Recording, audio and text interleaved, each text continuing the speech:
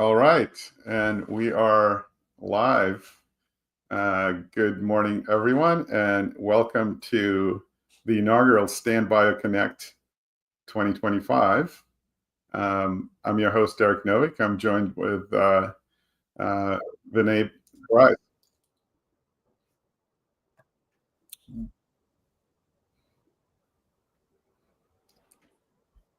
Now, you want to say a few words? Yeah. Hi, everyone. I'm Vianney Leos Barajas. I'm an assistant professor at the University of Toronto, recently on the STAN governing body, and I'm really excited that today's talks are going to showcase all the wonderful things we can do with Bayesian inference and STAN. Awesome. So we have a pretty wide-ranging program for you. As many of you know, STAN is used pretty much in every part of biomedical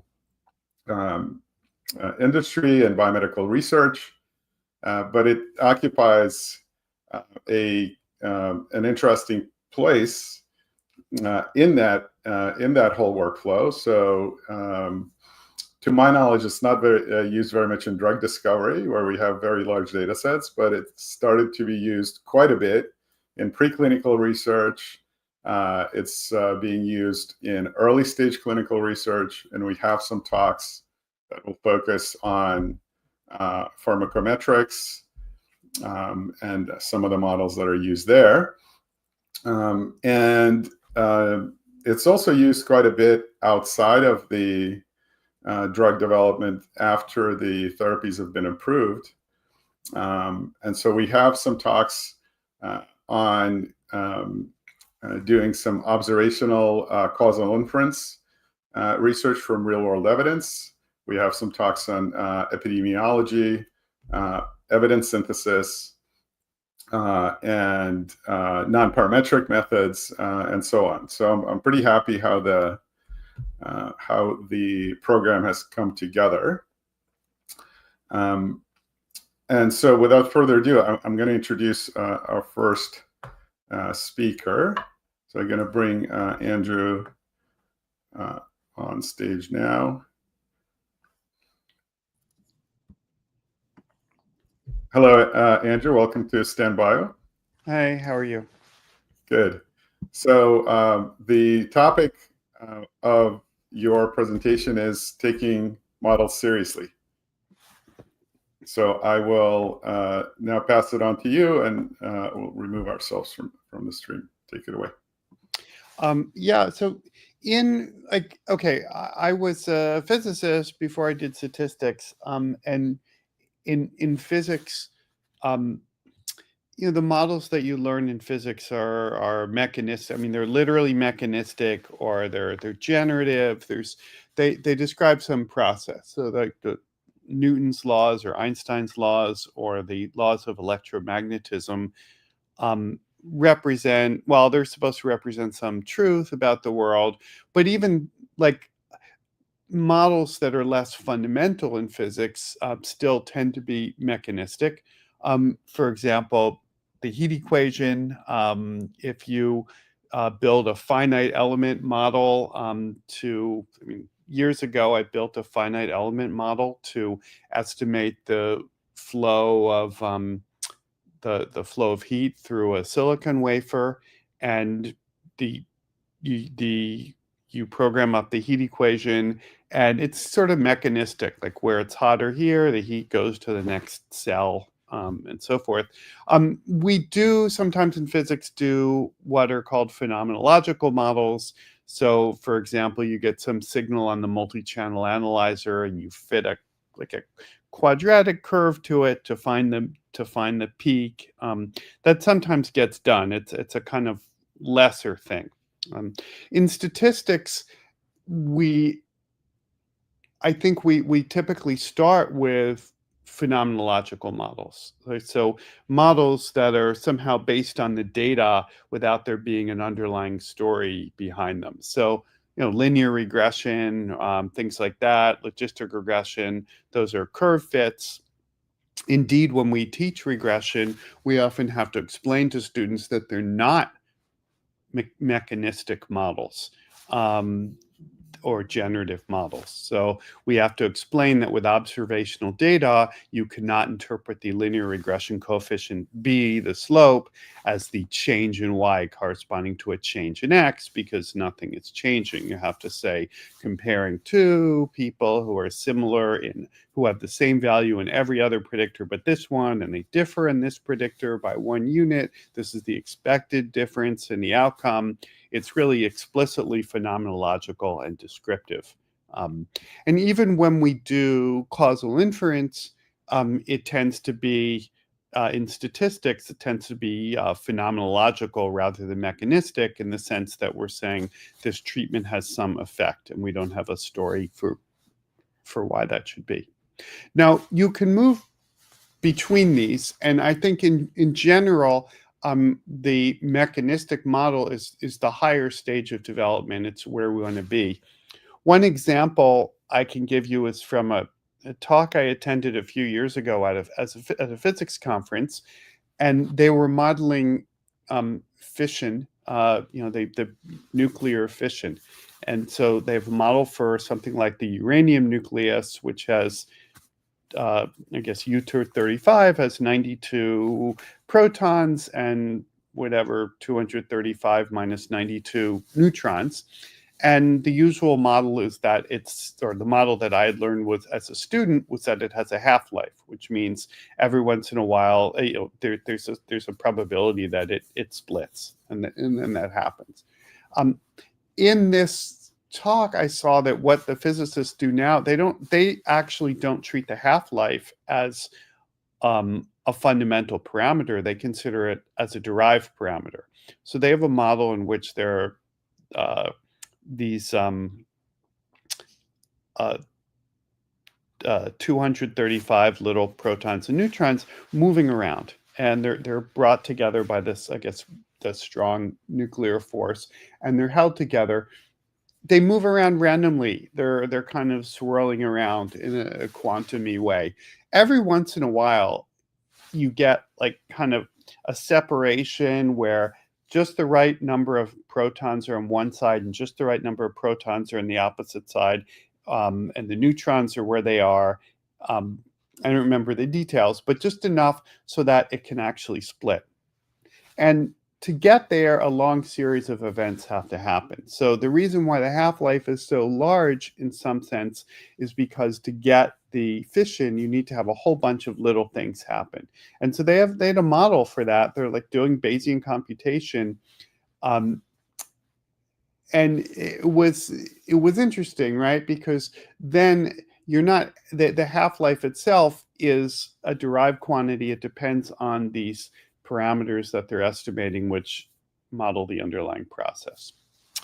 And I'm just going to give you a few examples. Before going into examples of mechanistic rather than phenomenological models, I wanted to use statistical graphics to demonstrate the principle of increasing abstraction. So let me share some images with you here. Share screen. Share, wait, how do I do this? Sorry. So you just click on present. Screen. If I share screen, then it'll share my entire screen, but I guess I'll do that. Yeah, you can do that. Okay. Okay. Choose what to, okay.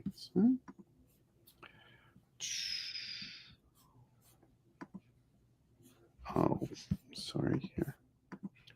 Okay. Will allow me to do that? Is it sharing my screen now?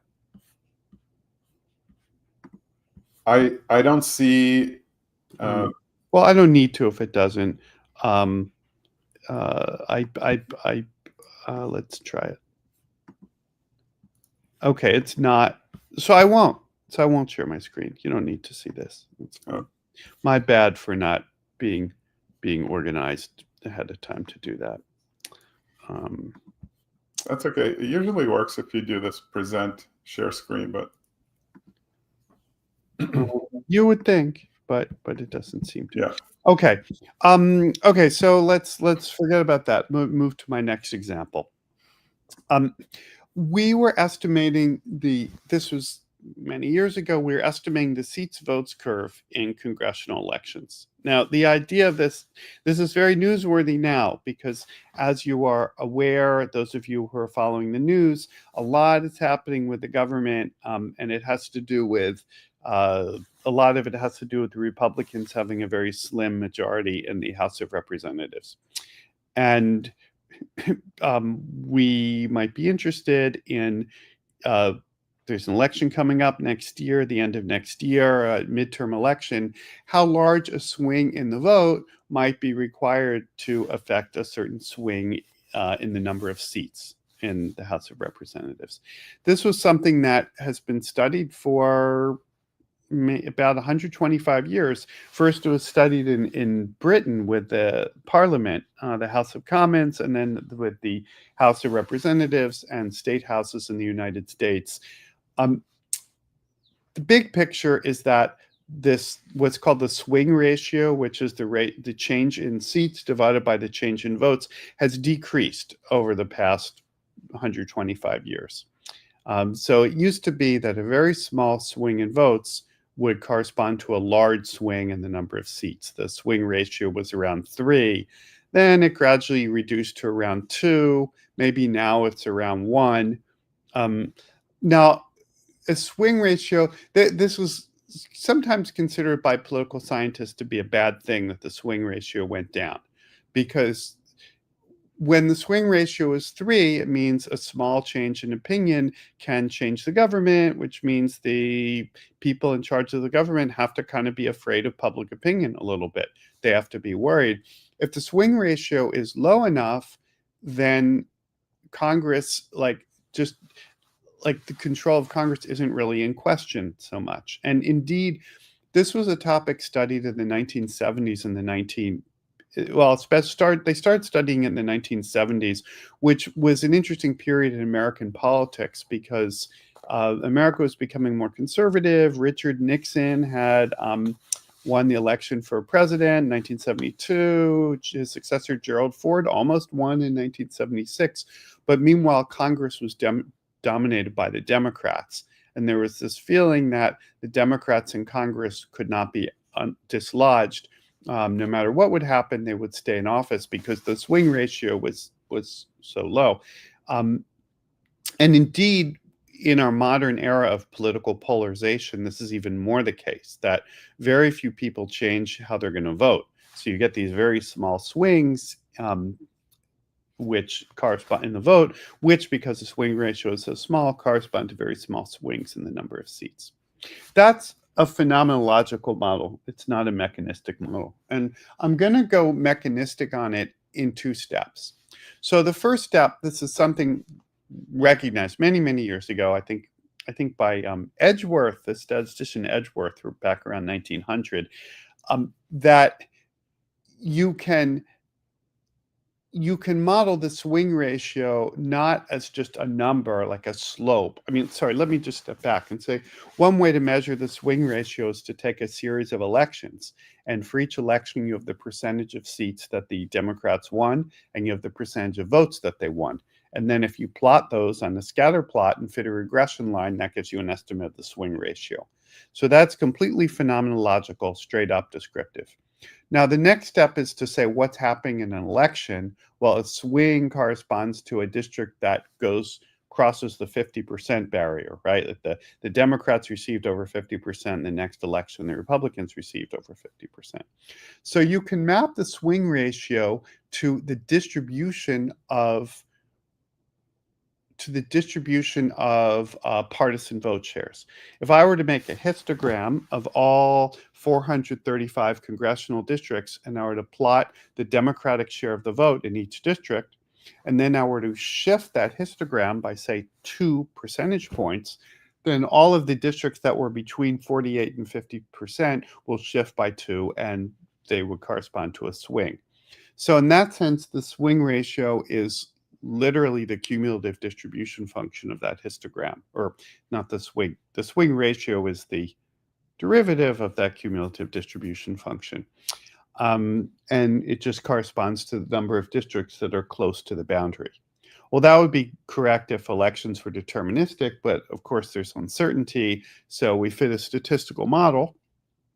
And in our statistical model, we wanted to estimate a latent position for each district. To do that, to do that separately for each election, we only have one measurement per district. And so we need to use some sort of prior to be able to do Bayesian inference. And if I want to say, like, if I want to ask how much would a district swing from one election to the next, I need some sort of model. So you can consider it, you could call it a Bayesian model, you could call it a time series forecasting model, whatever it is, you need a prior or a marginal distribution. Now, in this case, if you looked at the election results, you don't see a peak at 50%. You don't see a lot of very close elections. What you see are peaks around 40% and 60%. Safe seats for the Democrats and safe seats for the Republicans, which is like, that's the story of the swing ratio being so low. So instead of our prior being a normal distribution, we used a mixture of three normal distributions. We used a normal with a mode around 40%, a normal with a mode around 60%, and then a normal with a mode around 50% with a long tail with a bigger variance. And we did that because there are just some elections that don't really, that look like outliers. And if you don't have a term with a larger variance, then that will kind of drive some of your results in ways that you don't want. We did not just fix those three modes, we estimated them from the data, so we put on hyper priors. It was a lot of work. As those of you who have ever fit mixture models know, mixture models can be difficult to converge. And anyway, we did that. So that was phase one of the mechanistic model, in that we changed, it's no longer a model of the seats votes curve, it's a model of votes and how they change from one election to the next, which is more direct.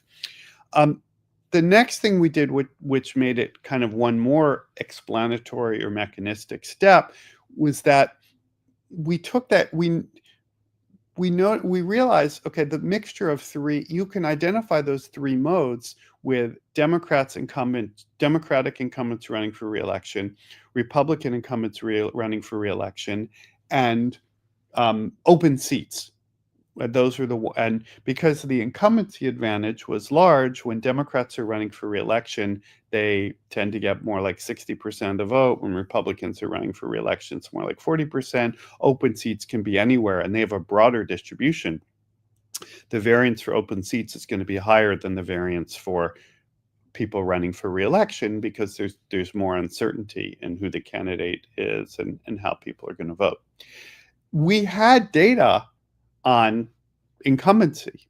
So we were able to change our model. We got rid of the mixture model and turned it into a regression model, or we had a predictor, which was -1 if you're a Republican incumbent, 0 if you're an open seat, and 1 if you're a Democratic incumbent. Our model wasn't perfect because we did not think of allowing the variance of the regression to vary based on incumbency status. So we realized later that we could have done better. It was kind of a minor thing. But there's two things I want to say. First, our model was better because we're including information. And as Hal Stern once said, the most important aspect of a statistical method is not what it does with the data, but what data it uses. So we were able to use more data. We were able to use incumbency rather than fit a mixture model. And so it was better. Second, it was easier to compute, right? So this was an example of the Pinocchio principle that sometimes, I guess more of the folk theorem. Example, the folk theorem of statistical computing. The folk theorem is that when something is hard to compute, there's often a problem with your model. The contrapositive of that folk theorem is that when you improve your model, computation can go smoother. So we no longer had these tricky mixture components because we knew which component everything was in. So there you go. So that worked very well. I'll now give you an example, I guess closer to StanBio Connect, although it wasn't in Stan because we did it 30 years ago before Stan existed. it was an example from Toxicology, where we used a mechanistic model and we liked it. The computation was still difficult, though. So I'll say, like, sometimes the difference is that in the mechanistic model that we used, it had a lot of latent parameters. So that made the computation hard. And indeed, one could almost say there are two kinds of mechanistic models. There are the mechanistic models like the seats votes example, where the model allows us to bring more information in. And there are mechanistic models such as compartmental models in toxicology, where the mechanistic model involves the inclusion of more latent parameters. This happens a lot in psychometrics too. So you can have descriptive models like IRT, item response theory models of tests, and then they will have more mechanistic models where they don't just say what's the probability you get the question right. They say, do you have these little bits of knowledge, and they're latent parameters. So I don't want to say that the mechanistic model always involves including more information, but that information can be latent. It can be structural information. It doesn't always involve including more data. That said, when you set up a mechanistic model that involves latent parameters, when you do that, that can motivate the collection of new data. So I'll often think about that. Like if you see some published paper in, like, maybe it's labor economics or psychology or political science, and they claim that or medicine for that matter, and they claim that they've discovered some effect, often things are described in a kind of, no, that's not the paper I'm talking about. Oh, sorry, Eric sent this in a private talk. He asked if I was talking about, I'm talking about my 1996 paper. I mean, okay, no worries. Okay, so, okay, sorry, he distracted me by putting something in the chat. So, shoot, where were we? Yes, so adding a latent parameter to a model, well, first it can just make it's a different functional form. So once I add latent parameters, usually the functional form of the model changes. I could fit the data better. Also, as I'll talk about in a moment, when you add latent, it can be easier to put priors on a mechanistic model than on a phenomenological model. So there's a lot of reasons, but also once you have a mechanistic model, that can suggest new data. So let's suppose you see a paper in some econ journal and they say, blah, blah, blah, do blah, blah, blah, blah, blah, and then this increases your future earnings or whatever. And they'll usually have a story, right? They have like the hard evidence, like P is 0.041. You know, here's the result. We've discovered something, but then, and you got to believe it because we did a robustness check and whatever, but then they'll have a story why it worked. And the story is just a story. There's typically no quantitative evidence for it. But once you have that, you can imagine taking measurements on that once you have the story. So the story has value even if you can't fit it.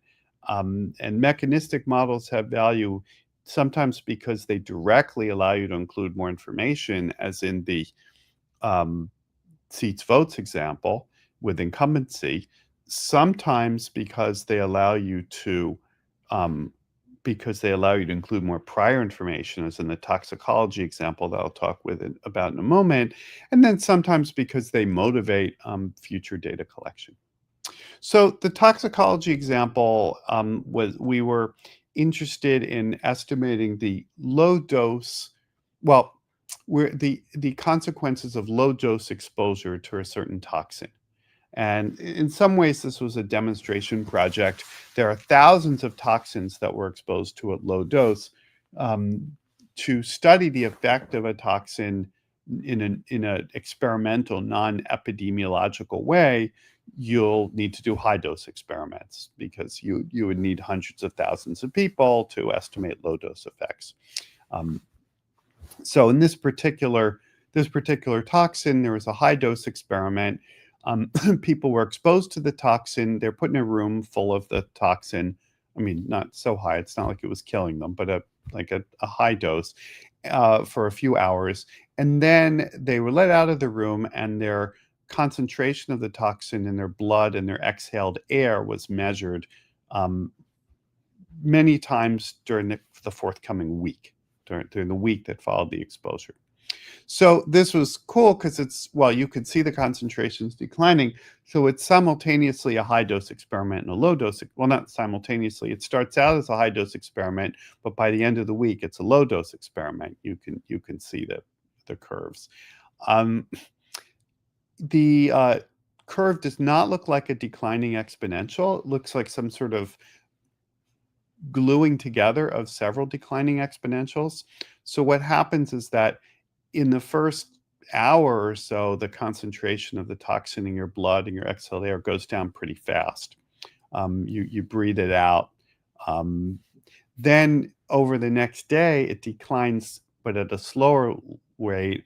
Then during the week, it continues to decline, but at a slower and slower rate. And what's happening is that when you're exposed to the toxin, it gets suffused throughout your tissues. And it leaves your exhaled air in your blood right away, but then other tissues, it holds it longer. It's held longer in your liver, which is, yeah, that's the one. It's held longer in your liver because, and that's kind of a bad thing because the liver is where the toxin is actually metabolized and creates these carcinogenic products, or is believed to. And then even when the week is ending, it's still declining because it's sitting there in your fatty tissue, gradually leaving there. Well, we're interested in what's happening. As I said, what we're interested in is the concentration and how much is being metabolized in the liver. And we don't have direct observations in the liver.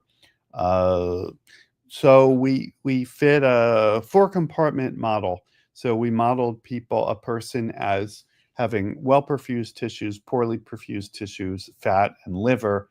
That does not include things like the bones, which just don't get enough to matter. And it doesn't include your blood as a compartment. It's just flowing through your blood. It doesn't include your lungs either. Those are part of the model.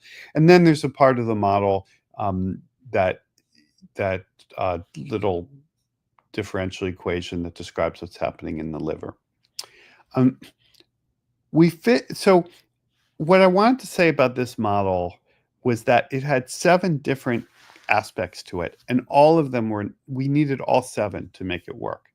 So it was kind of hard in some way, but maybe worth it. So the 7 aspects were the physiological pharmacokinetic model. That is, we weren't fitting an exponential or a sum of exponentials to data. We actually had a model, a differential equation model with these different compartments. I mean, not a complicated differential equation model. But a differential equation model nonetheless, not a stochastic differential equation model. Second, we had a hierarchical population model. What that means is that we allowed the parameters in our physiological model to vary by person. Third, we had prior information. We couldn't fit the model just to the data. There wasn't enough data. This is a model that had 18 parameters per person, and I don't even know if we had 18 data points per person. We had experimental data. Well, we didn't just have the prior, right? We're fitting it to data. We used Bayesian inference. We had some elaborate computation, which like now we would do in Stan. I'll tell you the Stan story of that at the end. And then we did model checking. We simulated replicated data from the model and compared to the actual data. And I want to briefly say why all 7 of these were necessary. So first, why did we need a physiological model? For 3 reasons. First, we wanted to know what was happening inside the liver, and so we somehow needed to model that. Second, the curves were complicated enough that we couldn't just do straight curve fitting easily. So to fit curves, fitting a declining exponential is pretty easy, but fitting a sum of 4 declining exponentials is very hard. It's a very unstable problem, which means you need strong prior information. It's hard to get prior information on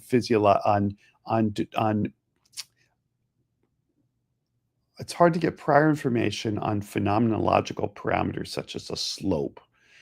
But you can get prior information on physiological parameters such as the volume of the liver or the percent of blood flow that goes through well-perfused tissue. Why we need a hierarchical population model? Without a population model, there are just not enough data to estimate the parameters separately for each person. But people vary too much. These are all healthy young male volunteers, but even they varied too much in their bodies to allow you to just pool and estimate one model for everybody. So we had no choice but to estimate a hierarchical model.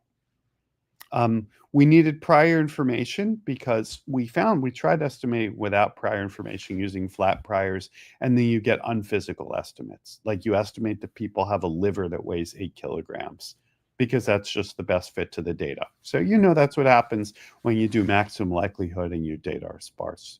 And we need experimental data because we cared about this particular toxin.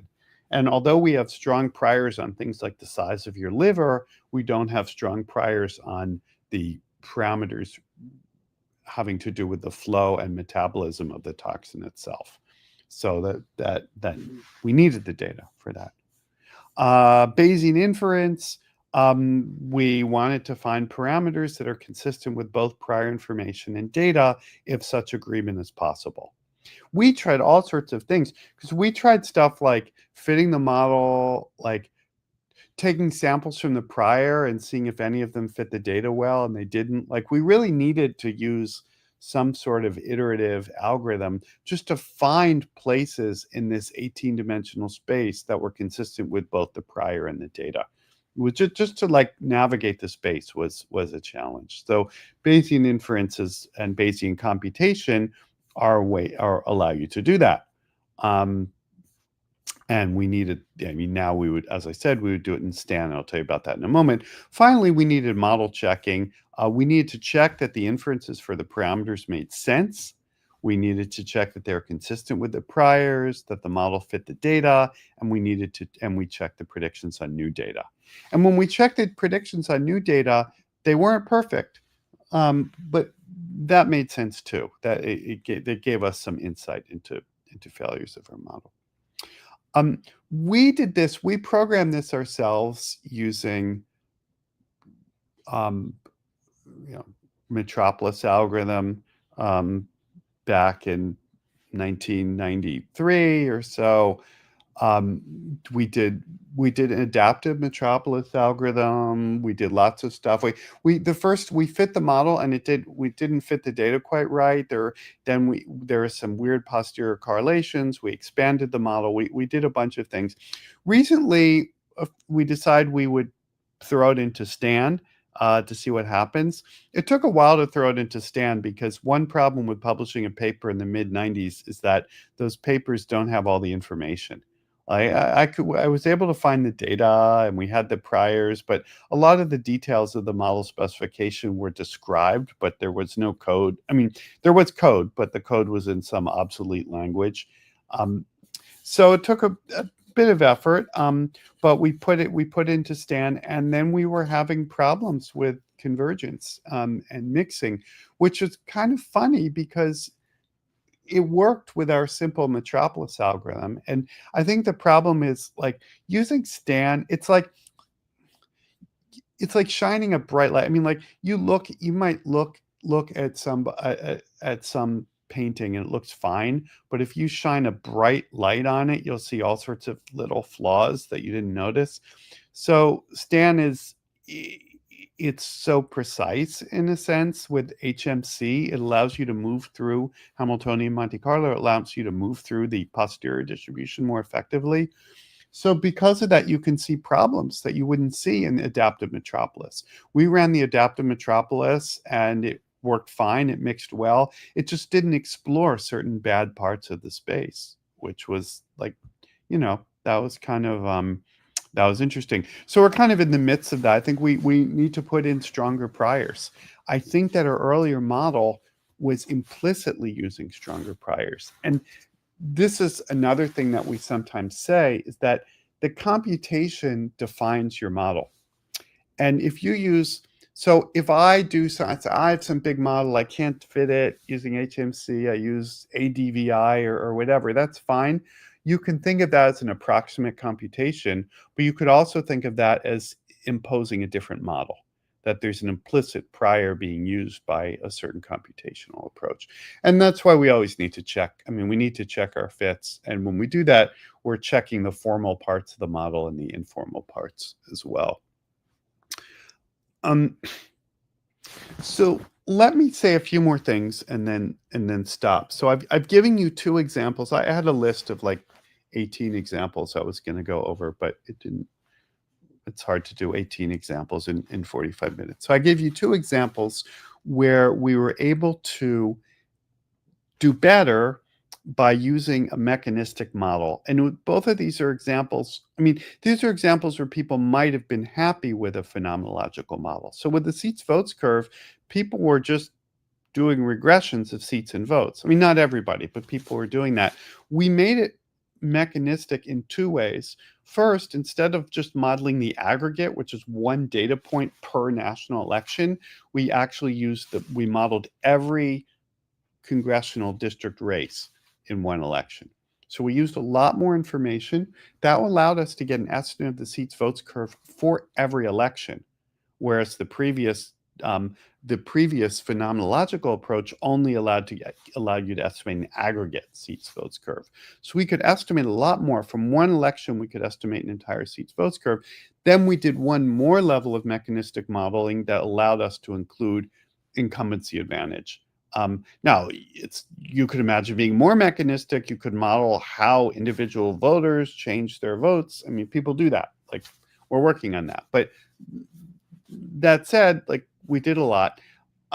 With the toxicology example, again, I demonstrated how a mechanistic model was necessary. Like, we were never going to not use a compartmental model, but how to do that required a bunch of steps. But the good thing about a lot of the steps that those required were things you wanted to do. One of the steps was add prior information. You want to add prior information. That's good. Another step was modeling variation across people. You want to be able to model that parameters can vary across people, because the ultimate goal is to estimate the effect of the toxin in the population, not on just 1 average person. And also, finally, part of what we needed to do was do model checking. Again, that's a good thing. You should want to do that. So I often feel that the difficulties of mechanistic modeling are not bad, because they're things you want to do anyway. They're not wasted effort. It's effort that directly maps to the science of the problem, as Rubin used to say.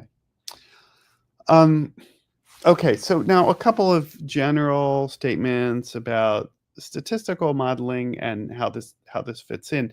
I think a lot of applied statistics and a lot of what's done in intro statistics textbooks is what I call the take a pill, push a button model of science.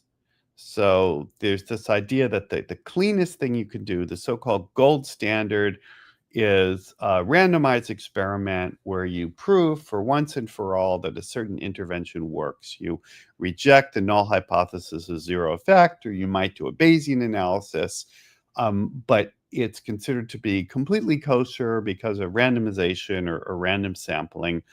And there's no model. There's no mechanistic model. It's straight up descriptive, although it becomes causal if you have a causal identification. My distinction here is not descriptive versus causal, it's descriptive versus mechanistic. Now, I think this mechanistic approach has a lot of problems. I mean, sorry, this push a button, take a pill model has a lot of problems for science and for social science. And the big thing is that this is a fine, here the paradigm is we are in the lab and we just discovered this mold and it was eating the bacteria. That's penicillin. Let's do an experiment to see if penicillin kills bacteria. It does. We win. Let's prove it happens. Let's do a randomized experiment. That's great. So if you're in a world where you have a really big effect and you don't understand how it's going, then this would be the thing to do. nowadays, though, we're in a world of incremental effects. And the big effects have been mostly been discovered. If you're doing education research, you're trying to do a little better than what was done before. Medical research, sometimes you have these great things like COVID vaccine.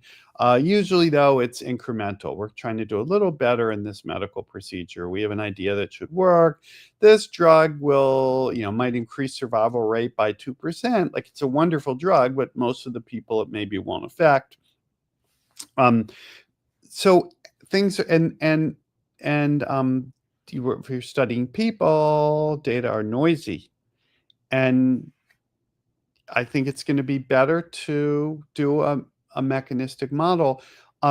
The other thing is that typically treatments are constructed using some sort of mechanistic model, in the sense of, if someone says, here's a new way of doing social work and it's going to reduce the depression of people, there's an idea. They have a reason for it. They're not just randomly, like, even if they're not just saying, hey, let's just try something, right? Now, the reason that they have some internal reason, what's happening in people's families that's allowing them to recover or be supported better. Those intermediate steps can be modeled and perhaps can be measured. By not doing that, you're throwing away information, and I don't think we can really afford to do that. So I feel like as statisticians, we bear much of the blame for this, because we really emphasize this penicillin model of science. We give these examples where here's a treatment and then it's tested and that's it. And that's just not always going to work. And you're going to have a lot of good treatments that are not going to be done on people because of that, because you haven't studied them except in aggregate. Treatments will work for some people and not others. And how are you going to do that? Well, that's an interaction. Well, as we know, estimating an interaction requires 16 times the sample size of estimating the main effect. That's going to be hard to do. We're going to have a lot of uncertainty. And part of the answer is you just have uncertainty, but part of it is that with some version of mechanistic or process modeling, that can allow us to put in prior information and learn more. The connection to STAN is that we can do this sort of thing in STAN. We can first, computationally, we can fit differential equation models. We can fit pretty complicated models, and as long as they don't have ugly mixture behavior and ugly funnel behavior, they can run pretty well. And when they don't run, it often tells us something. It often tells us that we haven't included all prior information, and it motivates us to do that. But the other thing is, it's kind of not just that you can write it in STAN, that STAN can fit the model, but also that you can express the model in STAN. It's just not that hard to do, to write a model generatively, and it's like, and I think that's a good way of thinking. And let me just conclude with a comment about the term causal inference. Causal inference is very popular in statistics, as it should be. It's a funny term. I think that causal inference is used, it's like the expression error term. It's used to refer to situations when you don't know what's going on. And what I mean by that is that if you test a drug and you do the randomized experiment, that's considered causal inference. What about our toxicology studies? That considered causal inference. It's not usually called causal inference, but it is. I mean, there's no randomization, but we're doing a treatment. We're exposing people to a drug that has a toxin that has effects. We're estimating the effects. We're estimating the counterfactual. We're estimating what would happen under different levels of the toxin in your body. It is causal inference.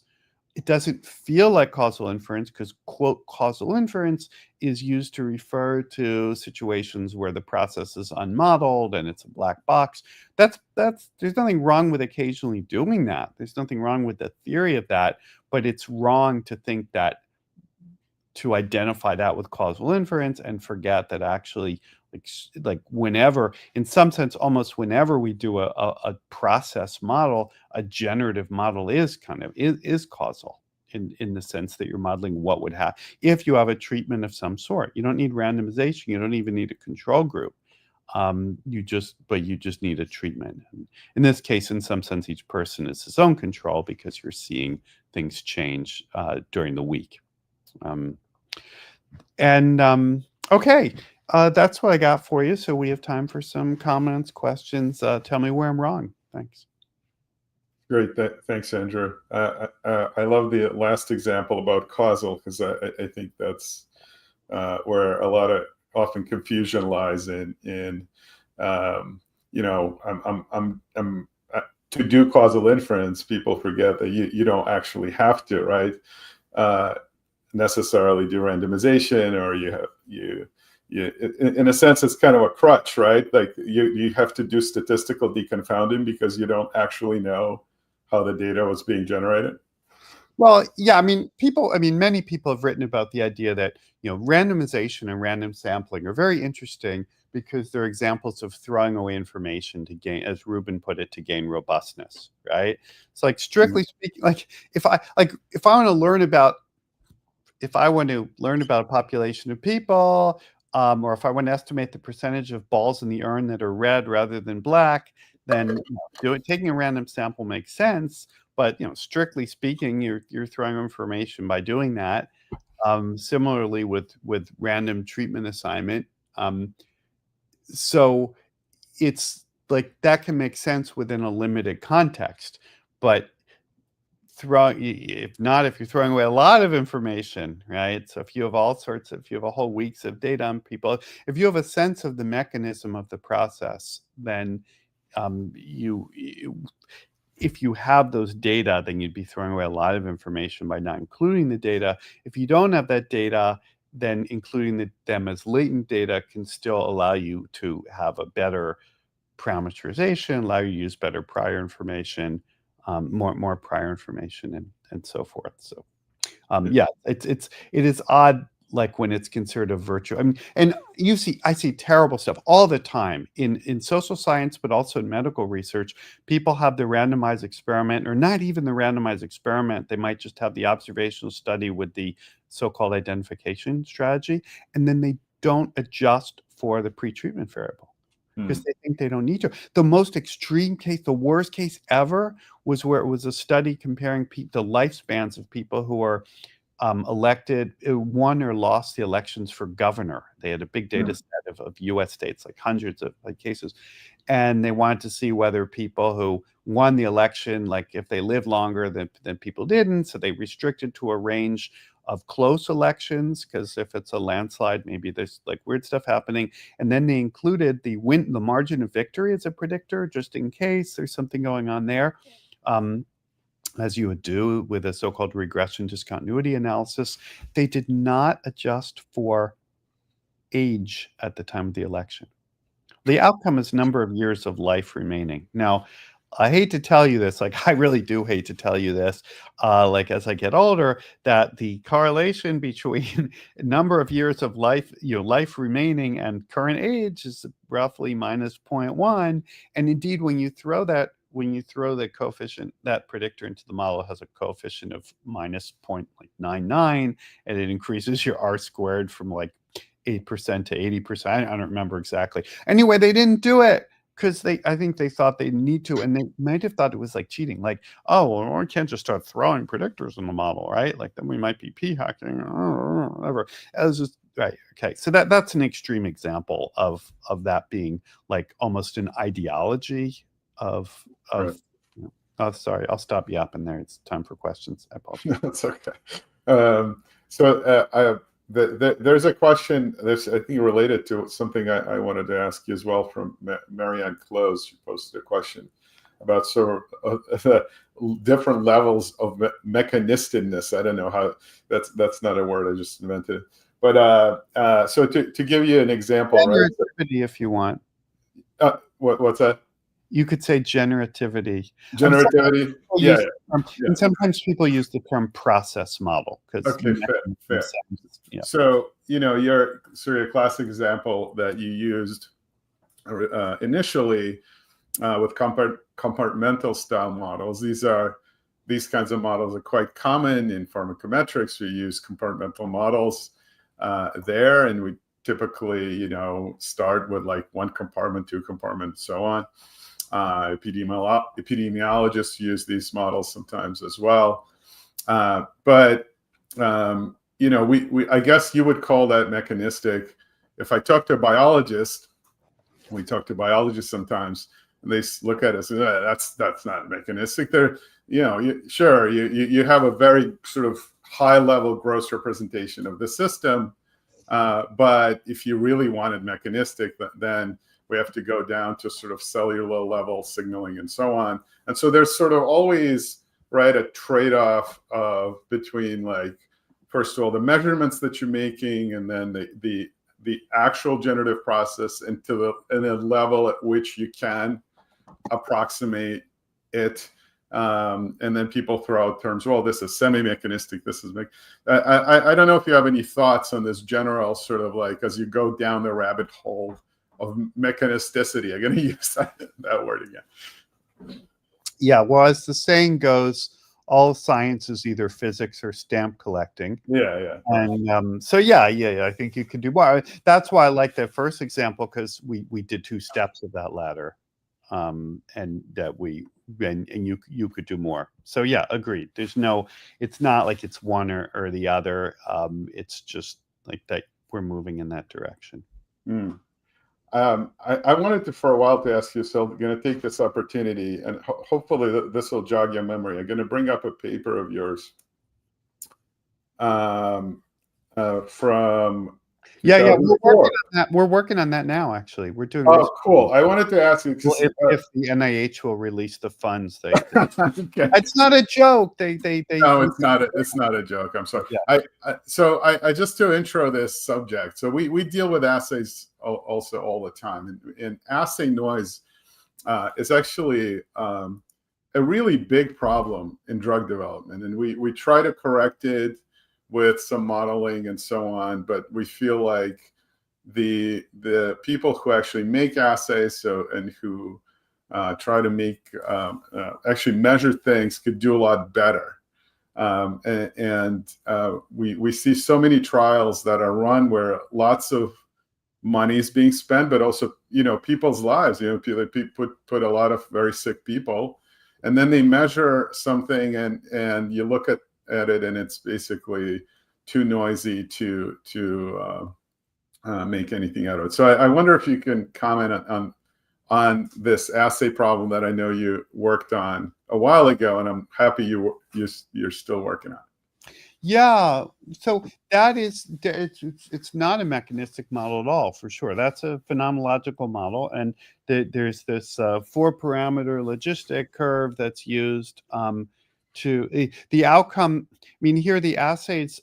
I mean, here just briefly, they vacuum they vacuum up dust samples from people's apartments. They're interested in the presence of cockroach allergen and mouse allergen and stuff like that. So they vacuum the stuff. They vacuum up the dust, and then they mix the dust with some water, I guess, and they stick it in the centrifuge, and then they take it and they drop it in using pipettes into little dishes onto these plates, which are like a plate is this little piece of plastic that has 96 little wells where you put the pipette puts the stuff in. I guess this will become more and more automated anyway, and then it gets mixed with a certain it gets put, the wells have some sort of existing compound in it, and then they stick it in a machine and let the things mix.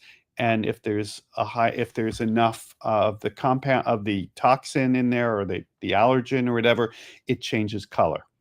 And traditionally you'd say, like, does it change color or not? You'd fit like logistic regression for that. Like, but then now they don't do that. They actually have a machine that measures the color change. So it just has a number, which is like how much the color has changed.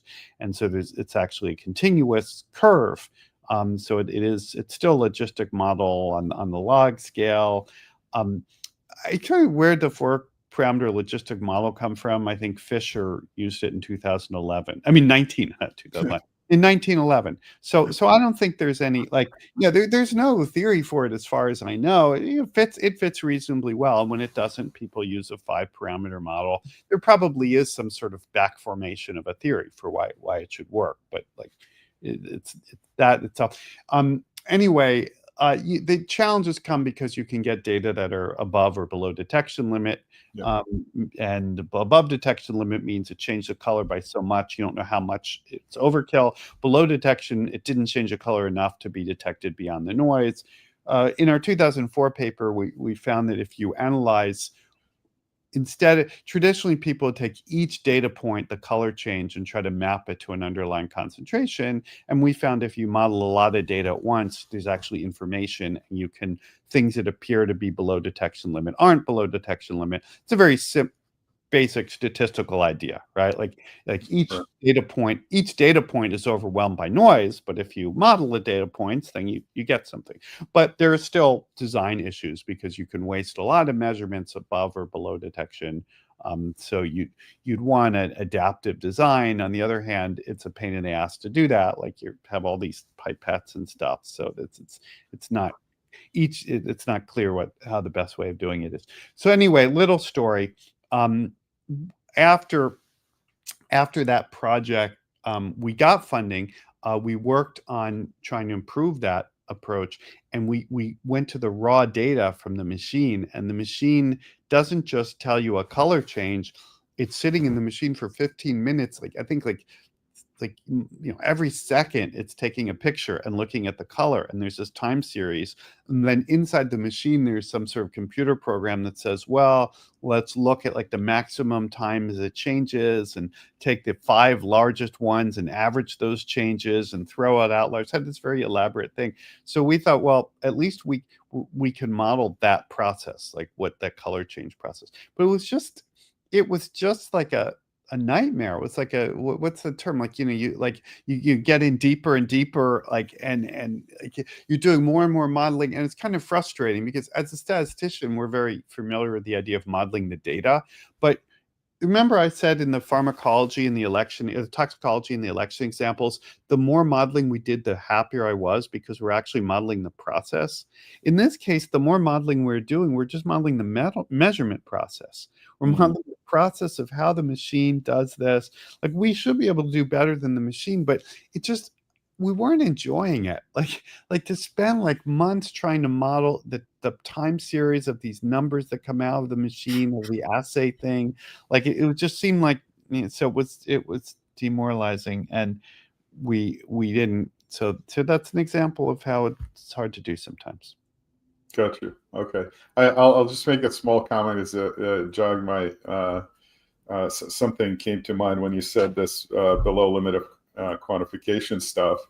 This is like a very, very small thing, but we often come to a situation where some people would model these assays, and then they look at the measure. A lot of measurements may be below limit of quantification or something, and that they say, well, we just threw those out. And we're like, wait, why would you do that? Oh, no. Yeah. Well, they would throw them out, but then the natural statistician thing to do would be to say, oh, don't throw it out, treat it as censored data. But what we did was better than that because we actually used the numbers. So it wasn't a mechanistic model, but we did kind of go one step back in the process. So yeah, rather than just because the standard thing to do would be you get the color, the machine gives you a color change, and then it gets converted into a estimated concentration, and that's what gets used, and maybe it gets thrown out. But there's information in that color change number, and so backing up. And the other thing you see, you see a lot like people will have they have a depression inventory, and it's like a number. They do a bunch of questions. You get a score from 0 to 30, and I think 6 and below means you're depressed. Well, you should use the continuous measure. You shouldn't just use the binary. Now, sometimes you see people using binary because they just already are doing logistic regression, or even worse, they're already doing a chi-squared test. you'll see people, I mean, you see all sorts of horrible things, but yeah, there is a general principle. You want to use more information if you can. But that's slightly different than the mechanistic model principle. Sure.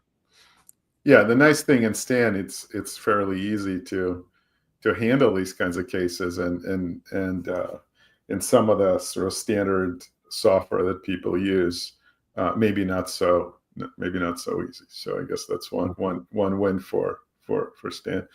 All right, Andrew, thank you very much. Appreciate you coming here. It's good to see you. Yeah, well, thanks for the opportunity to speak. Enjoy the rest of your meeting. Excellent. Thank you very much. Okay, I'm going to bring our next speaker online. So I'm going to add Arman to the stage. Hopefully he will turn his video on. There he is. Can you see me? Yeah, we can see you and hear you. So the next talk, again by Arman Agassian, I guess is that's how you pronounce your last name, from Brown University, and he's going to be talking to us about Bayesian causal inference with survival outcomes, which gives me a clue that it's probably going to be about data from non-randomized experiments, which is kind of his thing. So I will turn it over to you, Arman. If you need to present, I can add your presentation now. Are you sharing your screen? Yeah, I'm sharing my screen. Can you see it? Yeah. I should have my slides up. All right. Okay. So is this clear? Is this clear for you, or because I don't want to make it full screen because sometimes these things bug out if I make it full screen on my end. But hopefully this text is legible as it's shared. I think it looks pretty good. We'll solicit some input from other people who are watching on YouTube and other places. I'm gonna remove myself from the stream. I'll come back maybe around 10:45 to ask some questions. Sounds good. So I can just proceed. Please. All right. Okay. Well, thanks for having me, Eric, and thanks to the organizers, other organizers, Jasmine and Vianney, for organizing this great event. I'm a big fan of the STAN community. I've benefited a lot from the software myself, and also just having access to the collective brain power of the STAN users globally. I think some of the best parts about STAN is not just the software, but actually just the incredible user base. And I'm proud to have contributed to STAN myself. I've been a prior governing body member, and I try to develop sort of methods and software on top of STAN where applicable in my own research. So I work mostly in causal inference problems, and I liked Andrew's previous comments towards the tail end of his talk because it was a nice segue into what I'll be talking about, which is how we can do causal inference with survival outcomes using Bayesian models. And yeah, we can talk about sort of the distinction between randomized data versus observational data. The distinctions sort of are increasingly sort of melting in my brain the longer I do causal inference. So the outline for this talk is, I'll go over an overview of causal inference. What we mean by, sorry to interrupt you real quick. Do you mind hitting hide on that screen sharing? Oh yeah, sure. Perfect. Yeah. Thank you. Thanks. So I'll talk about causal inference and go over what we mean by causal effects, and we'll talk about inference in single point treatment settings, and then we're going to layer up the complexity. Once we talk about like causal effects with the survival outcome, we can talk about causal effects when we have the survival time to event outcome subject to competing risk. And then how we can think about causal inference where we actually have multiple event times for a given subject, and sort of how these things generalize to transition models, and how we can sort of fit these types of models using STAN. And in particular, like the things that I'm interested in is more the causal inferences. When are these things actually identifiable? And we'll look at some applications and software throughout. We'll sort of weave that along.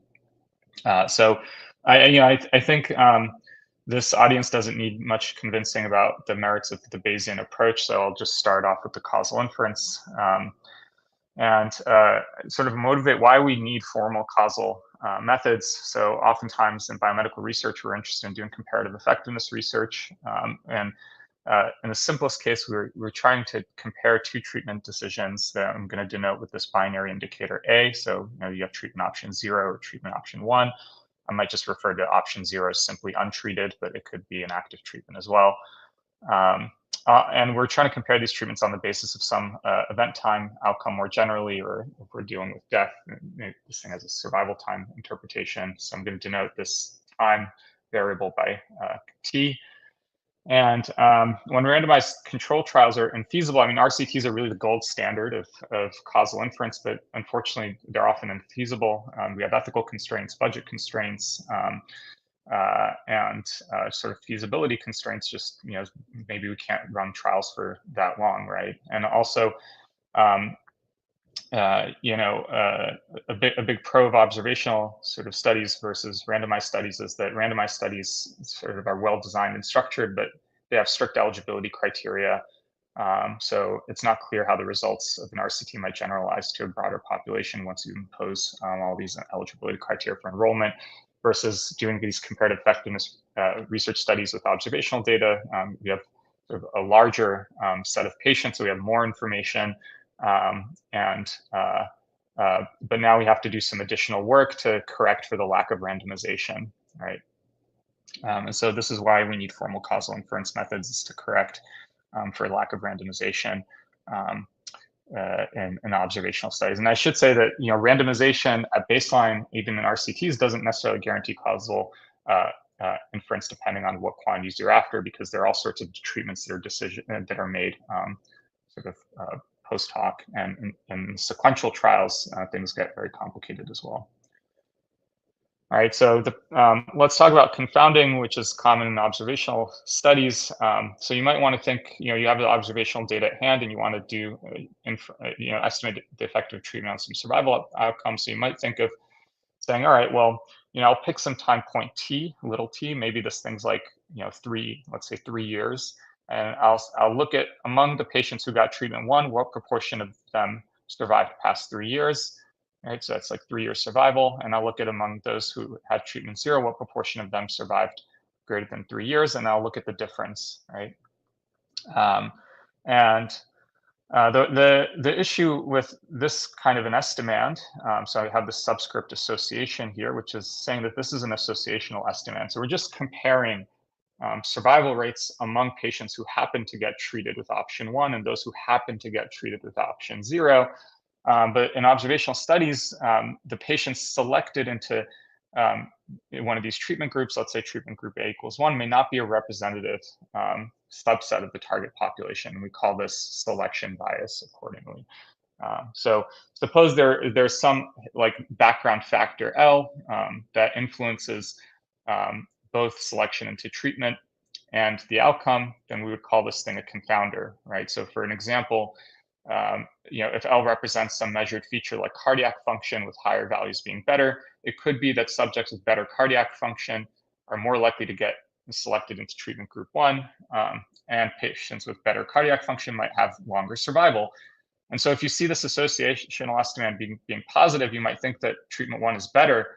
But is it better? Did treatment 1 actually work better, or is it because patients who had treatment 1, who took treatment 1, they just have better cardiac function to begin with? And so we need to ways to define causal effects for general studies, both RCTs and observational studies, that tell us under what conditions can we disentangle this effect of the treatment from these background confounding factors. Okay, so hopefully that's somewhat clear. The way that we do this, or is one framework for thinking about causal effects, is the potential outcomes framework.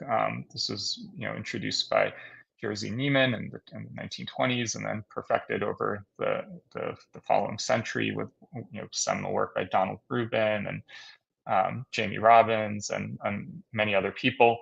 But the basic idea is that we introduce a pair of these, what are known as potential outcomes. So unlike the observed survival time, these are superscripted by the treatment option little a. This represents for a given subject the potential survival time that would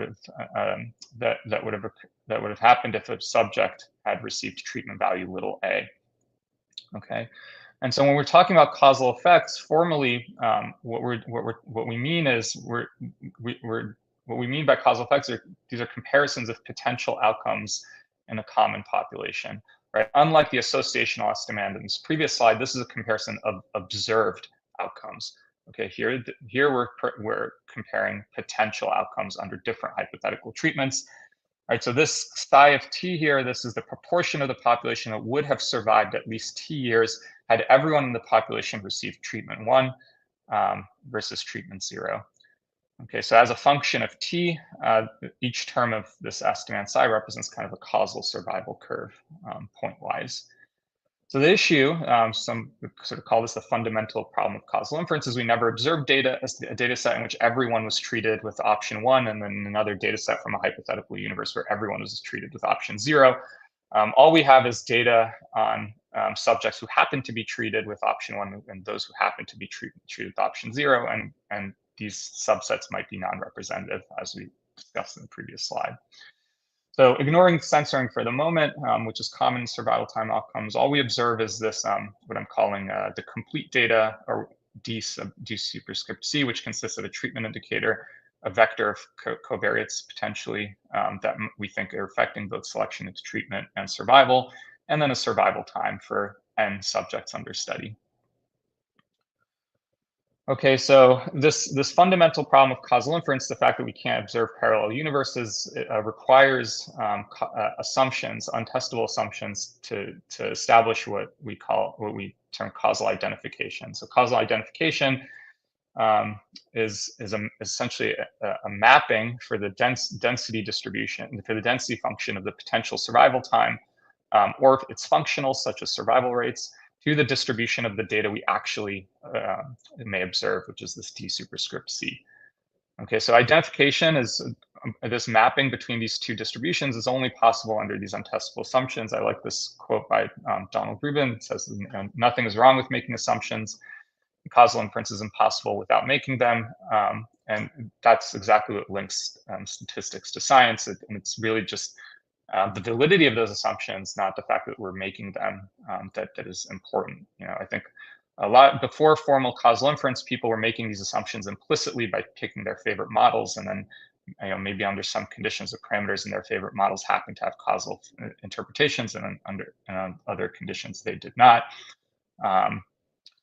So causal inference sort of switched that around. And so these untestable assumptions, I won't go over them too deeply, but basically they're about the treatment mechanisms, right? So perhaps this most famous one is conditionally exchangeable treatment assignment, or sometimes known as no unmeasured confounding. This says that however treatment was determined, once we know these background factors L, however it was determined is unrelated to the potential outcomes. Okay, so it shouldn't be the case that patients who, that a treated patient and an untreated patient who have the same covariate values, okay, they should have the same distribution of the potential outcomes, right? So treated and untreated patient who match on L are exchangeable with respect to their potential outcomes, hence why we call this exchangeability. And the reason why we love randomized controlled trials is because we can actually make this condition hold by design, right? We can actually determine A by a coin flip and ensure that it has nothing to do with future potential outcomes. In observational studies, we have to sort of condition on these L's and then hope and pray that, like, conditional on enough of these factors, this treatment is unrelated to potential outcomes. All right, similarly, this positivity assumption is another restriction on the treatment mechanism. It ensures that the causal effect is well defined. That is, at every level of the covariates, there must be some patients who are treated and some patients who are untreated. Otherwise, it would be impossible to estimate a causal effect at that level of the covariate L, because there would be no patients from one of the treatment groups. And again, in trials, this can hold by design, right? So observational studies and RCTs are really the same kind of thing. They just sort of differ in whether or not these assumptions can hold by design. So if we believe these assumptions, we can do identification. We can map functionals of the potential outcomes to distributions, to functionals of the observed data distribution. One such identification result that is highly leveraged in Bayesian causal inference is the standardization formula. So if these assumptions hold, then each term of this survival difference, it can be identified as an integral over the conditional survival density function, where this integral is essentially computing the survival probability, right? It's integrating it's integrating time from little t up to infinity. That gives us the conditional survival rate, and then we average that further over the distribution of the confounders to get to a marginal survival rate, had we treated everyone with option A. Okay, so this conditional survival density, if we're Bayesians, this is, let's say, parameterized by some vector of parameters eta, and then this confounder distribution is parameterized by some vector of parameters theta. And these could be high dimensional. If you're doing Bayesian non-parametric inference, then you have parameter sets that are growing with n, or that you can pick like sort of simpler models. The key here is that identification converts a causal inference problem to a statistical problem. Okay, now everything on the right-hand side of this equal sign, these are all observed data objects. Go ham, pick your favorite method, and for doing inference. If you're a frequentist, you'd put, you might solve some estimating equations, do some inverse probability weighting, get some hats on these etas and thetas, and plug them in, and you get a point estimator of the survival rate. If you're a Bayesian, what you want to do is find a posterior distribution over these parameters, and that induces a posterior over this particular functional, which, if the causal assumptions hold, has a causal interpretation.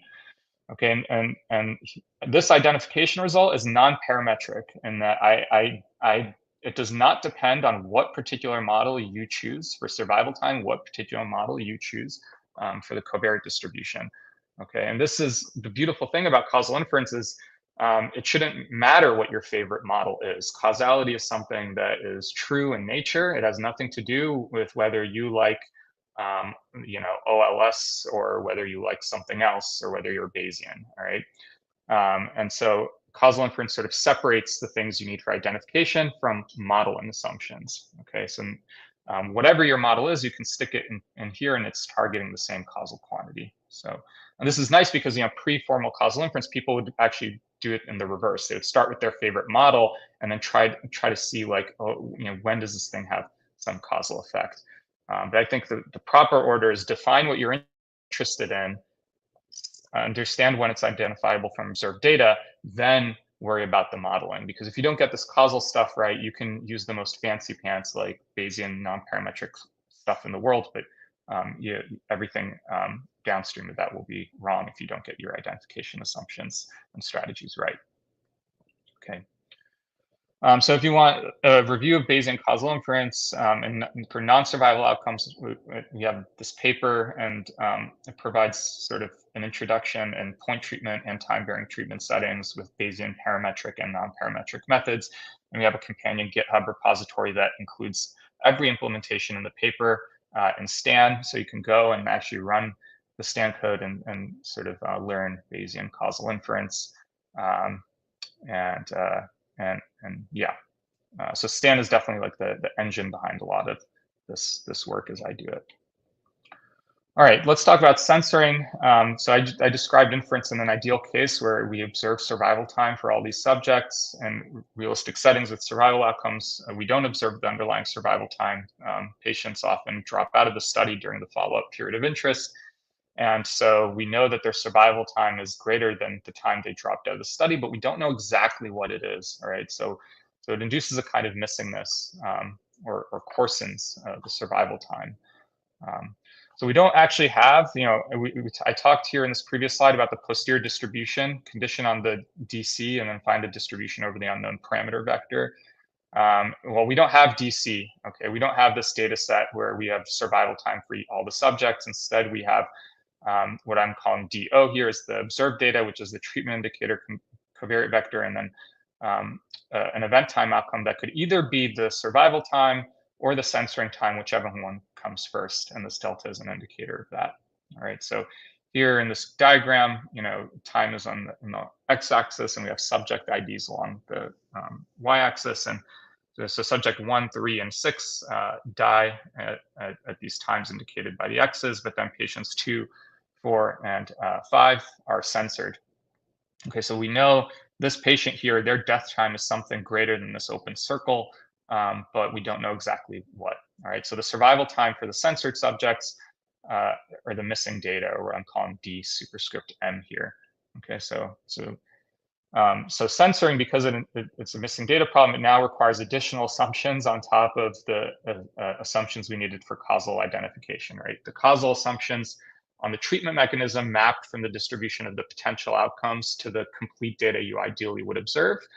Now we need an additional layer of assumptions that map from the complete data we ideally would observe to the data we actually do observe, this DO, which consists of the censored survival times. All right, so the main sort of assumption here, there are other ones, but is that within each treatment group, once you condition on L, these L's should also be good enough to render treatment and censoring independent. So it shouldn't be the case that patients in the same treatment group with the same L's who were censored, the censored patients would have had higher survival times than the uncensored patients systematically. So if this assumption holds, then the posterior distribution conditional on the observed data has this kind of, if you've seen survival problems before, this is a very familiar likelihood form. You have some priors here for the distribution governing covariates, a prior on the distribution governing your conditional density function for the survival time. And the patients who die, they contribute to the likelihood through this first term, through the density function of the survival time. And patients who are censored, they contribute through the survival, right? With this integral from y to infinity is essentially, it's a probability of surviving beyond the time at which you were censored. That's the information that the censored patients give. And so they inform this eta parameter as well in the likelihood. So if you believe this assumption, you can write down this kind of likelihood. And now we have a principled way of doing posterior inference for psi of t. We just take posterior draws of this omega and then plug it into our standardization formula and evaluate the integrals to back out the causal effects. Okay, but I haven't really talked about models or how we actually do this standardization procedure. So there are many ways you can model this. A class of models that I've been using a lot in my research are essentially says that rather than modeling the density function directly, we know from the survival analysis literature that we can express the density equivalently in terms of the hazard function, this lambda of t. So the density evaluation of t is equal to the probability of surviving up to that time and then dying instantaneously at that time once you've survived up to that time t.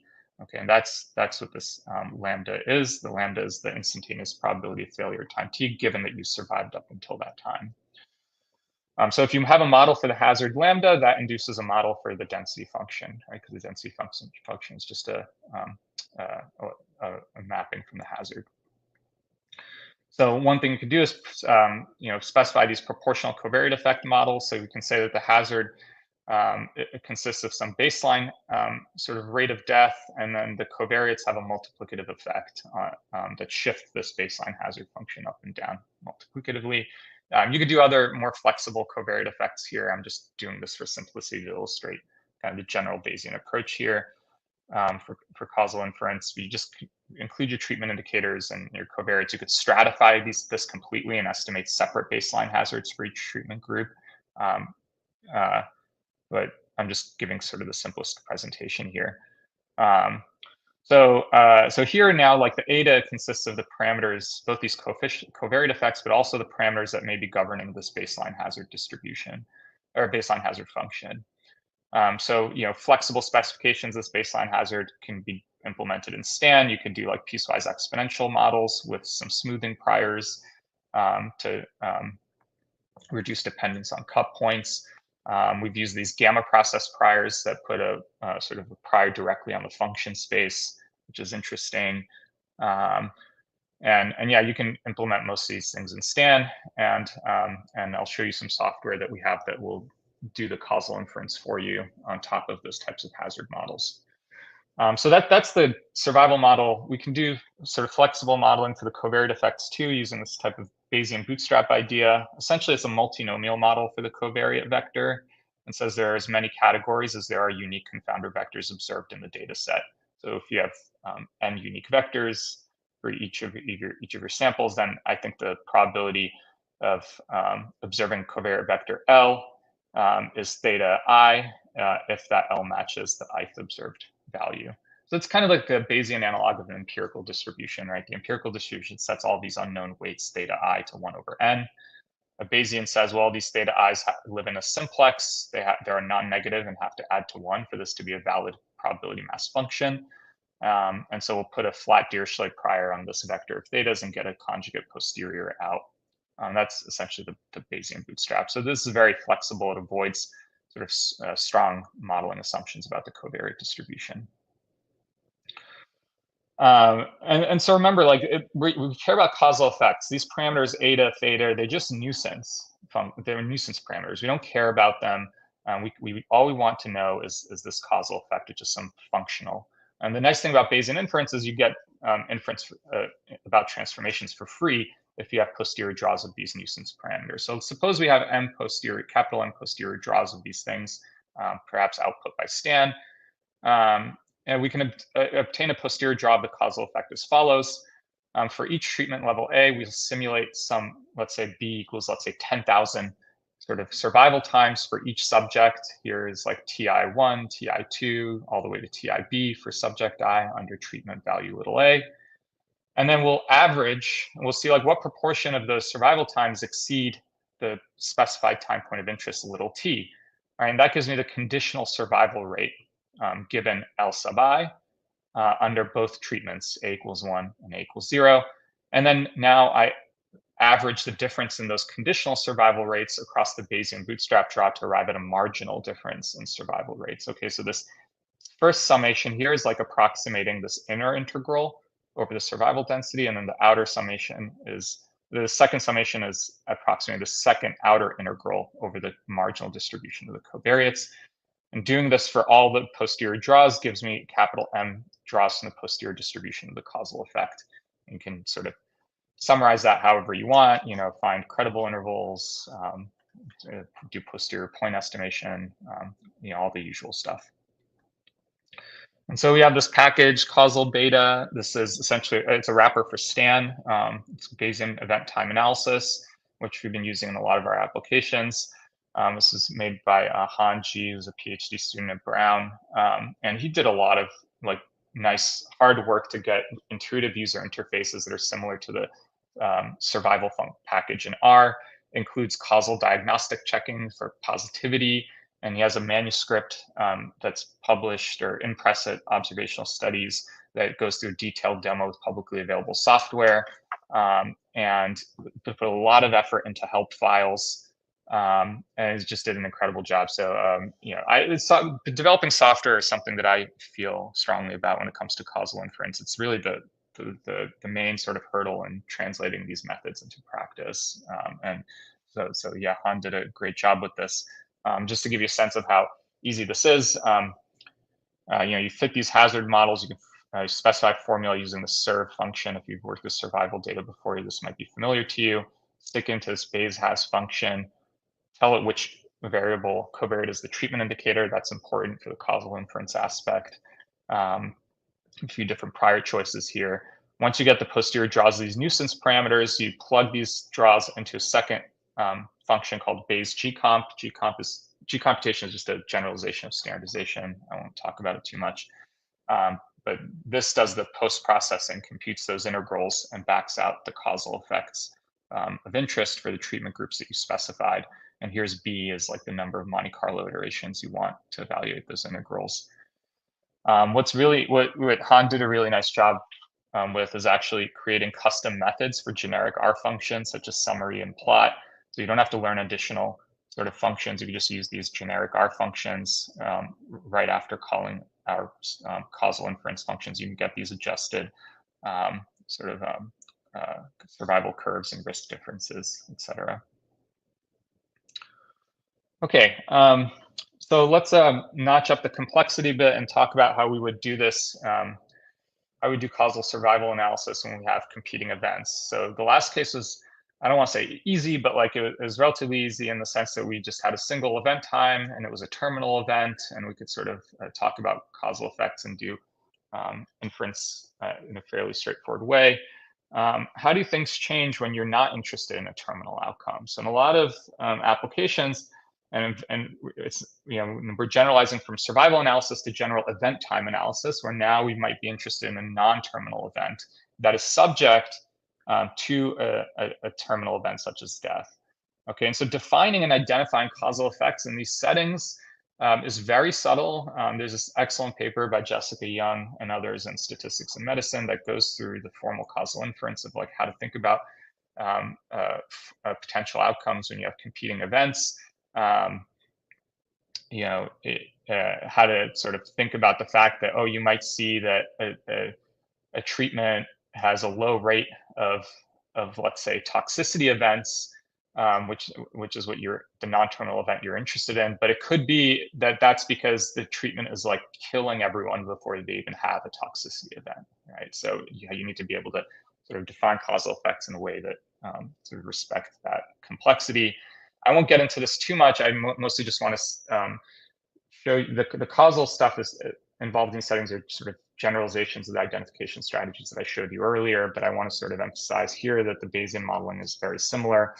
I'll go over this example that we did with an HIV study using electronic health records from Empath. So Empath is a consortium of clinics in Western Kenya that treats patients who are living with HIV. And HIV is a very treatable infection these days with antiretroviral therapy. But the poor health outcomes have historically followed from dropping out of care, so poor retention. So patients who have scheduled regular follow-up visits and they're just not making the visits, and this is all tied to socioeconomic conditions. A lot of these patients are migrant workers. They might be moving around and not being able to come in for their visits, and they might miss taking their drugs. And this loss of retention is really where sort of poor outcomes start to occur. So there's a huge literature in HIV on models for analyzing and optimizing retention rates. But man, it's really the Wild West out there. There aren't really any principled methods. People sort of treat competing events as, if people have competing events, some papers just sort of toss out observations from those patients. Some people treat them as censoring events, which are very different. And so what we did was we said, okay, let's actually formalize this a bit. What do we actually mean by retention? What are the identification assumptions that people are implying by using their favorite models, and so that we can sort of criticize these things. The general setting is that a patient sort of comes in for some visit at Empath, and we record some features L. Before leaving a given clinic, a subject is scheduled for a follow-up visit in, let's say, S weeks. So maybe these are usually in the powers of 2, so like 2, 4, 8, etc. weeks. And then at some time point T later elapses until a subsequent event, and there are 3 possible subsequent events. A patient might return for their next visit. It might not actually be at the scheduled time. Some patients are late, some patients are early, some patients are exactly on time. But a patient could die before they ever come back for a visit. A patient could transfer out of care to a different hospital system, right? And so we have an event time, but we have 3 different event types indicated by delta here. So delta 1 will indicate a subsequent visit. For delta 0 will indicate subsequent death after this current visit, and -1 indicates a censoring event. All right, so the state space is now enlarged to include an additional event type. So there was no real concrete definition of what people actually meant by retention. So we actually just made one. We called it delta retention, which is for some specified delta, we're interested in the conditional probability of someone being retained. So 1, 0, this is binary, are you delta retained or not? Conditional on some scheduled return time and some covariates. And these are the parameters that are governing this probability. And so this retention thing is really a binary indicator. It's saying, did you return for a visit within delta of your scheduled time? All right, so for example, the Kenyan Ministry of Health really likes to track defaults. Defaults are those who missed their scheduled visit by more than 7 days. So they can plug in a delta of 7 here. Okay, so this is kind of a well-defined event. We formulate these things in terms of potential outcomes, but I won't get to it here. keep focused on the Bayesian modeling. But the important thing here is that conditional on S and L, really this is just a transformation of the random pair, the event type and time. Okay, so we're going to model this distribution and have that induce a model on the probability that we want. Okay, and that's going to allow us to handle contributions of patients who die or are censored before a return visit appropriately. So again, this is going back to like Andrew Gelman's point, which is like we're modeling the data generating process. We're not going to dichotomize these continuous event time outcomes and just model Y directly. We're going to model the full generative process and then back out the quantities that we want from that. All right, so very, very specifically, this probability is an integral over this what is now called a sub-density function. So f sub k is the instantaneous rate of an event of type k at time t. Okay, so what is the probability that you have an event of time k within time little t? So this is a generalization of the conditional density in the last section, but now we handle multiple event types that are subscripted by k. Okay, and again, rather than modeling the sub-density function, we modeled the so-called hazards and the cause-specific hazards. So now we have two possible events, and competing risk literature, we call these things cause-specific hazards. And that there's a very similar relationship as in the one event time case, where the sub-density function is expressed in terms of completely in terms of the pair of cause-specific hazards. So, the instantaneous probability of having an event of type k at time t is a product of surviving up till time t without having either of the two events, and then having event k instantaneously at that time, conditional on survival up till that time. Okay, so this factor here is the overall quote unquote survival, but it's really just the probability of remaining event free up till time t. And again, now we have to model the hazards, but now like we have a parentheses S here, so we have a few two hazards that we actually have to model.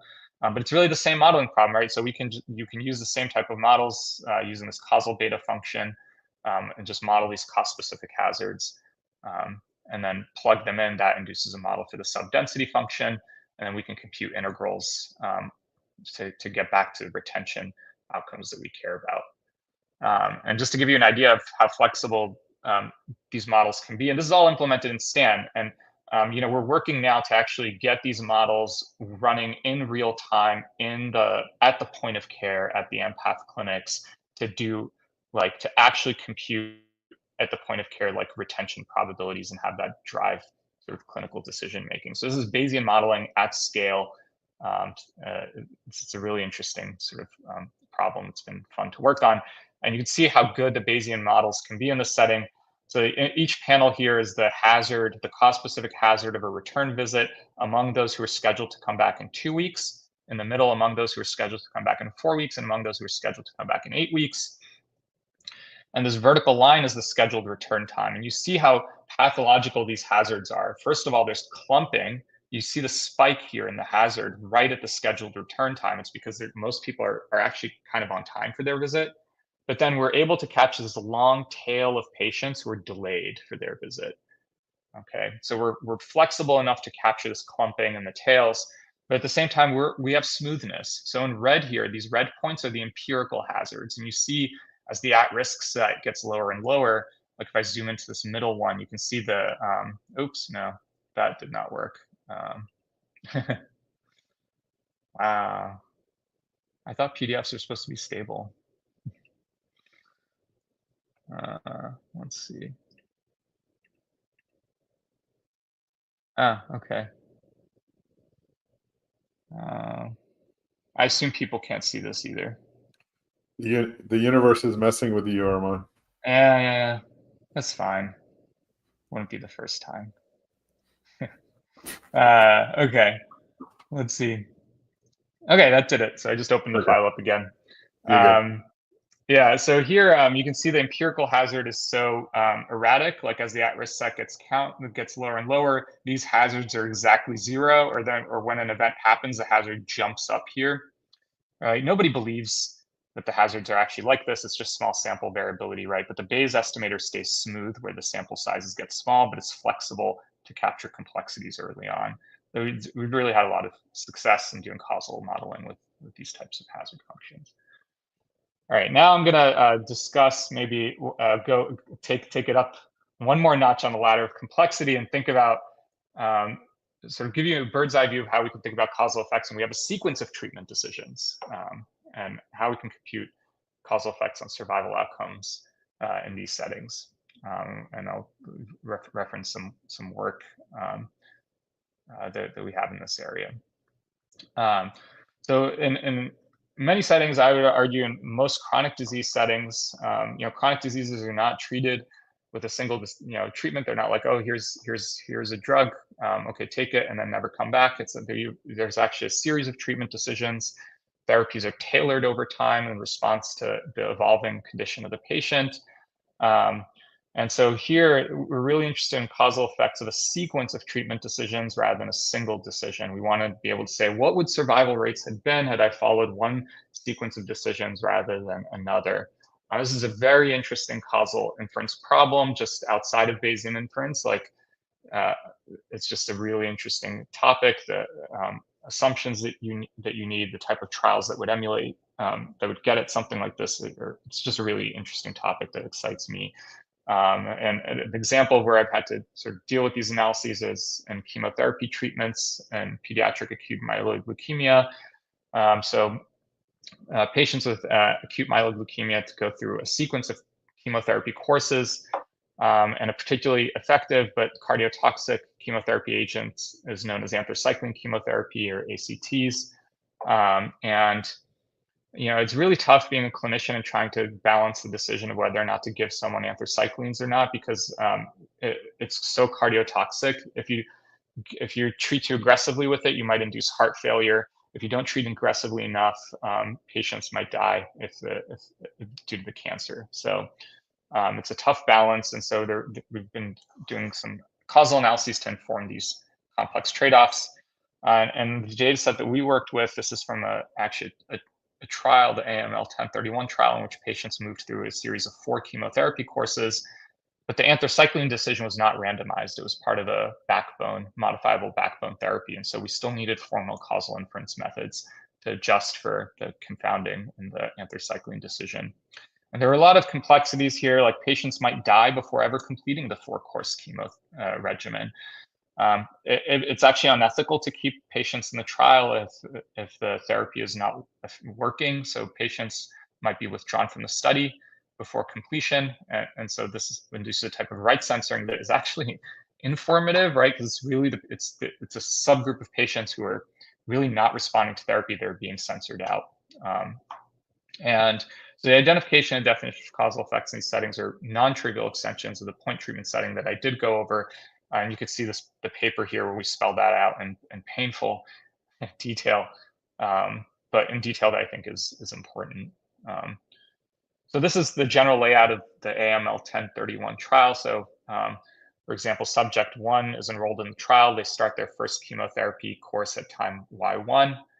Some time units W1 later, they start their second chemotherapy treatment course at time Y2. Then let's say some time units later, W2 time points later at time Y3, they start their third chemotherapy course and so on. And then W4 time units after they underwent their 4th chemotherapy course, this patient dies at time T. Okay, subject 2 is actually withdrawn from the study after their 3rd treatment course. And so we don't observe their survival time. We just know that it's greater than C. So it's right censored. And subject 3 here dies before ever completing their 4-course treatment.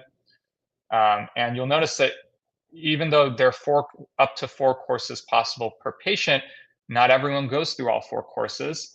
And patients might initiate each course at a different time. And that's because you can't pre-specify in a trial when these treatments are going to happen. You have to wait until a patient recovers, their neutrophil counts recover from their first chemotherapy course before you start their second one. Okay, and different patients recover at different rates, and so they're starting their treatment courses at different times. And this is a phenomenon known as informative timing. It's something that we deal with in the paper and introduces some additional causal complexity. All right, but so a chemo course K, so K here is indexing the course number. the chemo course starts at time yk. At that time, some covariates are measured L sub k. This might include markers of cardiac function, and it's used to inform a decision about whether or not to assign anthracycline chemotherapy at that course A sub k. Right, so now we have a sequence of treatment decisions, A's, right, A1, A2, A3, A4.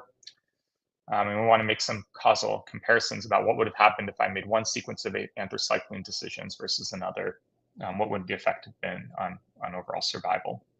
And here, survival time really is just a sum of these waiting time between events. So for subject 1, for instance, their overall survival time is just adding up these waiting times between the treatment courses and death. If we denote the available history for subject I at course K as this long vector, right, it consists of all the prior treatment decisions, all the covariate assessments up to that point, and then all the timing information of the previous courses. Then we can model a subject's transition across different states, which in this case would be a treatment state, which is a recurrent state, and then a death state, which is terminal. And these transitions are characterized by these subdensity functions, as in the computing risk setup. But now we actually have one set of transition functions for each course, right? So this FJK is telling you, it's the instantaneous rate of transitioning to an event of type J, which could be either a subsequent treatment course or death, whichever comes first. WK time units after the previous course K. Okay, so these subdensity functions define a transition process. They characterize how patients are transitioning through this trial in continuous time. Okay, so you can also think of it as essentially stacking the competing risk models, because at every course, the subsequent event could either be this next treatment or death, whichever one happens to. So they're competing to be the first event. So you can see this is kind of like a stacked competing risk model, or sometimes people call this a transition process. And notice that at each course, the transition for the next event has its own separate parameters, eta sub k. Oh man, lots of typos here. This is not an equal sign, and then this should have a sub k here.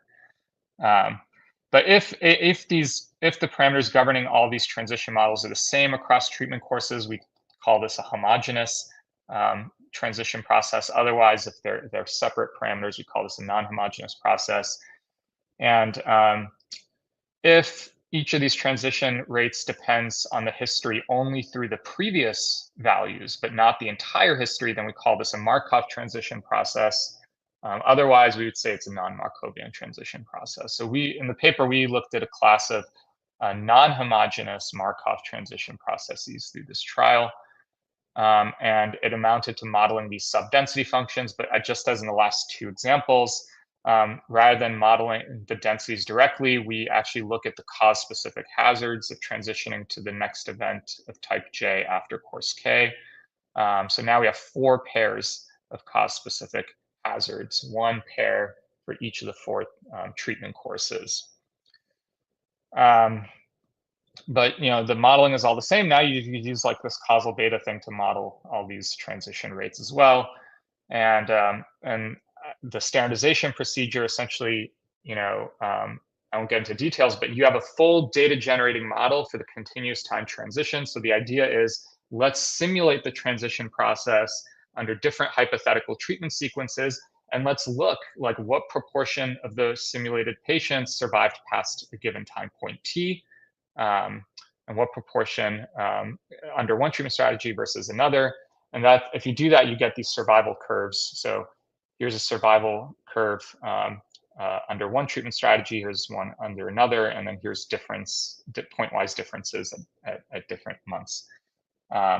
And blue here is this, we used like these more flexible semi-parametric hazard models. So you can see we're capturing a lot of the intricacies in survival rates. And black here is standard Weibull parametric hazard models. And you can see how these are probably like overly smooth. So yeah, we've had some success in implementing these models even in a sequential setting. So that's it. I really kind of wanted to give a bird's eye view of like how we can do Bayesian causal inference with survival time outcomes in 3 settings of increasing complexity. You know, we have a single terminal event outcome. Then we're interested in a single non-terminal event outcome, such as a return to visit example in the HIV case. And then now we have multiple event times sequentially for a given patient in the leukemia example. And throughout, you know, Bayesian inference has been extremely helpful, and software that was built on top of Stan make these methods applicable for routine analyses, which I think is really important. And I'll just say, like, if you end up using this causal beta package, please cite the paper. It's the incentive structures for producing good software in academia is not super high, but like citations give me more leverage to argue that I should spend my time in that way. So if it's useful to you in any way, you know, smash that Google cite button or whatever the equivalent is. All right. And then it's just some full references sort of here to different issues and the different papers I discussed. Oh, this 4th bullet here, this is actually a 4th layer of complexity is like, what if you want to model a survival time jointly with a recurrent event process? So we kind of deal with that here in this paper. And a lot of the interesting questions from Andrew's talk about, you know, somebody in the chat asked about inverse probability weighting and when Bayesians can use propensity score models to do causal estimation. It turns out that trying to motivate propensity score based estimation and Bayesian causal inference is very, very tricky and can lead to some serious issues if not done correctly. And I discussed that with Tony Linero in this commentary here, priors and propensity scores in Bayesian causal inference. Okay, well, thank you so much for your attention. I'm happy to take questions. Awesome, thanks, thanks, Roman. We have a little bit of time, not a lot of time, but maybe I'll lob a few in. So first off, congrats for getting this causal beta package done. I know that's a pretty big step and a lot of work, and you know, I'm sure I'm looking forward to checking it out, and hopefully other people look at it as well. It's up on CRAN now. It's available for use.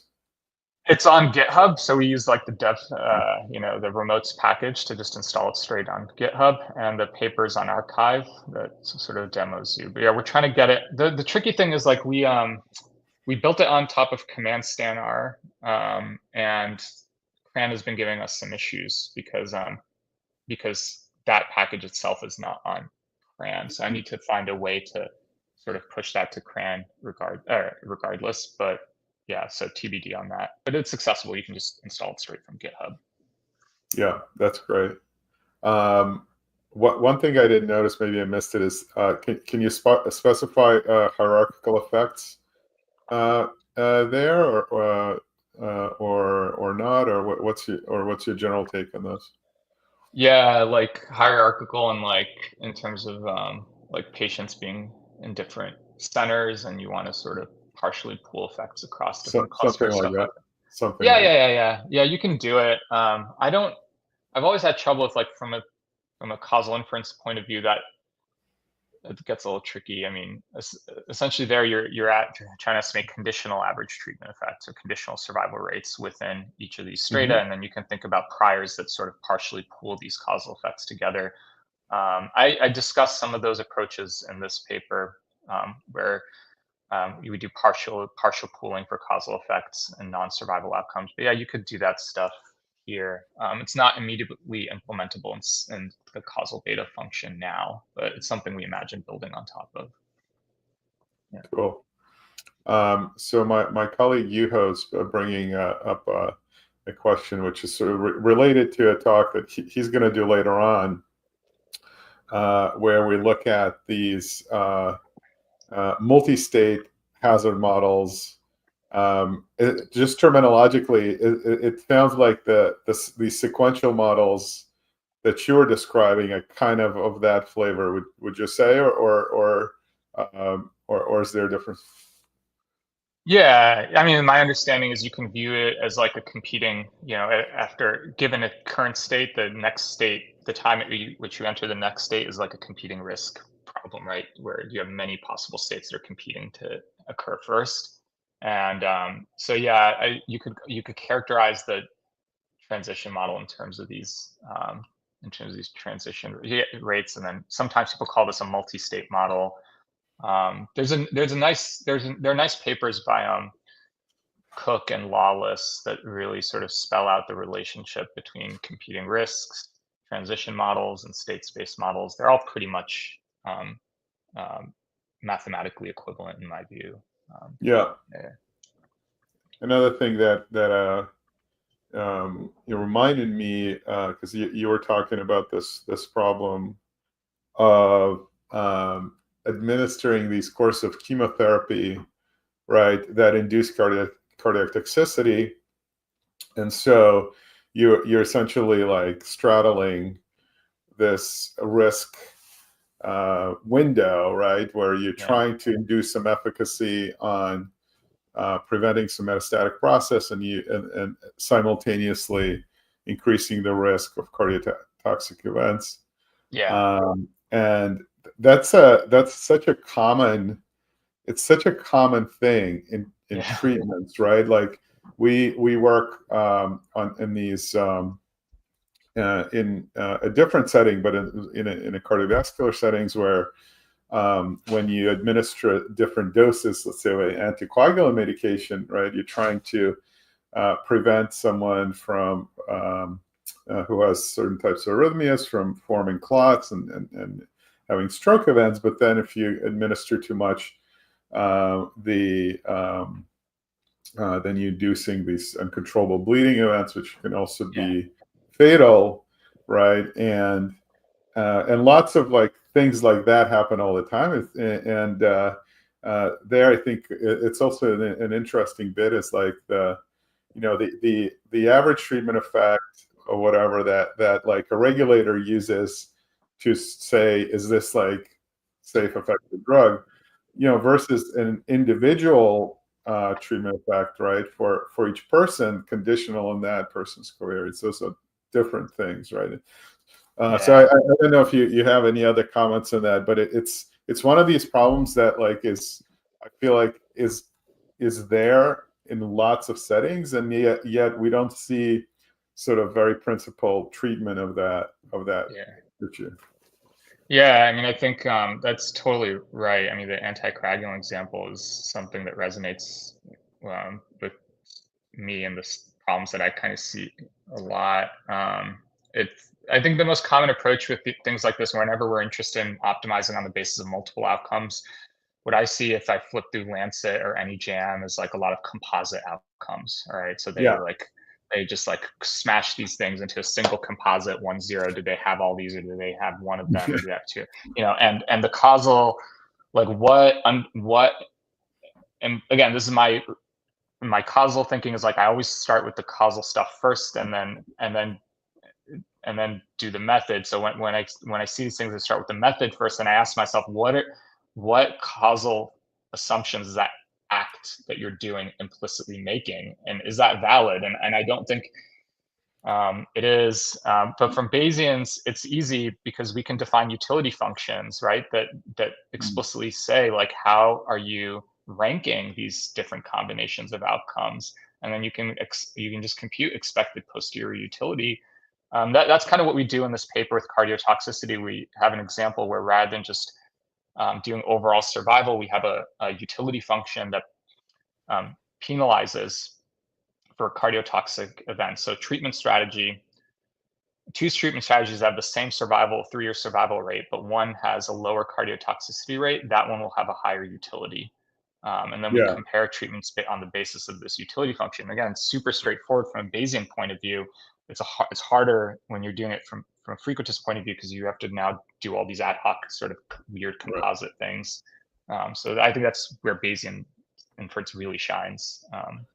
And just to follow up real quick on the for the cardiotoxic, do you treat these as kind of binary events, or is there like a continuous measure like the QT prolongation or those other measurements of cardiac toxicity that are more continuous? It's a great question. We have actually the epidemiologist that I work with has done a lot of work in going and actually getting the underlying echocardiograms that were done for each of these subjects at these courses, and using the ejection fraction, which is roughly like the proportion of the blood that pumps out of the left ventricle every time it beats. Yeah. So you want that to be pretty high, like over 55%. As anything under 55% would be considered. I don't forget what the exact cutoffs are, but there are some cutoffs of ejection fraction where it's considered poor. But we use the underlying ejection fraction value. I see. We actually model the evolution of ejection fraction along with the transitions using these beta regressions, because ejection fractions between 0 and 1. So yeah, we don't dichotomize. We use a continuous marker. And the people in the trial, they told us that they were making the decisions based on ejection fraction, which is why we went with that. That their clinical rules of thumb based on ejection fraction for when to administer anthracyclines. And so having access to the physicians who spent their careers treating this disease was very, very valuable. And we couldn't have done a careful analysis without them. Yeah. Makes sense. All right. Well, thank you very much, Armand, once again. This was great. I really appreciate you giving a talk. Thank you. Thanks for the invitation, and again for organizing this awesome event. Okay. Terrific. Okay. Thanks. All right. So this concludes our first section, and we are going to be back at 11:30 when Robert Grant is going to give his talk. So we'll see you back shortly.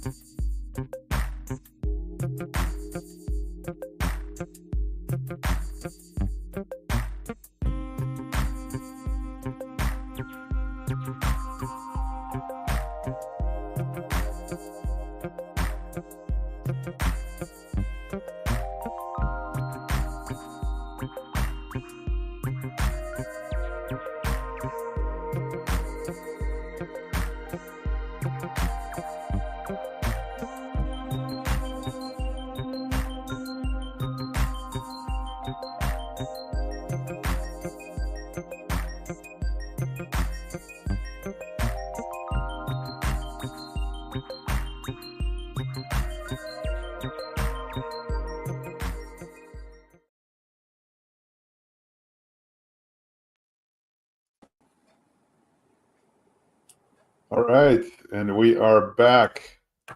Robert Grant, welcome to StanBio Connect. Thank you very much, Eric. Good to be here. So Robert is joining us from the UK, and the title of his talk is Bayesian Meta-Analysis Can Solve Many Problems in Evidence Synthesis, and It's Easier Than You Think. So I'll turn it over to you, Robert, and you can take it away. Great. Thank you, Eric. And thanks, Eric, and the other organizers for this very nice gathering. It's nice to talk to a crowd who are all interested in Stan at the very least, and probably quite a few of you are using Stan. So I think that I'm treating this talk as having two audiences. One is people who know Bayes and might be interested in extending their repertoire to include meta-analysis for evidence synthesis. The others might be teaching research methods, including literature reviews, meta-analysis, and probably doing some Bayesian things and thinking, wouldn't it be nice if we could make everything part of the same Bayesian paradigm? So as I go along, I will try to reflect a little bit about what is useful to people who are learning Bayes and learning meta-analysis for the first time, as I think they've been, well, it might be a little harsh to say neglected, but there hasn't been much to help them over the last 25 years or so that people have been, experts have been promoting the idea of bringing Bayesian methods to bear on meta-analysis. So these things are easy now. There's really no excuse. There's a bunch of different methods available, a bunch of different models that are available, good examples and bad examples of writing things up and explaining them and justifying your model choices. And we have lots of software options, not least of all, of course, the mighty Stan. Right, let me get started on these slides. So I should say at the outset, this is a joint presentation on behalf of Professor Gianluca Di Tana, who is co-author with me on a forthcoming book, and his research fellow, Joseph Santos, and they are both at SUPSI in Ticino in Switzerland. SUPSI is basically the Technical University of Ticino, you could call it that. Okay, so there are three things I want to focus on here, and these are sources of information that I'm drawing on. One is an old scoping review that I did when I was working at St. George's Medical School and Kingston University in London. And that looked at biomedical meta-analyses. I'll just write MA for meta-analyses here. Over the period 2005 to 2016, the purpose of the scoping review was to say, what are people doing? Are they doing it at all? How often are they doing it? And what do they use it for? And is it successful? And do they write it up properly? And is it reproducible? And I'll go into that in some detail after explaining what I mean by Bayesian meta-analysis and putting it in the STAN framework. The second is an ongoing update of that scoping review, slightly different focus, but essentially finding out how things have changed moving forward from 2016, and that's with my friends at SUPSI. The protocol for that is published already in the the number crunching and reviewing of papers goes on. And there's a huge amount of work, mostly done by Joseph, which is wonderful. The third part is a bit more informal, and it's just the gathering of examples of what people have done that went into the writing of this book, which is forthcoming imminently, really, in about 4 weeks' time. That book, Bayesian Meta-Analysis, A Practical Introduction, will be out on CRC Press. I've included a link there so you can go. You can go. You can't actually order it yet, so I'm not being quite as mercenary as I might seem. But from the 6th of June, you can order it. And I have managed to squeeze a discount code out of the publishers for you, which is that one down there at the bottom of the slide. So for a limited time, you could get 25% off the book if you're interested. So the point of the book is fundamentally, there are all these people that Gianluca and I have encountered over our working careers. And I'm a biostatistician, medical statistician. A lot of the time I'm trying to work in collaboration with clinician researchers, and they have some training in statistics and research methods, but of course it's limited, because what they should be spending their time doing is learning how to heal people, not calculate t-statistics or something. And then I come along and I say, oh, well, this is a bit of a thorny problem. Why don't we try to do something Bayesian? And they perhaps run away or say, well, I don't know that we'll be able to get that published. It's going to be challenging. And these are real life problems. You know, we can't just brush them under the carpet and pretend that they don't exist. People do have difficulty in adapting clinical research to what seems to them to be novel and innovative methods. And so to bridge the gap and make these methods accessible is, I think, really important. And that would make a big difference to people who are doing research that's going to go on and impact on people's lives and well-being. So that is the goal of the book. And that's not exactly the goal of this talk, because I assume that you know stuff about Bayes to some extent anyway. So meta-analysis, to set the scene here, is always part of a systematic literature review. We have a question, very precisely defined, that we want to try and answer. And we go and search the databases systematically. We don't just pick the stuff that our friends wrote. And we have a bunch of studies. This is the classic setup. We extract statistics from those studies, which people often casually refer to as data. And we want to combine those statistics, if they are compatible with one another, into some sort of mega overall finding. The purpose of this is to serve decision making. It's not for self-aggrandizement. Of course, it may be so that you get some kind of impact factor points to please your boss or whatever. And I understand where you're coming from. But ultimately, the reason is to serve decision making by the patient, by the clinician, or by the health service manager, or by the politician. And so we need to do something in our evidence synthesis that's going to succeed in helping good decision making. And that's the measure of all things, right? We will succeed or we will fail on the basis of whether or not we've actually managed to serve decision making. And as you probably all know, there's a number of ways in which Bayesian analyses can more helpfully supply information for decision makers. We need to define exactly what we're asking in terms of the specific question, the specific clinical question that's going to be investigated. And one of the acronyms that's widely used for that is PICO. P stands for population, I for intervention, C for comparison, O for outcome. And if you can define those four things, then you've got an idea of how to set about searching for the papers and assessing whether or not different studies are really compatible with one another. I'd like to put ++ on the end there, because there's a bunch of other things we need to think about that comes as a bit of a shock to newcomers to evidence synthesis. Two studies might look at the same outcome, the same intervention, etc., but they assess it at completely different timescales. After 6 weeks or after 6 months, are they compatible? I don't know.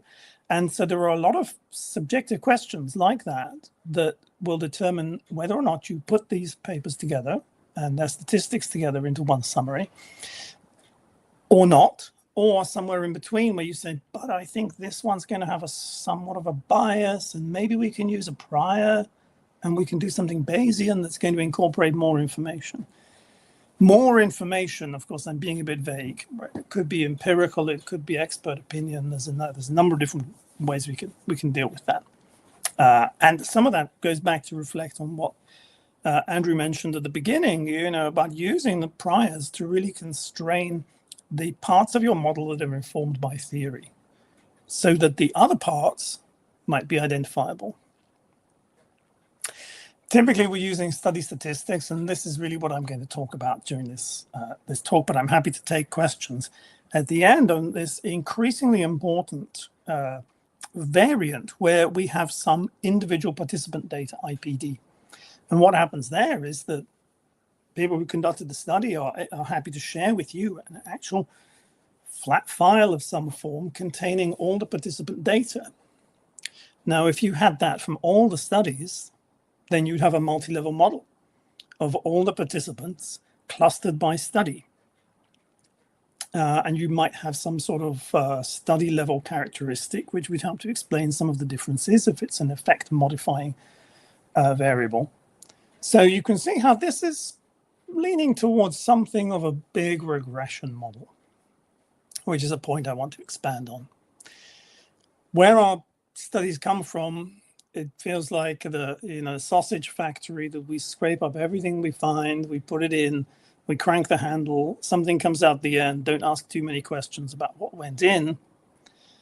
But typically we're dealing with peer-reviewed papers because of because we still charmingly believe in the imprimatur of excellence that is awarded by peer review. Right, so I know it's very naive, isn't it? There's also great literature. There's stuff that's in posters, in conference talks, in reports that are on websites, and we might include those too. And there might be a bit of a question mark about their validity. There might be a question mark about additional sources of uncertainty like bias. Sometimes people are interested in, particularly in medical device manufacturers or pharmaceutical companies, they're interested in analyzing, meta-analyzing in-house studies. So you actually have all the individual data. And it might even be the case that you can be really confident that these studies are compatible because you know that they were all done in exactly the same way. That's obviously one extreme end of the spectrum. And you might have additional information that's provided by authors on request, but don't get your hopes up. I hate to break your hearts, but they won't reply. They won't reply. And if they do, they'll probably have lost the data somewhere. So there's a number of different sources of information that we can bring together. And even looking within one study, there can be sources of information that we would classically disregard. If you think about having a randomized controlled trial, 2 arms, couldn't be simpler. There's table 1 tells you the baseline characteristics in excruciating detail. We ignore that. We're meta-analysts. We're not interested in that. We get to table 2, which contains the meaty stuff, which is odds ratios and mean differences. Oh yeah, this is what we're really interested in. And that's all great until something goes wrong. Like you're interested in a particular outcome, and that wasn't the primary outcome of interest to the original trialists. So they just mention it in passing. Maybe they give you an effect size, odds ratio, or whatever, and they don't mention a standard error or confidence interval. Of course, you write to them, they don't write back, etc. And so you're left with this question mark. Do I throw this one out? That would be the classic approach. Or do I include a prior on the missing standard error? That would be the Bayesian approach. But maybe we can also do something in between the two, where we utilize information from the baseline characteristics to inform the missing end of intervention characteristics. So if we extract more information from more places, we can start to borrow and connect together all the sources that we have. And that's a very Bayesian way of thinking about things. So why do people do Bayesian meta-analysis in the first place? And I think it's worth acknowledging that there's quite a bit of pragmatics at work here. People want the benefit of being able to make those probabilistic outputs, which I think is fantastic. To be able to talk to the decision maker in terms of the probability that this treatment will exceed some predefined minimum clinically important differences is very, very powerful and perhaps answers the question they really want to ask rather than a p-value. Other people are interested in Bayes because they've been told that this is how you deal with small studies, where you can't count on asymptotic approximations, so the normal sampling distribution of the rate ratio or something like that.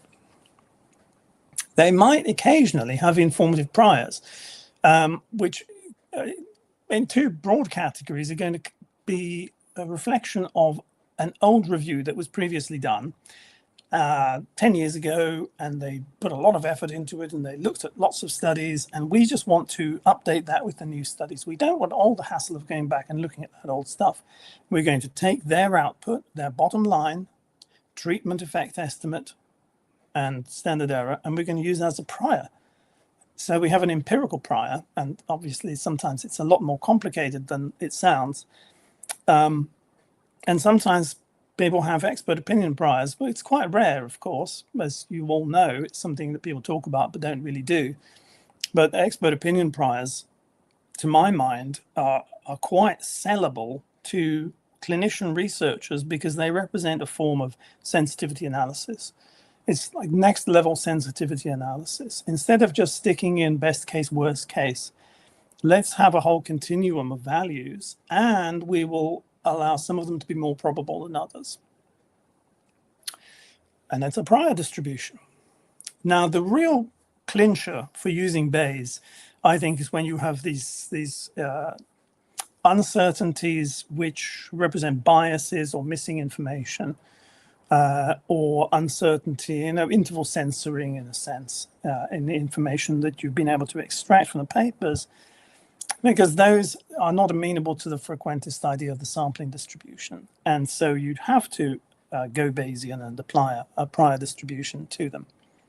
But people also approach this from the point of view that a lot of people first got interested in Bayes, which is that they want to do something complicated, and it's not a preset in SPSS or whatever, and so they think, oh, but I found some Winbugs code, so I could copy and paste that, and that does happen a lot, and it's a particular concern in some parts of meta-analysis, which I'll come on to shortly. Okay, the crucial thing I think that we need to take people through is rethinking what they are going to do when they do meta-analysis, because classically they have these frequentist asymptotic estimators, and what they're targeting is a kind of weighted average. That all of these studies have contributed statistics. We're going to average those statistics, but we will give more weight to some studies than others because their results are more certain. And how exactly you calculate those weights, especially bearing in mind that you'll have some sort of multi-level structure with heterogeneity between the studies typically, opinions differ. And so there are different arcane sounding estimator formulas out there. The Hartung-Knapp adjustment to the Siddick-Yonkman estimator and the restricted maximum likelihood. And people typically don't have a clue what they're doing, really. They just tick one of the boxes in their software, and out comes an answer that looks fairly sensible, and they go with that. And if everything is on the rails, and there's no problems of missing information or biases, then they'll be all right, really. They don't have any prior information that they want to apply. But very often, in my experience and Gianluca's experience, there are problems. Problems are endemic in evidence synthesis. And we can tackle quite a lot of those by going Bayesian. So the first step is to rethink, step away from this weighted average and realize that we have a statistical model. In fact, what we pretty much have is some sort of elaboration on a regression model. And so we can use Stan or other Bayesian software to set this out in a way that mirrors very closely our data generating process. And if necessary in Stan, we could use this target plus equals syntax in order to bring in different studies which contribute different parts of the different likelihood formulas, thus giving us enormous flexibility in what we do. Okay, so data generating processes here are very extremely basic versions just to illustrate the concept. People typically talk about common effect. Some people say fixed effects. Some people say fixed effect to mean something else. Some people omit the S and talk about fixed effects singular and fixed effects plural. And so the terminology, unfortunately, I have to say, is inconsistently used. Anyway, we prefer to say common effect for the one on the left, where we are going to assume that every study has a shared treatment effect, a true population treatment effect theta. And so the only thing that perturbs the little circles, which are the reported statistics from each study, the only thing that perturbs them from the true value is the sampling distribution. And you might take the point of view of saying, well, we know the sampling distribution because it's going to be asymptotically normal, and we know its standard error because they've reported it, or we can back calculate it from a confidence interval, etc. And so that's great. That's very simple. More realistically, I think there is almost always going to be random effects, which is to say heterogeneity between the studies in any evidence base, unless it really is one of those super constricted in-house sets of studies, and that's quite rare. And so opinions differ on this, but I tend to think you should always reach for a random effects model, and that's a multi-level model. So it's quite straightforward to set up because you are all good Bayesians. You probably started off doing random effects multi-level models on statistics, especially if you read your Stan user guide and you did the 8 schools model. This is 8 schools, straight out of the box, nothing fancy going on. We make some assumptions, of course, because it's a model. We're assuming the heterogeneity distribution is normal, which is to say that various things bump the study effect sizes up and down relative to one another. And if you add together all those influences, central limit theorem suggests that that heterogeneity distribution will be normal. Okay, that's reasonably justifiable. Maybe not so much when you're dealing with outcome measures which have floor and ceiling effects, but you can think about that as another elaboration on the model. And then, conditional on those random effects, you have the scatter of the sampling distribution underneath. So obviously the total variance just decomposes into the intra and inter-study variances. Now, what I show you there is suggesting that each study with subscript J is reporting a mean and a standard deviation, and so you can kind of, and obviously a sample size as well, and so you can calculate everything else from that. Mathematically speaking, let's flip this to think about binary outcomes, just to kind of complete the picture a bit. You might imagine the data generating process starts off with an input of the sample sizes for study J and arm K. So the study has different arms that receive different treatments. And the unknown true parameters, mu, which is the log odds of an event in the control arm, and then theta, which is the effect of the treatment. And of course, we assume that everything works out nicely in terms of those causal assumptions that would allow us to get a causal estimate from a simple regression like this. And so the control arm or the intervention arm have different expected log odds, either mu or mu plus theta, and then we convert that into a proportion and we have a binomial distribution, right? So that is a way of generating pseudo data, which we all know because we read the right books, read the right blogs. That is a good way of checking out your model and seeing that it makes some credible pseudo data. It's also obviously a way that we can simply relate the parameters and the unknowns to the data. So the data are those Ds and Ns, the number of events and the number of participants or subjects within each arm and each study. And that then relates directly to some STAN code, which is not a great surprise to anybody to look at. I want to differentiate this in a couple of ways. We saw common effect and random effect.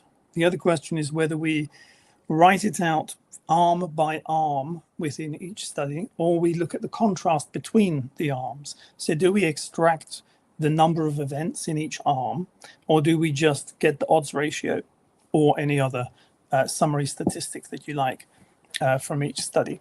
So in this case, there's one for each arm. Of course, we're making some big, bold assumptions here that mu and theta are shared across all the studies with no variation, and that's a bit over the top. We also assume that the standard error that is reported by the study, if you're dealing with continuous outcomes, is perfectly known. So that's actually quite commonly done in non-Bayesian meta-analysis, although it's never really justifiable.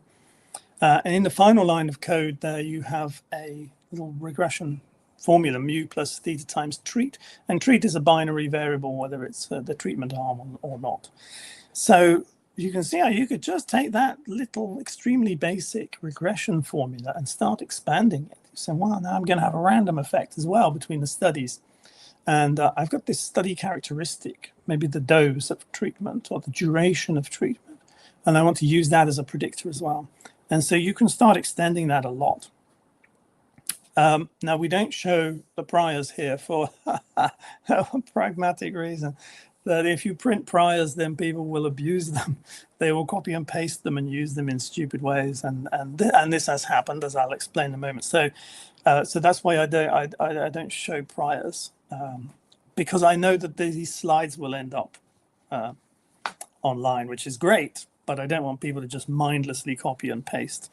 Copy my likelihood all you like, but don't copy my priors. Okay, my next one is just to go to the contrast-based, which is even simpler. If everything's well behaved, the arm-based model and the contrast-based model are going to agree. Here, the data that we get from the studies is not the number of events, it's the log odds ratio and its standard error, which of course we can calculate from confidence intervals, or indeed from the 2x2 table. So there's only one parameter now, which is theta, because this is still a common effect model. And theta is the log odds ratio of the treatment effect.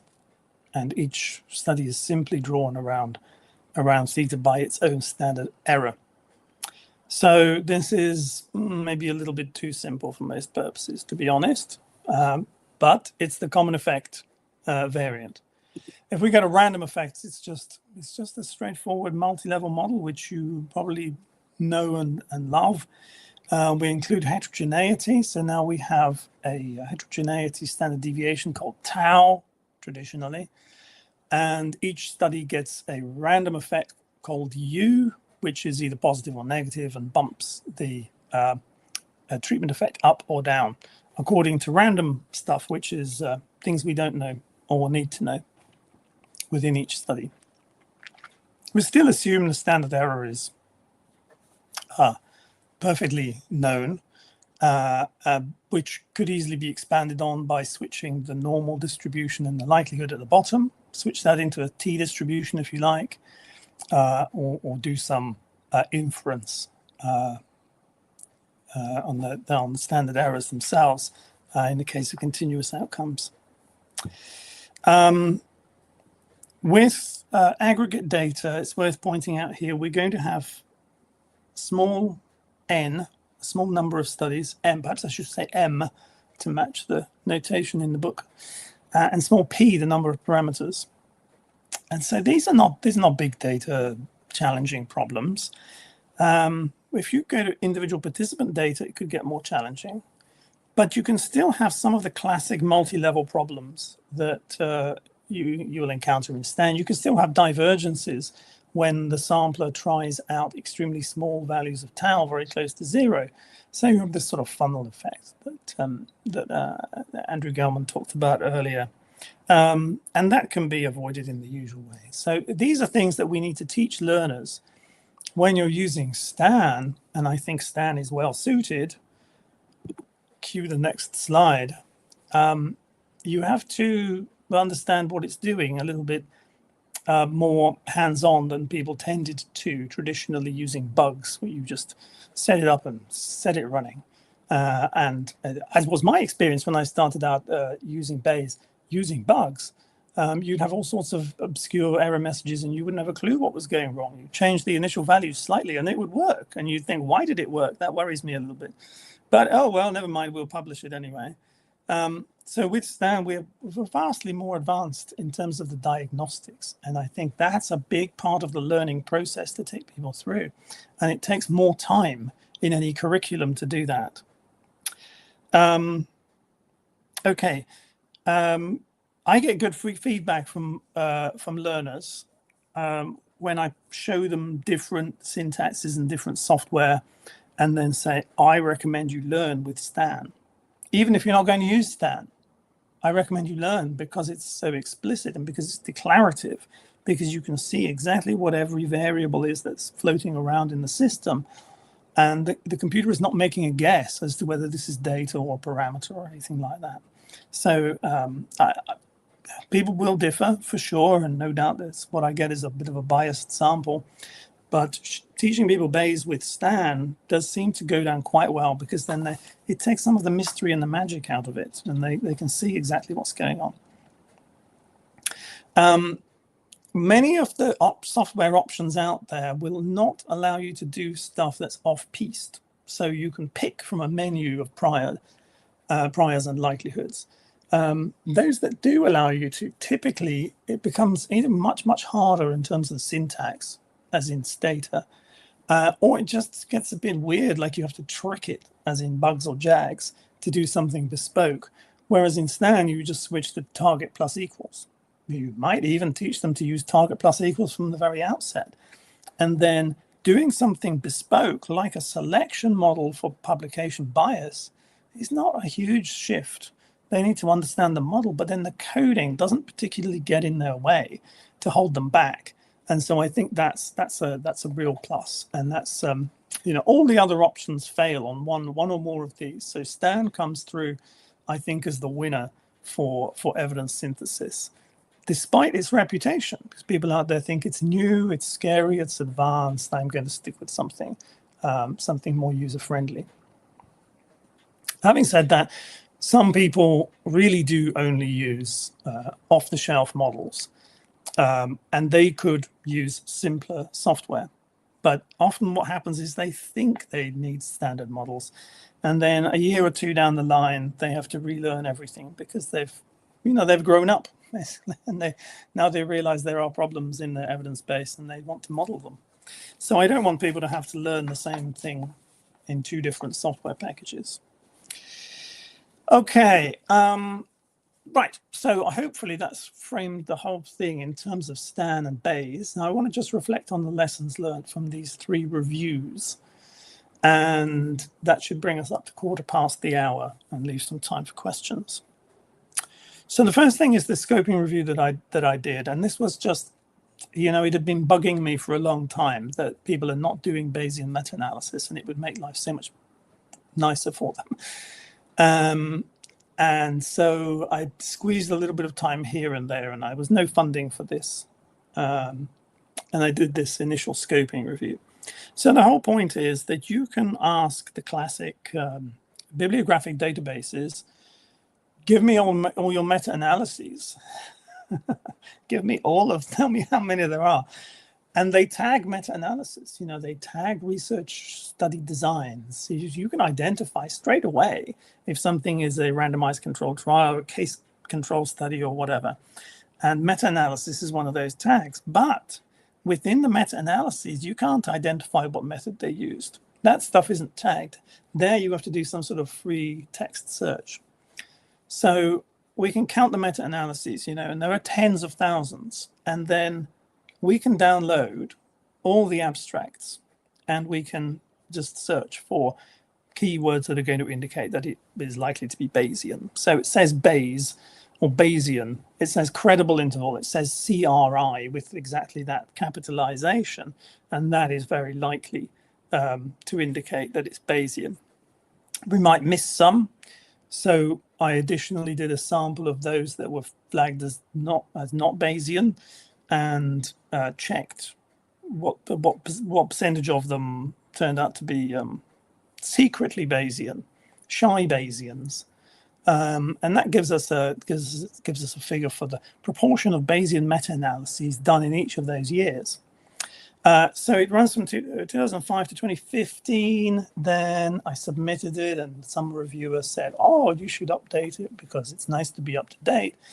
And I said, "Well, yeah, but the databases won't be updated yet, so what you'll get back is pretty worthless." And the editor said, "Oh, you should update it because it's nice to be up to date." So I did it with a caveat, which gives you this figure. The number of biomedical meta-analyses is huge.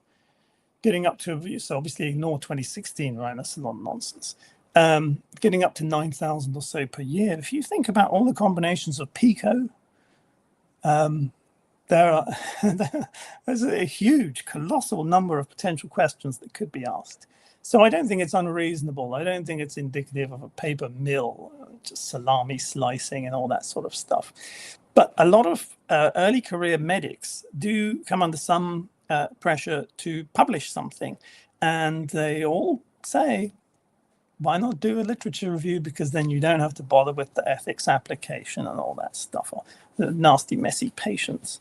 And so it is popular to do meta-analyses, and surely in here there should be many problems in the evidence base requiring Bayesian methods, and yet the Bayesian proportion stayed pretty low, never really getting above 1.5% of all biomedical meta-analyses. Now, I set aside methodological papers here, and I set aside purely health economic analyses. Quite often they're not too sure whether they're Bayesian or not. So we're really looking at biomedical intervention studies. Most of those are network meta-analyses, which means you have more than 2 treatment options and you want to rank them all and see which one is the best, or has the best probability of exceeding the minimum clinically important difference, etc., etc., etc. And there are different ways of doing the ranking, and some people said you shouldn't rank them at all, which is a reasonable argument. But network meta-analyses have become very popular, and that's really boosted since 2013. And I think the reason for this is the publication of some chunks of Winbug's code as part of a document from the National Institute for Health and Care Excellence. It's possibly National Institute for Clinical Excellence at the time, Decision Support Unit. And you can download all of their documents, which are very nice, from that Sheffield address.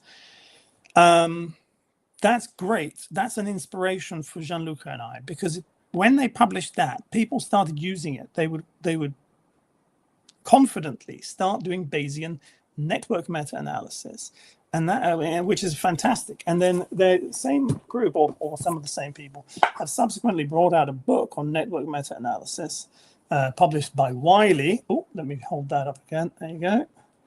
Which is excellent and covers quite a lot of Bayesian topics. Thank you, whoever it was that switched the Zoom there.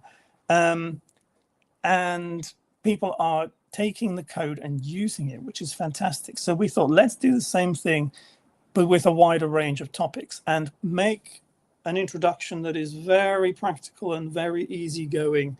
So someone who has never encountered Bayes before, and potentially has never actually done a meta-analysis before either, can make that transition.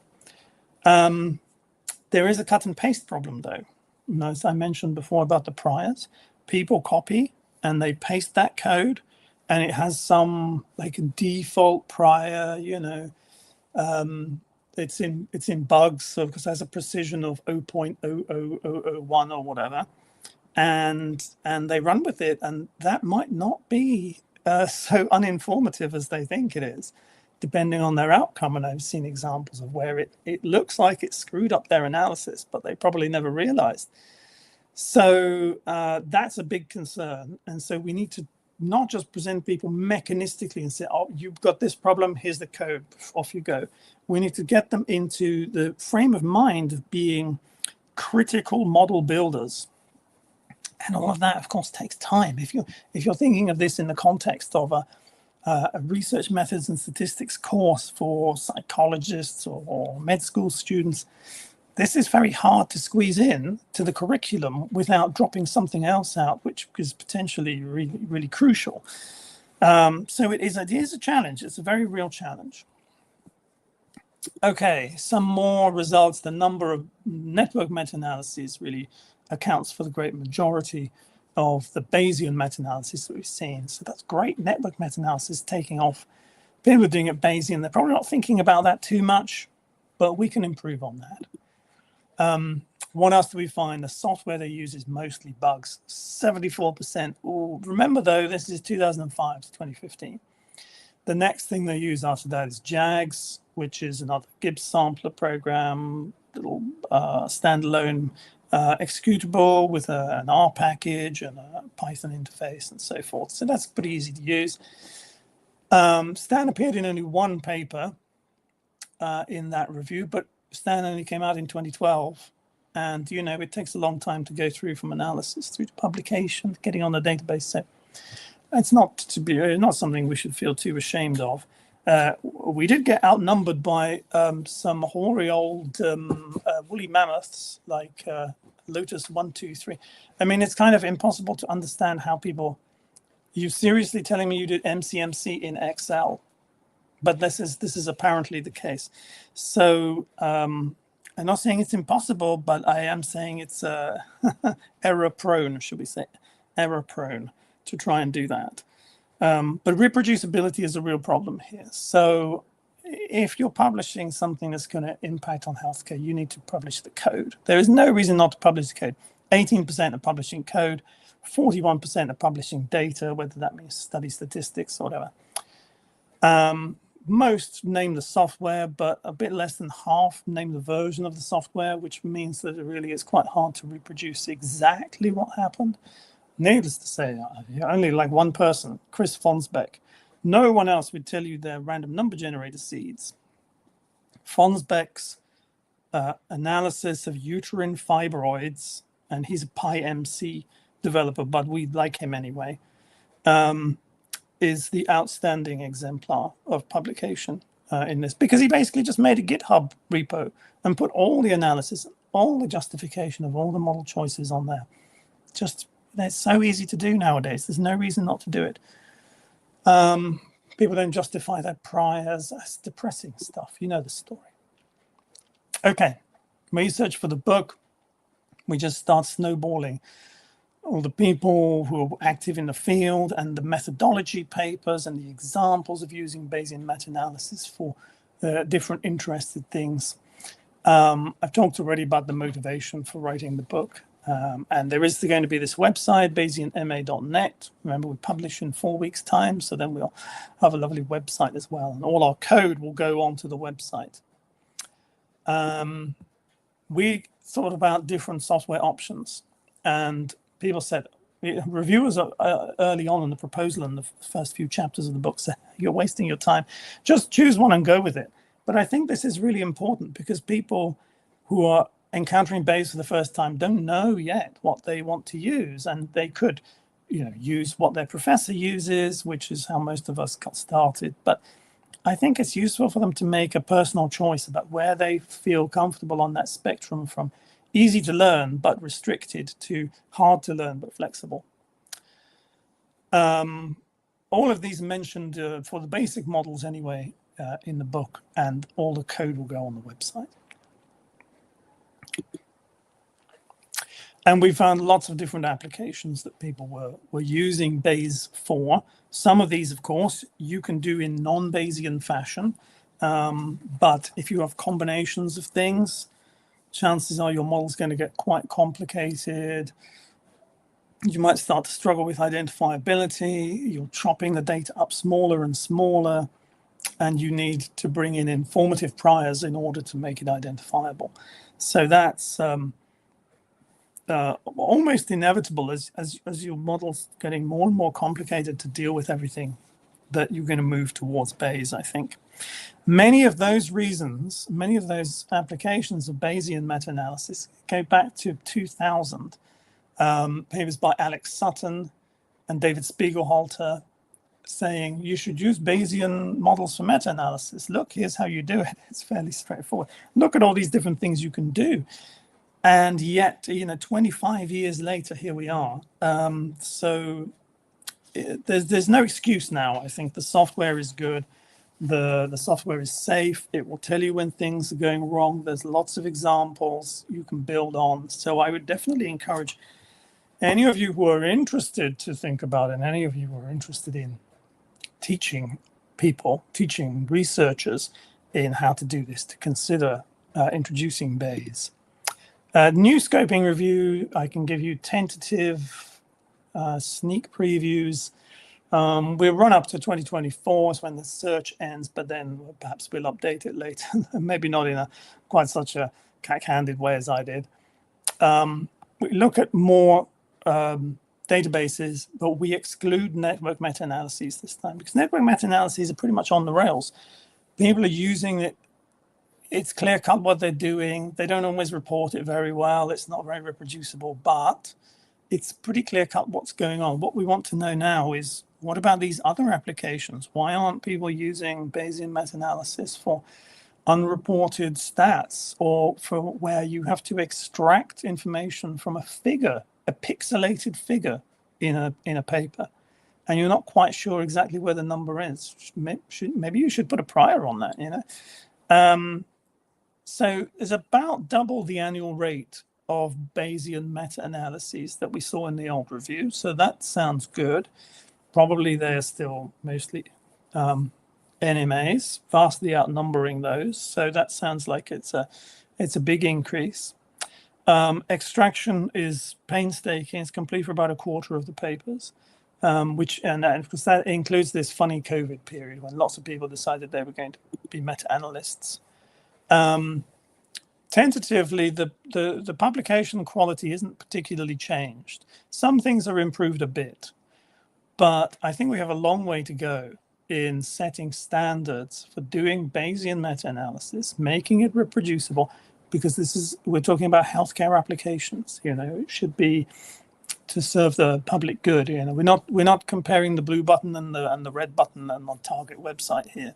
We are making clinical care decisions, and so stuff should be reproducible. Sensitivity analysis on priors is a new topic that we've looked at. Where I say casual eclecticism, I mean that they've thrown together some frequentist and some Bayesian analyses on the same data, which I personally think is bad, but some people might argue about that one.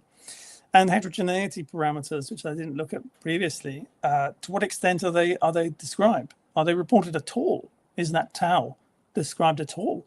And if it is, what is its posterior distribution? Often that's skipped over.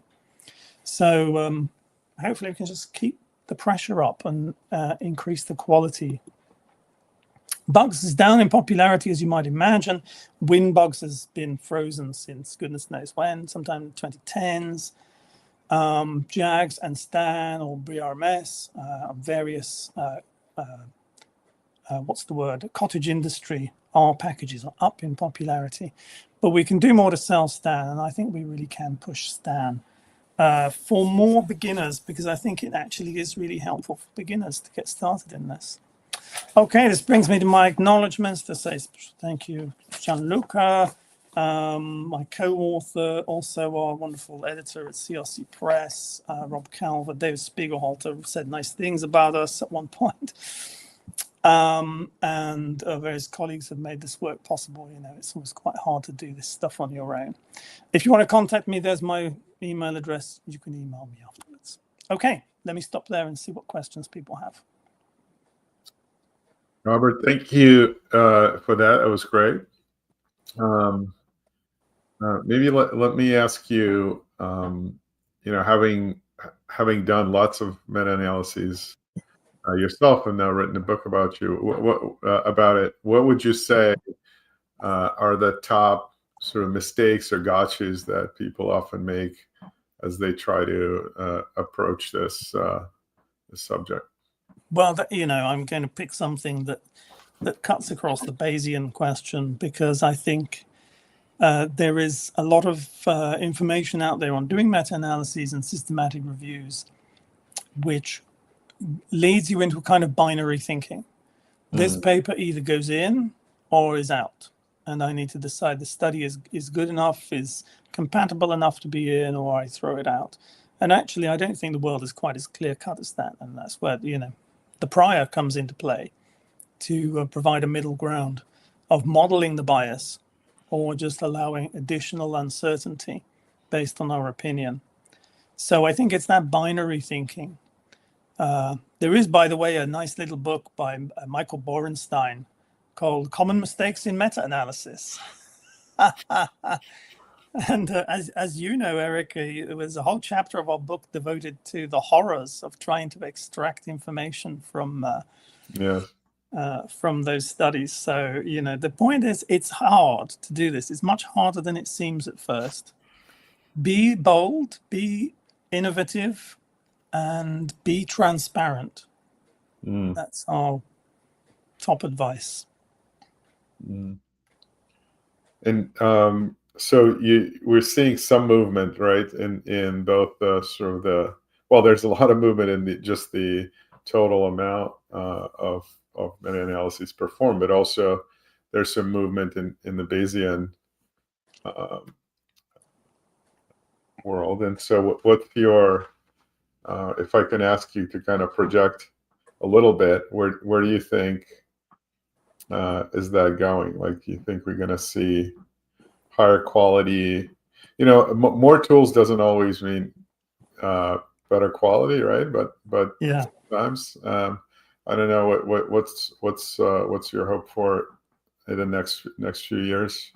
Well, I think one thing that's really interesting is that there are hot topics now around Bayes and meta-analysis, and they're not necessarily exactly what I'm talking about here, where we are principally secondary researchers, probably principally academics. But for example, I went last summer to JSM in Portland, Oregon, and saw that there was a session about Bayes and evidence synthesis, pre-course workshop, which I went along to, and then realized I hadn't really read the abstract properly. And it was about some somewhat different stuff of Bayesian borrowing within clinical trials. But this is a really hot topic because it has the potential to save time and money for medical device and pharmaceutical manufacturers. And so now you're in a position where people are using meta-analysis in order to borrow information from other studies, and they're using Bayes. And so the critical mass of people who are doing evidence synthesis with Bayes is increasing. So I think we'll start to see that creeping into more courses, and we'll see more graduates who are willing to give that a go, and it will expand out from the manufacturers. So certainly things like publication bias are getting a lot of attention now with a Bayesian focus. For example, František Bartos was one of the colleagues of Erik Jan Wagenmakers in Amsterdam, and one of the JASP developers, has been doing a lot of work about model averaging for publication bias, because you're dealing with about 10, 20 studies or something. You can't model the publication bias very well. You can sometimes see that the part of the curve seems to be missing if we assume that they would have this normal distribution. Then it's asymmetric, but how much to adjust it by is often very uncertain. So I think those Bayesian mindset tools, like model averaging, are going to be useful to people, and as they become useful, they will be used. Yeah. Okay.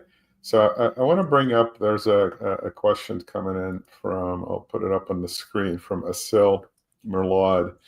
And I think it actually a pretty deep question, right? sort of simple on the surface. Is how do you conclude if there's too much heterogeneity, right? And it goes to, I suppose, like, how exchangeable are your observations and so on. But what's your take on this? Well, I think in any literature review, whether you do meta-analysis or not, you have to consider this question that you might have some studies that are just fundamentally incompatible with the others, and you're just going to describe them in a narrative fashion. You're going to say, oh, there's these other 5, and they're a bit different, and we describe them, and then essentially what you're doing is putting the weight onto the reader, that the reader has to then make the decision, not me. And so I feel like it's passing the buck a bit. Now, for sure, there's sometimes that we're going to divide our evidence base into 2 parts, and we're going to do meta-analysis on this outcome and that outcome, and we can't just always combine everything. But the question of how much heterogeneity is too much is a tricky one, because immediately I think we need to start questioning what is the source of this heterogeneity. If we can understand why the studies are different, then that needs to be in the model, right? So if we have a study characteristic, for example, I use this example frequently of a review of green tea extracts for weight loss. It's nice and simple. Everybody can understand green tea extracts. And the studies are done in rather different ways. But one thing that jumps out at you when you read the papers in depth is they use different doses. How can this not be in the meta-analysis? This needs to be a meta-regression. So where you have that little sort of mu plus theta times treat, that's a regression formula, right? You can bring in things like the dose or the duration of treatment and anything like that. Routinely, we need to find it in the papers and we need to bring it in. And my experience has often been the statistician who does the meta-analysis might not be the person who extracted the data from the papers in the first place, right? You might have a systematic reviewer, and then I come in and I go, hey, let's do some cool stuff. We need to go back to the source and really dig into each of those, because probably we're looking for different things than they were, and they were looking for the overall treatment effect and saying, is this compatible? Yes, no, there's that kind of binary thinking. But when we decide that we're going to do some Bayesian meta-analysis, we need to query the papers it's like detective work. Honestly, it's like reading between the lines and finding all of these little quirks. Now, there comes a point where your confidence slumps, because you say there's so many things going on here, I can't do anything. I'm just going to forget the meta-analysis completely. But there's a spectrum, right? There's a point at which you are no longer confident to combine things, even with all your statistical tricks. But we need to have all the information at our fingertips to be able to make that decision, rather than just base it on the size of the heterogeneity. Yeah. I mean, it's interesting. I think part of it goes back to sort of using defaults when defaults are available, like, for example, like a Poisson regression or something like that is in every standard package. And then everybody knows, well, I hope everyone knows that, you can add this multiplicative exposure there, and that will sort of, normalize the let's say the length of treatment during which, the events were occurring, or something like that. That's like a standard thing. So it's like in all the packages, and you can sort of plug that in. But then in your example where, wait a second, we're studying effect of some ingestible thing, like, and you forgot that it's probably going to vary by dose, is a pretty rudimentary kind of thing. But, to your point, I'm sure you see things like that all the time. And then, your comparisons essentially have become meaningless if you don't take that. Or what you get is an average of the studies still. Yeah. So if those studies and what they did doesn't represent clinical practice for your patients, then that average is not very useful. And Right. you, at an individual patient level, it's always useless because they're never the average patient. So it's, whenever you have some information, you should get it into the model. All right. Well, Robert, thank you very much. This was great. Really appreciate You're welcome. you coming all this way and sending all these photons and electrons across the pond. It must be a lot. We appreciate you taking the time. Thanks. Okay. Cheers. Okay. I'm going to bring my colleague Vinay back on, and she'll introduce our next speaker.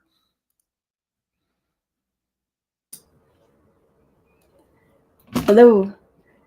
So our next speaker is Stanley Lazek, who's worked in the Swiss and British pharmaceutical industry for the past 10 years, or for spent 10 years there.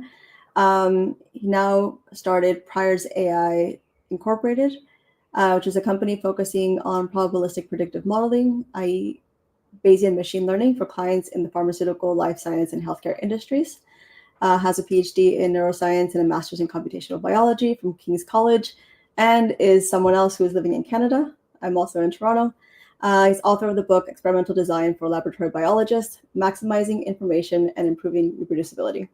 Welcome, Stanley. Wow, your intros are so much better than mine. Thanks for that. That was very informative. All right. Hi, everyone. Yeah, thanks very much for that introduction. So I uploaded the slides. Here they are. Perfect. Let me just see if I can move them. Yeah, great. Yeah, so thanks for that introduction, and thanks for the organizers for hosting and organizing this conference. It's a really great idea. As was mentioned, I'm Stan Lazek, a co-founder of Prior's AI, and the project that I'm going to present today is joint work with one of my clients, but who wish to remain anonymous, but who kindly allowed me to present the results. So a big thanks to them and to the colleagues that I've been working with. So the big picture of what we're trying to accomplish here is we take a bunch of patients, we take a blood sample from them and measure a panel of 50 biomarkers in their blood, and we're trying to predict if they have pancreatic cancer or not. And in particular, we're looking at early stage cancer, not later stage, which is easier to predict. And the big question is, well, how do we formulate a model to do this? In terms of the data, so this is part of a much larger data set with about a dozen or so different cancers. And what I'm presenting here is just the pancreatic cancer cases and some controls as well. So it's a subset of the larger data.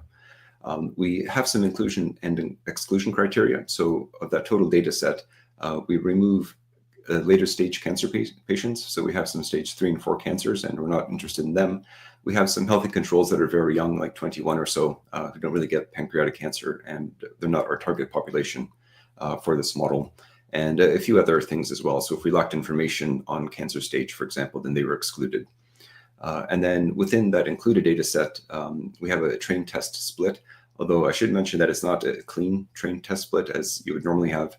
And that's partly because the data is accumulating over time. And I built previous models on earlier sets of the data, and I'm revisiting it now with some other data. But that's not a big issue. What I'll present today is leave and out cross-validation for my test set. But what we also have is this excluded data set, which is a really great test set because by definition, it's different from the included data set on some important variables. So it's a good test of how the model generalizes to some data that's a little bit different. And also there's a blind test set, which I can't report on because I don't have access to that data. That's just held by my client. I send them the models once I'm finished with models. I think it's sort of complete. They run it locally, and I get very little feedback. Simply, it was acceptable, or please try again. And I go back to the drawing board. So in terms of the bigger picture, we do have a very good validation of these models. But for the purpose of this presentation, I'll focus mostly on the test and the excluded data. A bit more information on the model and the data. So starting with the data, we have 400 samples, which is not bad for these types of models. The vast majority are healthy, and we have 27 cancer samples. The proportion that we have here isn't the proportion in the population. We still have an enrichment of cancer samples compared to sort of the population prevalence. I mentioned that these are stage 1 and 2, so early cancers. A fairly even mix between the sexes. I think it's about 45% males, 55% females. Again, that doesn't necessarily reflect population proportions. The age range is between 47 and 46. And I mentioned that we have these 15 biomarkers that we measure in the blood. So not all of them are relevant for pancreatic cancer because we are looking across multiple cancers. These 15 biomarkers, some are very specific for other cancers, some are more specific for pancreatic cancer. And what I'm leaving out is some of the feature selection that we've done to select 6 biomarkers for the pancreatic cancer. And what we've used is a lot of information in the literature. So there's been loads of previous studies on which biomarkers are relevant. So we relied on that quite a lot to select our subset. These biomarkers tend to be log normally distributed, and they very often cover several orders of magnitude. So we usually log transform them, and they've also been standardized. So we subtract off the mean and divide by the standard deviation. So we have nice standard normal distributions for most of the biomarkers. And the design of the study, it's pretty much a case control design where some cancer patients were selected, and then there were some healthy controls that were selected, matching somewhat on age and sex and so on. That does create some challenges because, as I mentioned, some of the relationships we find in the data, like the relationship, say, between age and cancer, or the proportion of males and females that are cancer versus healthy, doesn't reflect the population percentage. So we have to be careful because some relationships that we might learn in the data aren't real relationships out there in the real world. But there's ways around that, and I won't cover that in this presentation. So great, we're building a machine learning or a predictive model, and being Bayesian, we like to include as much information as possible in that model. And then the question is, what information do we have and how do we do that? So one thing that we know is for each of these biomarkers, we know whether it's higher in the cancer cases or the controls. And that's based on vast amounts of prior studies that have been done. We also know, or at least highly suspect, that at least for some biomarkers, the relationship between the biomarker and the probability of cancer will be nonlinear, at least on some appropriate scale. And that could arise, for example, there might be a range of biomarker values that are within the normal range. So you wouldn't expect a relationship between that variation and the probability of cancer. But as you get to higher and higher levels of the biomarker, then that might be predictive for cancer. So that's something that we would want to model within the data. And we also know that the relationship is monotonic. So if higher values of this protein are bad, then we expect even higher values to be even more bad. We wouldn't expect the relationship to reverse at any point. And finally, we know that these relationships are fairly smooth. We expect that for a small change in biomarker values, there should only be a small change in the probability of cancer.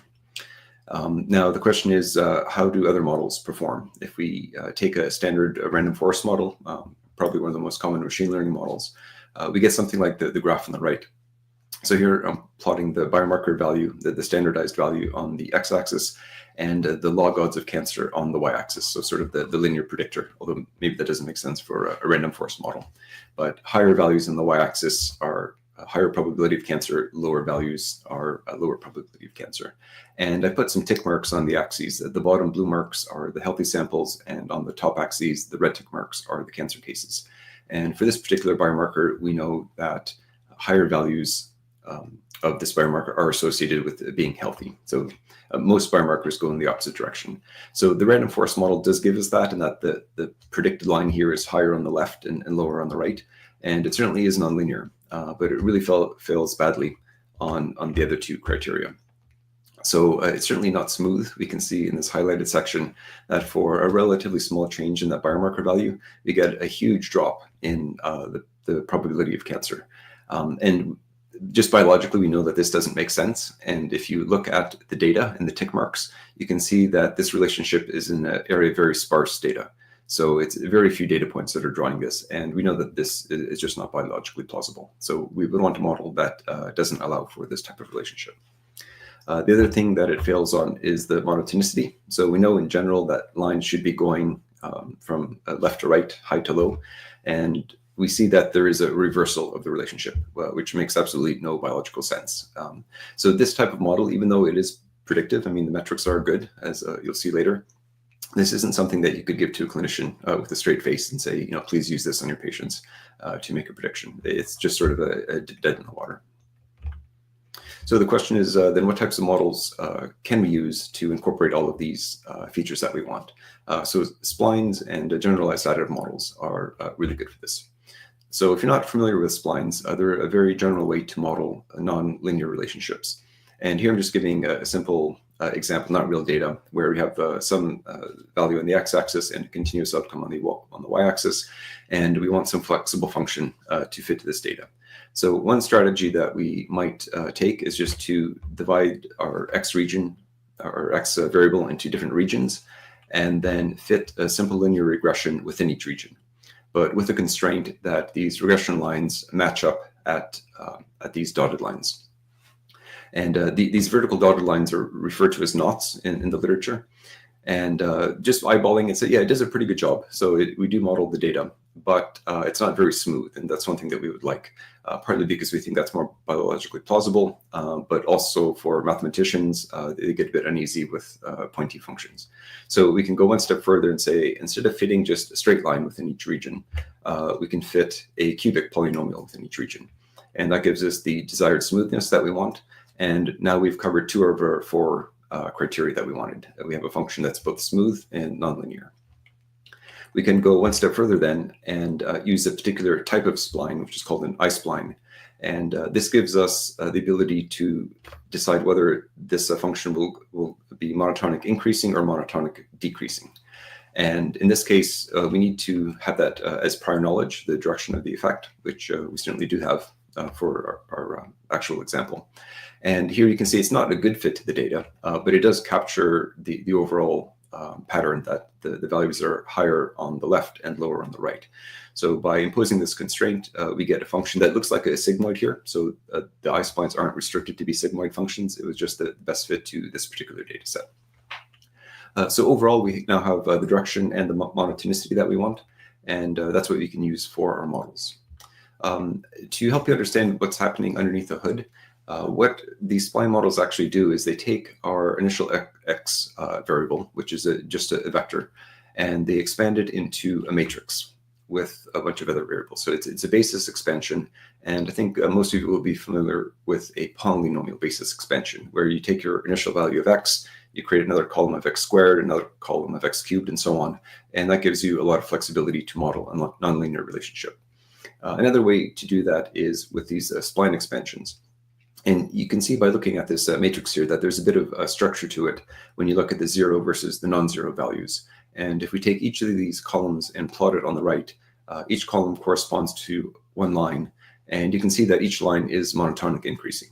And it's by taking that initial value of our x variable and expanding it, we get this nice matrix that we can then use as our new data and not that original variable. So that's the basic idea of it. We take something that was one variable, expand it to something that's many, and we get much more flexibility in our models. When you're using splines, there's 2 main decisions that you need to make. So one is how many knots, or equivalently, how many of these regions are you dividing your range of x into, and also the specific locations of the knots. And these are usually pretty easy decisions. You might think that the number of knots is something that you want to optimize by trying a bunch of different values, and you certainly can do that, but it's difficult using cross-validation to get the optimal number. So what's much easier is to just use some more knots than you think you need and just regularize. So it's very similar to what the deep learning folks do, where they don't try to optimize their network architecture by specifying the number of layers and the exact number of neurons in each layer. You just use a bigger network than you think you might need and regularize it to prevent overfitting. So same idea here. And in terms of the specific location of the knots, so equally spaced works really well for most applications, although they don't need to be. So in terms of an equation, so these are very simple models. If we just consider one x variable, we have our expectation of y, which we'll assume is continuous here. We have our intercept theta is 0, and then some function of our x variable and some other theta parameters associated with that.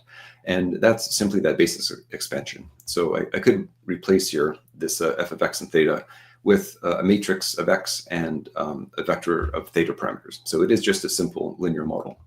And if Y wasn't continuous, if it was binomial or count data, we could simply add a link function and make it a generalized model. And then to include multiple X variables, so in our case, multiple biomarkers, we simply add those basic expansions together. And we get a very simple model that's still additive and linear in the parameters, which is really convenient. So how do we do this in Stan? The good thing is it's super easy. There's only two things you need to do. So the very first line of code here is an R function, and there is the isplines function in the splines2 package. And you just give it your X variable, which is our first biomarker here. And then you need to also define the number of knots. And there's a few different ways you can do that. You can give it the number of knots, you can give it the specific location of the knots, or you can give it the degrees of freedom. With the more degrees of freedom, the more flexible the function is. I like to use the degrees of freedom because the number that you give it corresponds to the number of columns in your expanded matrix. So in this case, we'll have 6, just like in the previous example. And it might be worth going through the Stan code a little bit here. So in the data block, we have our sample size that we pass in. We have P, the number of parameters in our expanded matrix. So this is the number of columns in X1 train. We could have a different p-value for each of our biomarkers that we're passing in, but here I've kept it constant just to illustrate the point. Then we pass in our outcome data, which is just a vector of zeros and ones. And then we pass in our 2 predictor matrices. So I didn't show the R code for X2, but it's identical to X1 above. And these will be of dimension n, so our sample size, and p columns, which was the number of degrees of freedom. Then in terms of parameters, we have an intercept, beta 0. And now the second key thing that we need to use these models. We have 2 vectors of parameters. So beta 1 corresponds to the parameters for X1 train, and a B2 for X2 train. And you'll notice that I've restricted the direction. So for B1, I restricted the values to be positive. And that's how we let the model know that this should be an increasing function, monotonic increasing. And for B2, just to illustrate the point with this artificial example, I restricted the parameters to be negative. And that's how we let the model know that this is monotonic decreasing. So this is really the 2 things that you need to do. Use the isplines function for your basis expansion, and then put these parameter constraints to give it the appropriate direction. And that's all you need for these flexible spline functions. I'll skip the sigma penalty and come back to that in a second. I just want to point out then the linear predictor is simply that intercept plus the expanded matrix for our first biomarker times the parameters, and the same thing for the other one. And this equation is just the standard code for that multi-variable equation a few slides ago that I had in the math. So a very simple translation. And then this is the linear predictor. So this is on the log odds scale on the real line. And on the very last line here, we just pass that into the Bernoulli logit function to estimate the parameters. Now, in terms of priors, after hearing Robert's talk, I'm regretting maybe putting the exact values here, so I think I'll spend a second just to discuss them. We have a prior on the beta 0, which is our intercept, and it's very wide. And that's something that I realized when I was doing prior predictive simulation. Because all of the parameters have constraints on them, and for the real model, most of the constraints were positive, because for most biomarkers, a higher value is associated with cancer.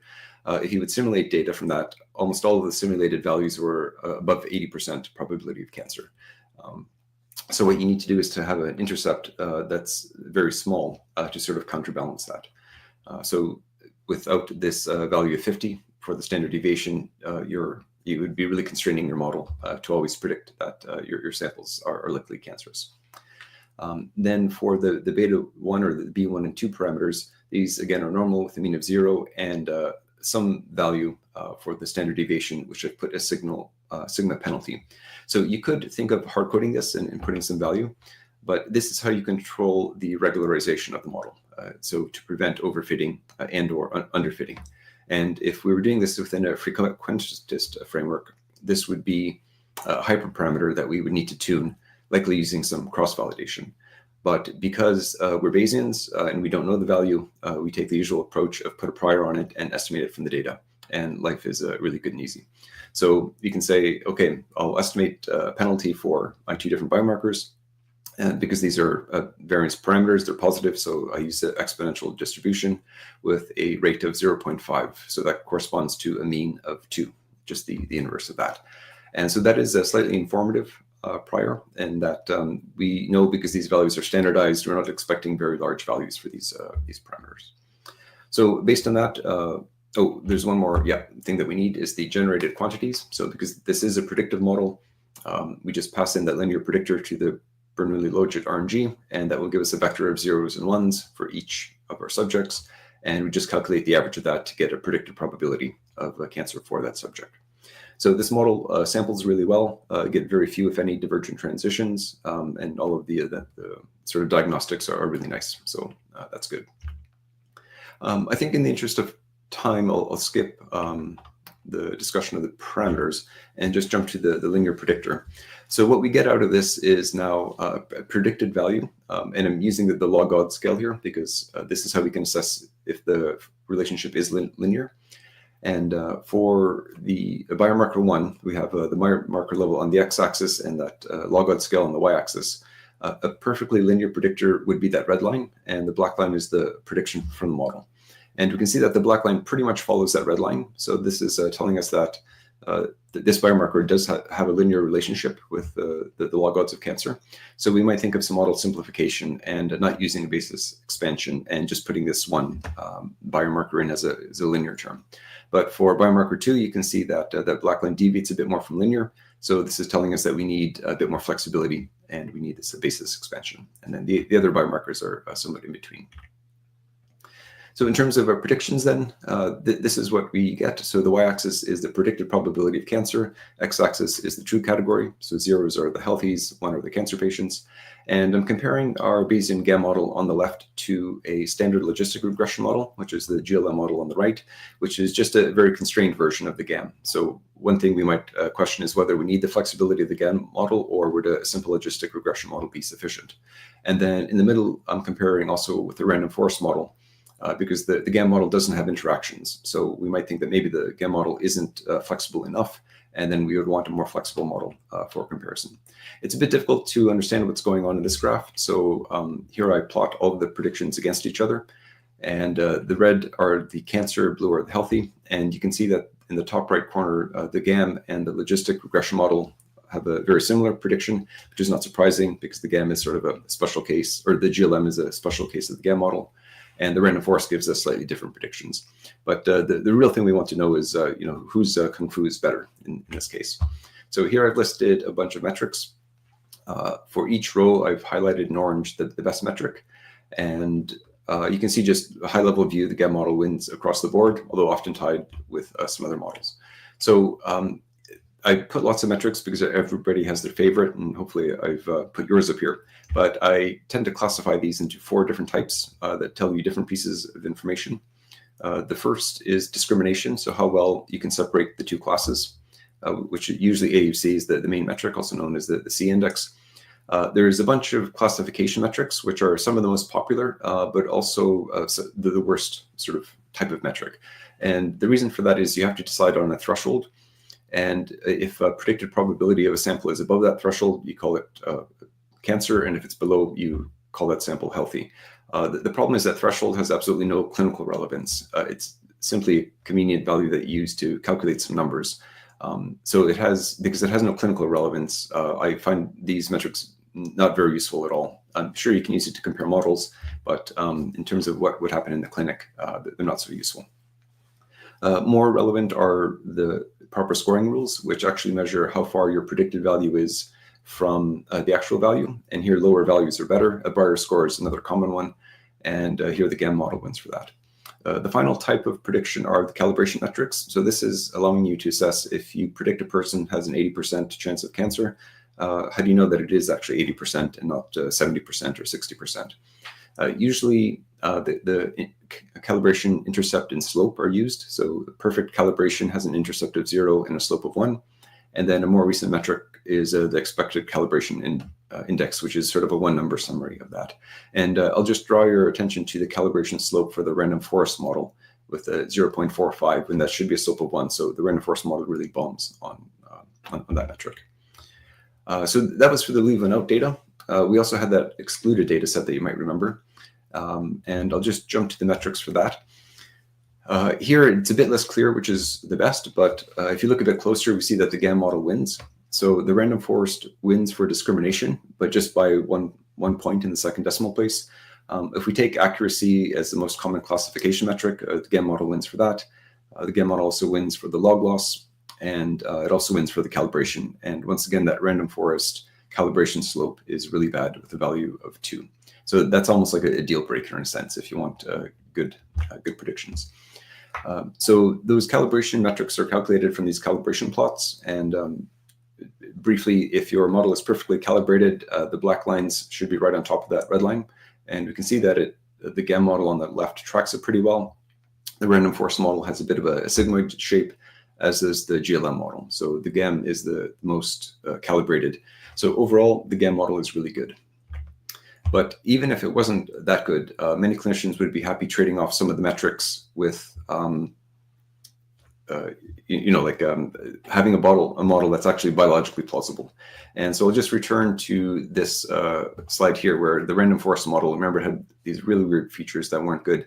The model on the left is the GAM model where it has what we want. So it's in the appropriate direction, it's smooth, it's monotonic, and this is a model that could actually be used in the clinic. And it just happens to be the best model on the metrics as well. So there are some drawbacks of the GAMs. I'll just finish up with this, is that the interaction terms are harder to incorporate. Not impossible, but it requires a bit more work. And also it's hard to model cancer subtypes well. So every tissue is composed of different types of cells, any of which can become cancerous, and maybe those different types of cells release different biomarkers in the blood. And the GAM model will average over that, whereas something like a random forest model might be more sensitive to pick these up. But ideally, this is something that you would know and have this information and include a more complex model to account for that. So by way of summary, the GAM models are great, and they're really easy to implement in STAN. And happy to take questions. Yeah. Thank you so much. That was a really fantastic talk, and I love seeing GAMs and applied in so many different fields. I'll start with a few questions, if you don't mind. Yeah, sure. So one of the things with GAMs is that it extends. You don't have to have these linear models. You can have these very flexible types of interactions between your covariates and your responses, but like you said, they can be difficult to interpret in a way. I've seen in other fields that they really depend on visualization to try to demonstrate, what the relationship is between X and Y. You can also do this in a tensor. You have a bivariate space. Have you found that even if the GAM performs well and the random forest performs well, if GLM can do somewhat similar, do you folks find it more interpretable? Or how have you sort of played that balance between something that might be a bit simpler, could be more interpretable, with something that's performs a little bit better, but it's harder maybe to really understand? Yeah, so for the cancers that I've examined so far, which is about 4 or 5 now, I've been fortunate in that there haven't been any strong interactions between the biomarkers. So I could have used a completely additive model, which is really easy to interpret and to display. If I get to that point, then maybe I would need the 2D sort of graph and to show how that changes, and as 2 biomarkers vary. But so far, the GAM models have been the best ones across the board. The random forest or like XGBoost or these more flexible ones always return non-plausible results. And then the logistic regression models, which are sort of the standard in the field, they're just not quite flexible enough to give us what we want. And in terms of the knots, so there is a sort of convention where you place equally spaced knots, you penalize, and everything should be fine. I've seen in practice, or trying to implement them, that sometimes if there's extreme values, if the data, so like under what settings do you typically work with these GAMs, apply knots? Are there extreme values? Do you have anything in your data you need to worry about, or you feel pretty confident that you can put equally spaced for your data type, and it doesn't seem to run into any issues. Yeah, that's a good point. So equally spaced works really well in this data set.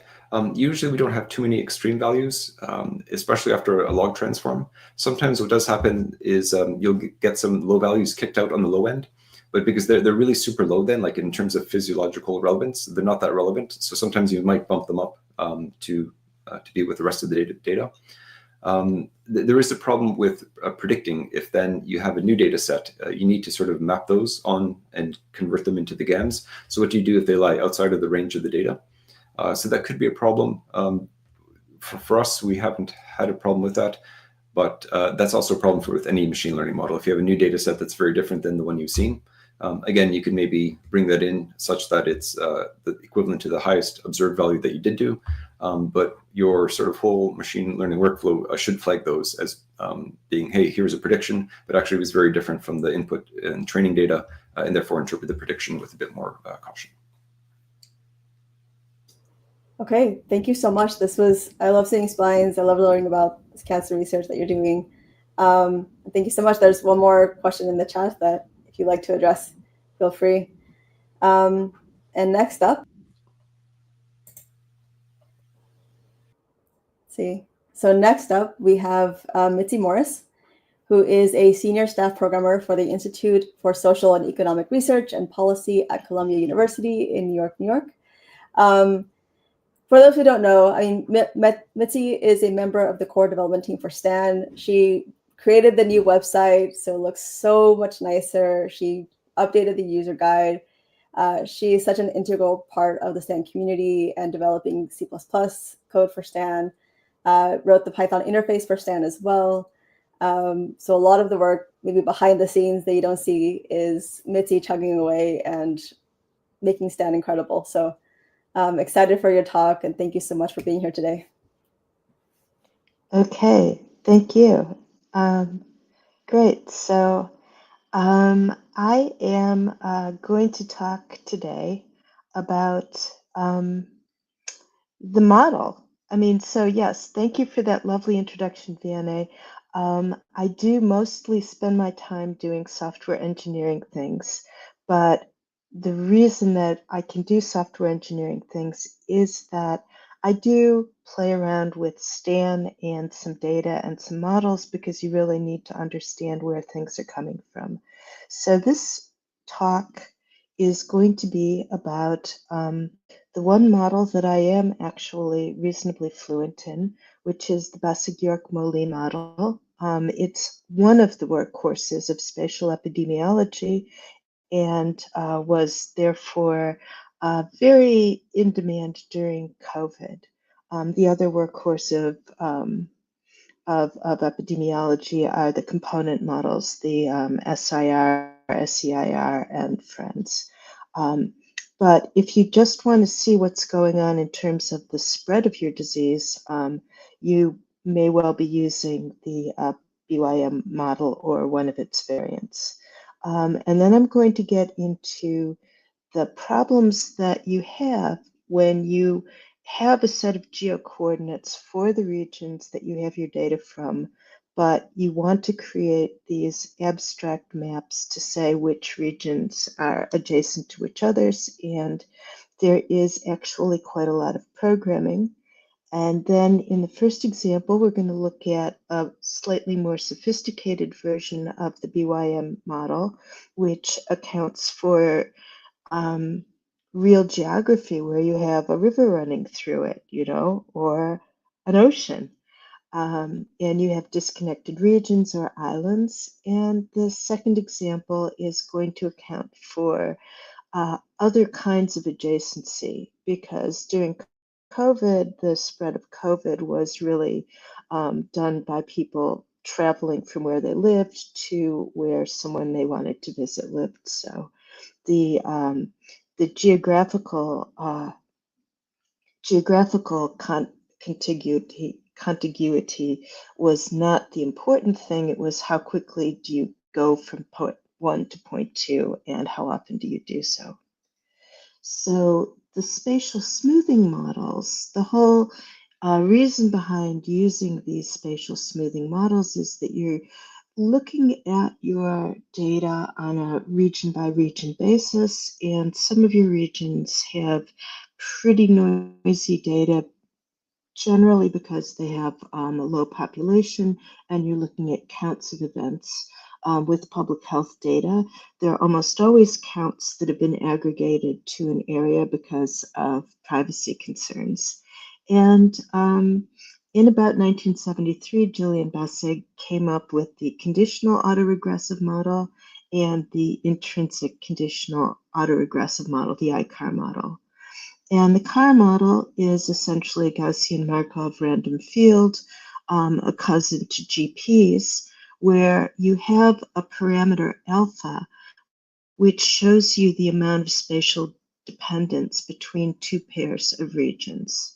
And this will give you a very nice estimate of how much spatial dependence there is between different regions on your map, but it is very expensive to compute. So the ICAR simplification says we don't really care how much spatial dependence. We don't care about this degree of spatial dependence.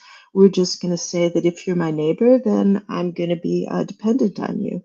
And that reduces a cubic operation to a linear operation, and that accounts mainly for the continued use of what is not a really great component in your multi-level model for reasoning about your data. It's not good, but it's really fast.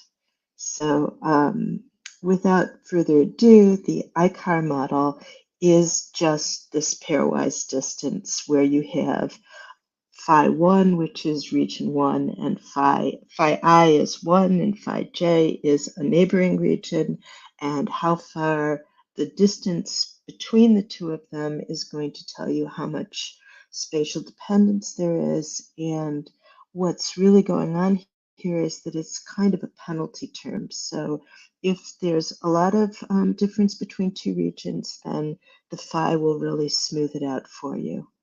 But you have a problem that with this formula, it's non-identifiable unless you figure out how to constrain things to sum to zero, which brings us to the next innovation in STAN as of the most recent release back in February or March, which was STAN 2.36. We now have a new component called the sum to zero vector. So here is a sketch of the STAN code for the ICAR model, showing you what the data is, just the data that's giving you the spatial geography of your map. And all we're saying here is that we have a spatial effects vector that's constrained to sum to zero. And now we have the sum to zero unconstraining transform that will do this for you automatically. And the final line of STAN code on this slide is giving you essentially the pairwise difference formula that's just using the dot self as a dot product. And if you're nervous about these nested brackets on the phi neighbors 1, phi neighbors 2, this is STAN's multi-indexing. It's giving you a nice vectorized computation that's very fast. So I also want to comment on a point that Robert made when he was talking about using STAN as opposed to BRMS. The new sum to zero vector is a really good reason to use STAN because this hasn't been incorporated into BRMS as far as I know. And so you're going to get a lot faster computation whenever you do have a any component where you were trying to constrain it to sum to zero. And so the other point I want to make is that, yes, looking at that line target plus equals minus 0.5 times dot self, blah, blah, blah. You can do it. I mean, I think people have problems writing stand code that it's somehow different than other things that they know how to do in R or Python, but this isn't that different. This is just taking the power of multi-indexing and setting up your data in a way that's computationally efficient, and you get really great results. So as a software engineer, I'm encouraging you all to learn to code in Stan. And it's gotten a lot easier because, while you shouldn't trust any of the large language models, they are good helpers. So the constraint sum parameter, if you constrain your parameter by saying my parameter k sums to 0, what happens is on the unconstrained scale, you actually have a k minus 1 vector. And Stan computes with this k minus 1 vector, but the constraining transform gives you equal variance of all elements. And this makes a huge, huge difference when it comes to running the sampler. It makes the posterior geometry that the sampler is navigating a whole lot simpler. Because, and it's not that there's a problem here with the unconstrained parameter that we're computing with. It's that the other way that you create these hard and soft sum to 0 constraints, you're computing directly with these hard or soft sum to 0 constraints in the model. So for the hard sum to 0 constraint, what's happening is that the nth element's variance is going to be much, much higher than the first n minus 1 elements. And that is problematic for the sampler. The soft sum to 0 constraint is also problematic because you have to decide what the right epsilon is. And you're constraining a sum. You're not actually constraining all the elements to have roughly equal variance. So again, you end up with parameters in the computation which bounce around too much, and this makes a sampler very unhappy. And the larger, the more complex the model, the bigger the difference. So I have written a case study called the sum to 0 constraint. It's in the Stan case studies, which are available on the Stan website. And it walks you through two examples of where you'd want to put a sum to 0 constraint into your models. And one of them is, in fact, these BYM2 models that we're talking about here. So the BYM model simply said, when I'm trying to compute this general disease rate model, my log normal Poisson regression, I'm going to add in two components. And what I want to do is I want to completely explain all the unexplained variance that the Poisson is not giving me. So I'm going to put in an ICAR component that will explain the spatial variance. And I'm also going to put in a random effect that's just going to tell me about the heterogeneous variance.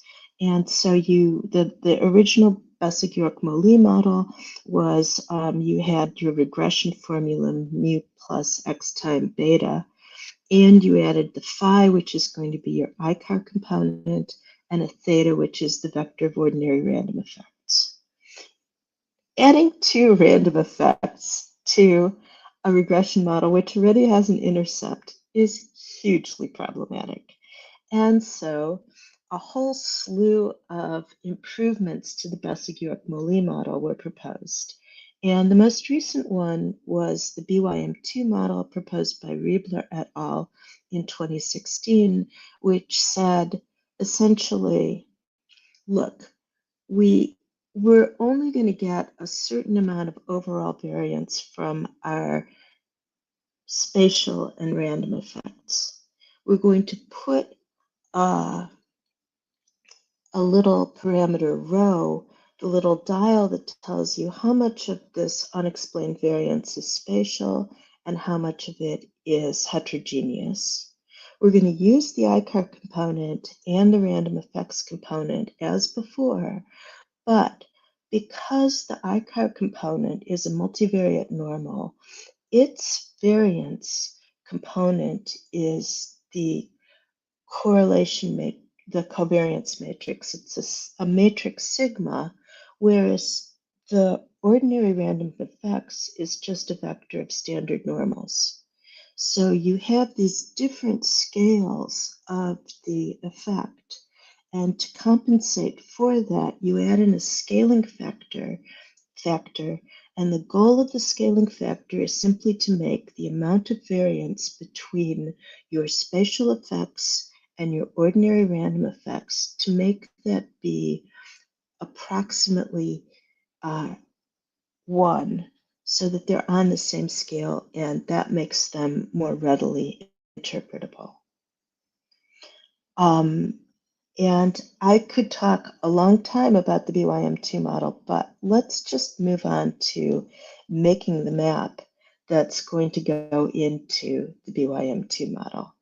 And we're talking about a neighbor relationship where in the ICAR model, it's just binary.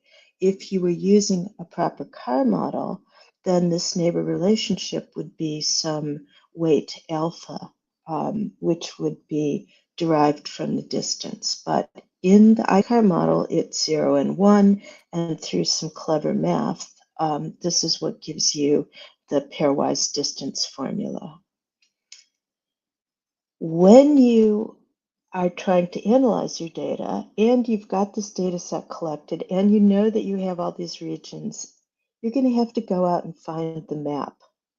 And the map will come from somebody's GIS repository, like the Census Bureau or the British ONS or the UN, or somebody who's got a map.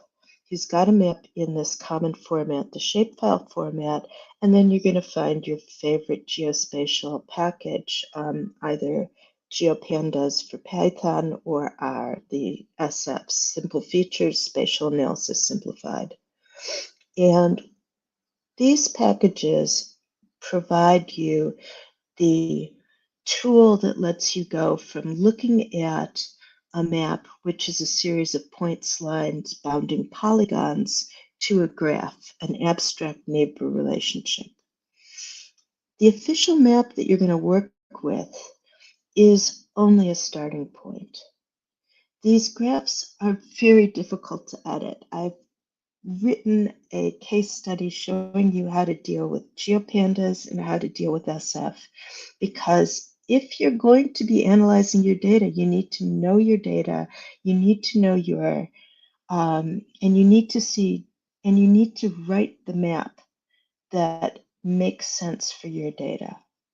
So the first thing that I worked on when I joined the STAN team in 2017 was this implementation of the Besseguier-Molly model in STAN, and it was a data set from New York City that was challenging for bugs because there were about 2,000 census blocks in New York City, and that was too much data to use the very popular bugs model for the BYM, for the bugs implementation of the BYM model. So, if you just take the New York City distributed census tracts map, if you get the shapefiles, you can get the shapefiles from the New York City Planning Census Blocks website, the census website. If you look at what's going on here, the map doesn't really respect the geography because the East River separates Manhattan from Brooklyn and Queens, but what you can see if you look very carefully, if you know your New York City geography, is a bunch of little lines connecting Manhattan to Brooklyn and Queens. The other problem is that the ICAR model requires that every region have a neighbor, because you're computing this vector, and if there's any element of the vector that has no neighbors, then you have no distance, pairwise distance to plug into the formula. It's completely unknown. So the first thing we did in 2017 was by hand edited New York City's map so that we could have a fully connected map such that if you started in the Bronx, you could walk your little way all the way over to the bottom of Staten Island, walking across water somehow between Bay Ridge, Brooklyn, and some point in Staten Island. And likewise, getting out to the Rockaways. This is not exactly reality, nor does it necessarily reflect how the pedestrian traffic patterns are going to be going. So this was, not a great thing to do, but not a big deal. And I spent a long time post-publishing this paper and working on it with my collaborators, Charles DiMaggio, the epidemiologist, and Dan Simpson, the spatial modeling person who was previously doing this for INLA and taught me everything I know about the BYM2 model. I spent a long time thinking, well, we really need to make the model respect the geography. And so I have created a little notebook that does, in fact, allow you to compute a BYM2 model for your data in the case that you happen to have a whole bunch of components or maybe some islands. And this is following work done by the INLA people. And it's really a very simple modification. The component nodes have the BYM2 prior. Singleton nodes are a simple standard normal prior. Every component in your graph has its own scaling factor, and every component, that is, anything that's more than an island, a bunch of regions connected to each other, each of those has a sum to zero constraint. So that model, I would love to walk you through, but we don't have time for that.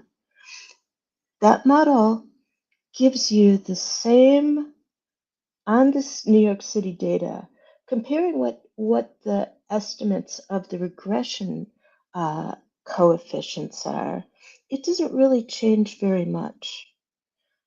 As a matter of fact, they're identical. What does change is the spatial smoothing component, the component phi.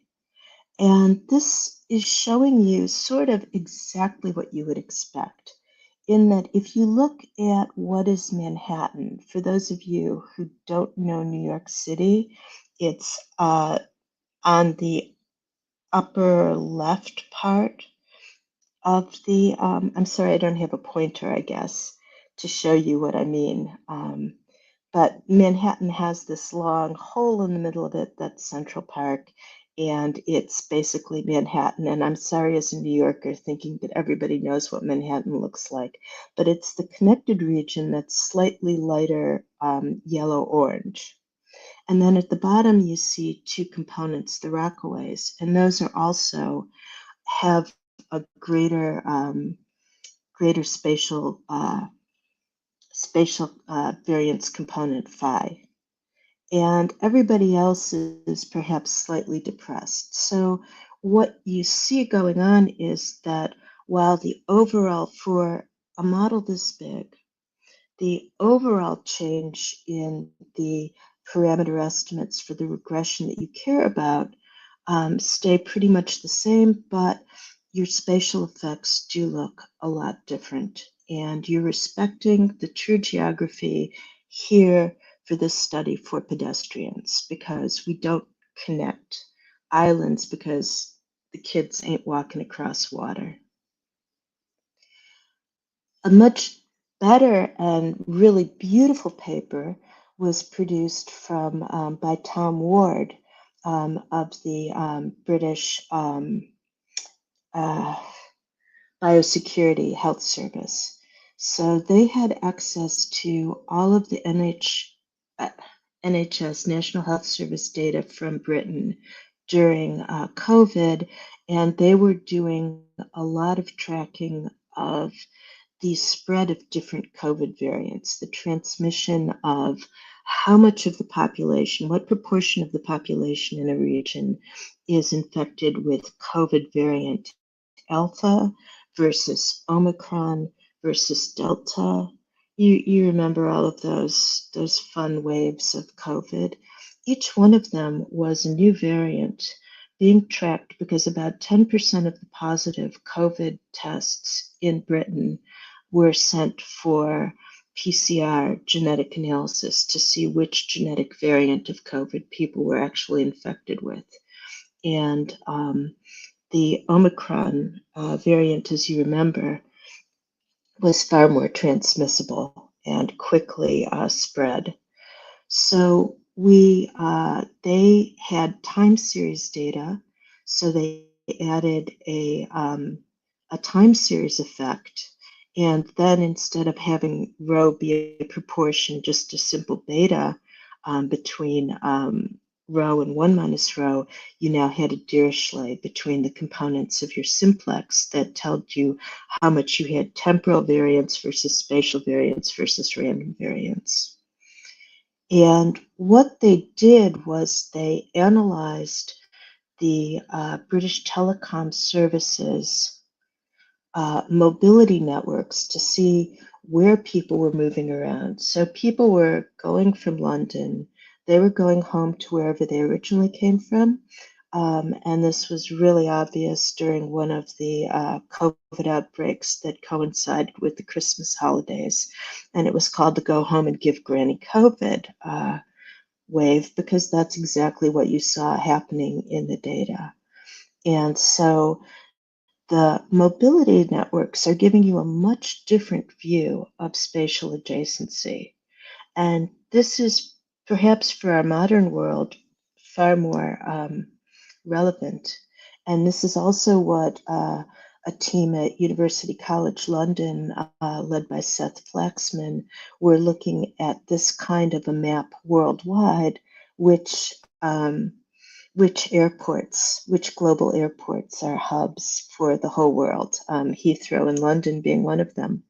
So this mobility network-based COVID study was extremely useful to the folks at the Biosecurity Center, because this paper, which is a very beautiful paper, I encourage everybody to read it, worked through a simulation study. I mean, they had National Health Service data. It was all highly confidential. So the only way you can really demonstrate the goodness of your model was by doing 3 different simulation scenarios, scenario 1, 2, and 3. And for each scenario, they had 3 different data regimes where you had noisy data, small data, and noisy data sets, small data sets, and small noisy data sets.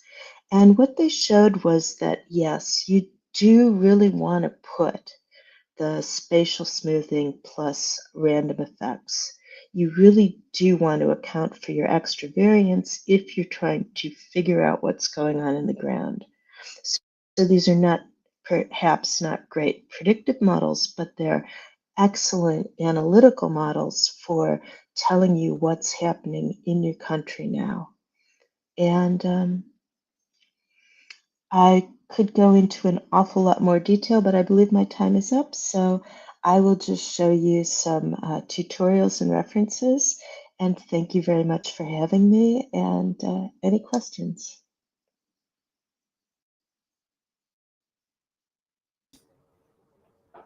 Thank you so much, Missy. We could continue to hear you talk about, how to implement these models and how they're implemented in STAN. So what would be one sort of last piece of advice you would have for someone implementing these models in STAN? I guess if you were to wrap it up.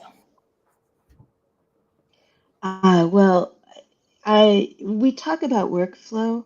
Workflow means so many things to so many people. I would encourage people to start really, really simply. Write that baseline model And so in the GeoMed workshop notebooks, I take it from step to step, starting with the model that we know doesn't work. And at each step, you know, it makes it easier to see the coding pattern. You start, I think that if you looked at the BYM2 multi-comp model, you might be overwhelmed by I mean, it's not that long. Our users are producing beautiful models that are pages and pages, but you know, it's also not the little example that we have on the Stan webpage homepage. So, Yeah. And and yeah. I'm seeing a question on what makes the function work faster than the explicit hard and soft constraints. Mhm. It's because you're you're removing a lot of the correlation. You're computing with the n-1 vector, and it's all about seeing the posterior geometry for the sampler. And beyond that, I'm not enough of a geometer to really give you a good answer. The explicit hard constraint works quite well for many applications.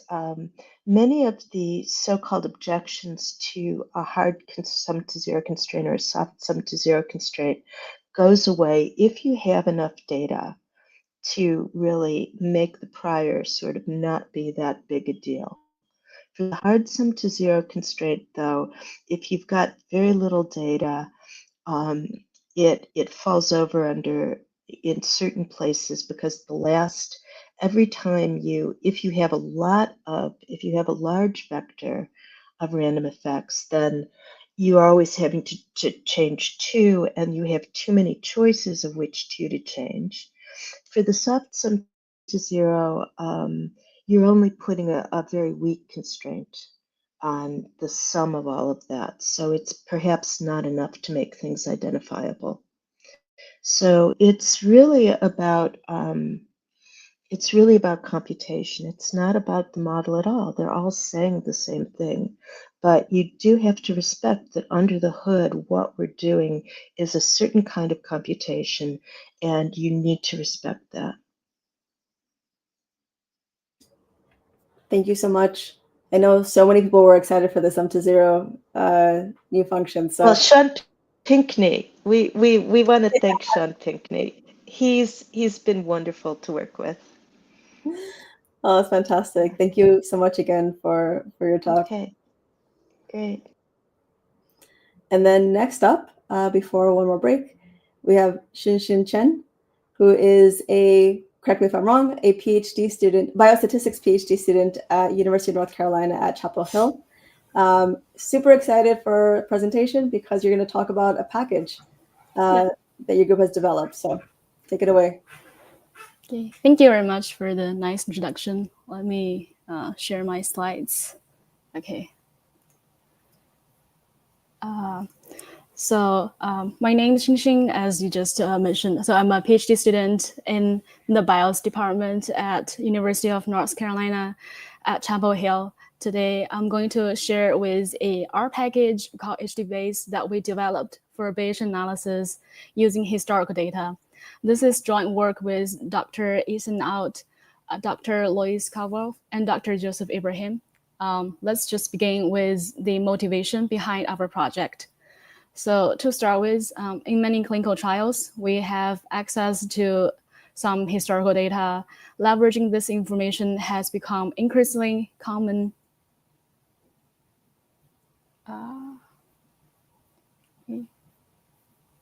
Okay.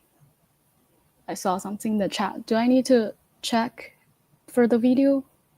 You do not. You're good. Oh, okay. Sorry, I'll just continue. So it becomes increasingly common to borrow information from the historical data, especially in settings like medical device trials and pediatric studies. And over the years, many methods have been proposed to incorporate historical information, such as the power prior, the Bayesian hierarchical model, and commensurate prior. This is not the complete list. However, this remains as a challenge to implement these methods in practice. Available software, if they exist, is often fragmented, which different methods use different interfaces and syntax, making it hard to compare or combine the results. The HD-based package is aimed to fill this gap. So it provides a unified and user-friendly interface to conduct Bayesian analysis for historical data. It's built on Stan, using the command stan-r and instantiate packages to create pre-compiled code. And we have included 4 pairs of example datasets to help users to get started.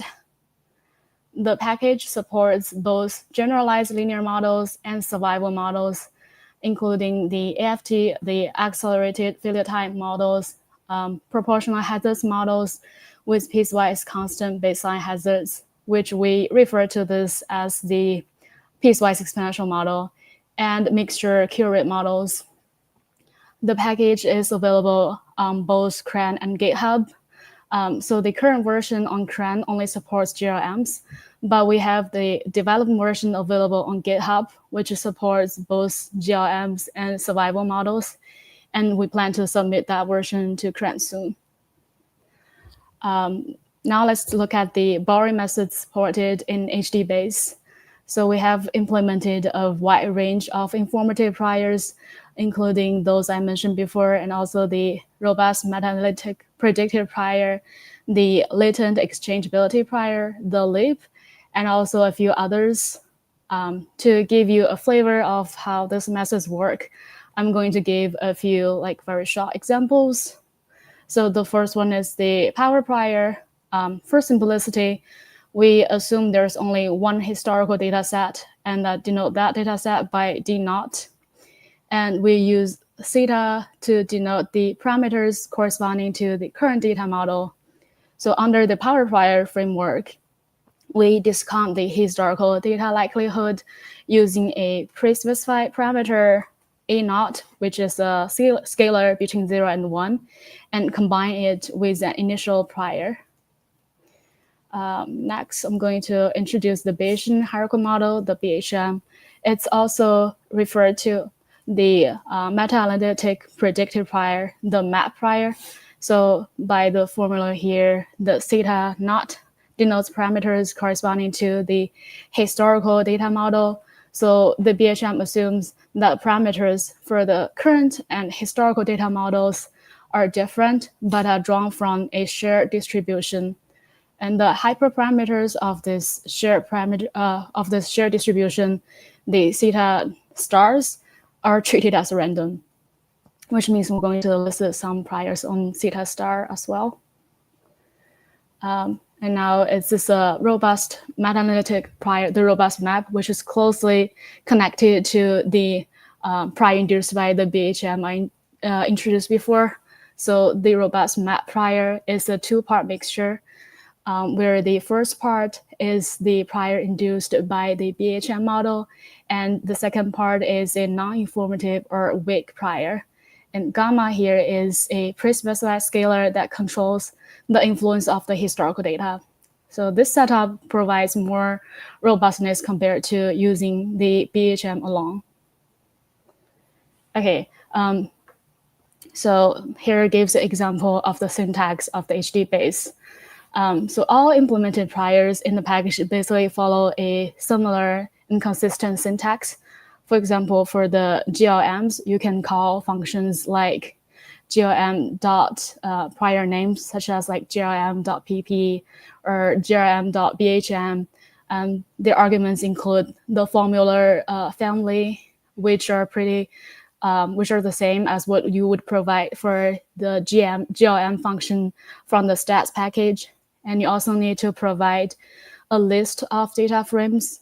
We assume the first element of the data.list is the current data, and the rest are historical data. You can also provide prior specific arguments, such as the discounting parameter for the power prior. And you can also provide additional arguments like the number of chains, or the and the number of warm-up iterations, which are what you would provide for command stan-r. Next, I'm going to give a quick comparison with other packages like NPP, base PPD, PSBorrow2, and rbest. So compared to these packages, HDV-base has a huge advantage by supporting a broader array of the priors, which you can see by the listed columns here. It also supports our GLM families and links from the GLM function and allows for using multiple historical data sets. We also provide functions for computing the marginal likelihoods, which you can use for computing like Bayes factor, and you can use that for model comparison, also for Bayesian model averaging. Now let's move to a real data application. So the data sets are provided in the package. So we use data from 2 randomized melanoma cancer trials. One is the E1684 study, and the other is the E1690 trials. We regard the E1684 as the historical study and E1690 as the current trial. So both of the trials evaluated the effects of the high-dose IFN compared to the control on relapse-free survival, abbreviated as RFS. Well, the relapse-free survival is defined as the time from randomization to cancer relapse or death. We define the treatment effect, denoted by delta, as the difference in 2-year relapse-free survival probabilities between the treated and control patients. The reason why we consider the 2-year relapse-free survival probability because it is a important milestone in melanoma trials. And our goal is to conduct posterior inference on the treatment effects. Here shows the Kaplan-Meier curves for both trials. We can see from the plots, like there's kind of a plateau shape in the relapse-free survival probabilities at the end. So it kind of indicates that there could be a cure fraction where some patients just remain event-free. In other words, they don't have any relapse or death over an extended period of time, and hence they're considered as cured. And also note that the treatment effect in the historical data, like the relapse-free, the IFN group, which is the treatment group, shows higher relapse-free survival probabilities than the control group in both the E1684 and E1690 study. But the treatment effect in the historical study, the E1684 is more pronounced than that in the current study, the E1690 study. So this kind of raises an important question. How do we borrow historical data without overstating the evidence? And how do we determine if the two data sets, like the data populations, are compatible? Our answer to this one is we're going to use the Bayesian model averaging methods to combine methods with different assumptions on the compatibility of the historical and current data sets to give a more robust results. Okay, so specifically, we first, to compute the treatment effect, we first stratify the current data by treatment arm and then compute the 2-year relapse-free survival probabilities for the IFN group and control group separately, and then take the difference as the treatment effect. We considered 2 different survival models.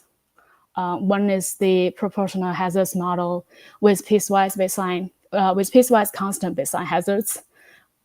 We refer to that model as the PWE model, and we also consider a cure rate model, which kind of suggested by the Kaplan-Meier curves that there could be a cure fraction.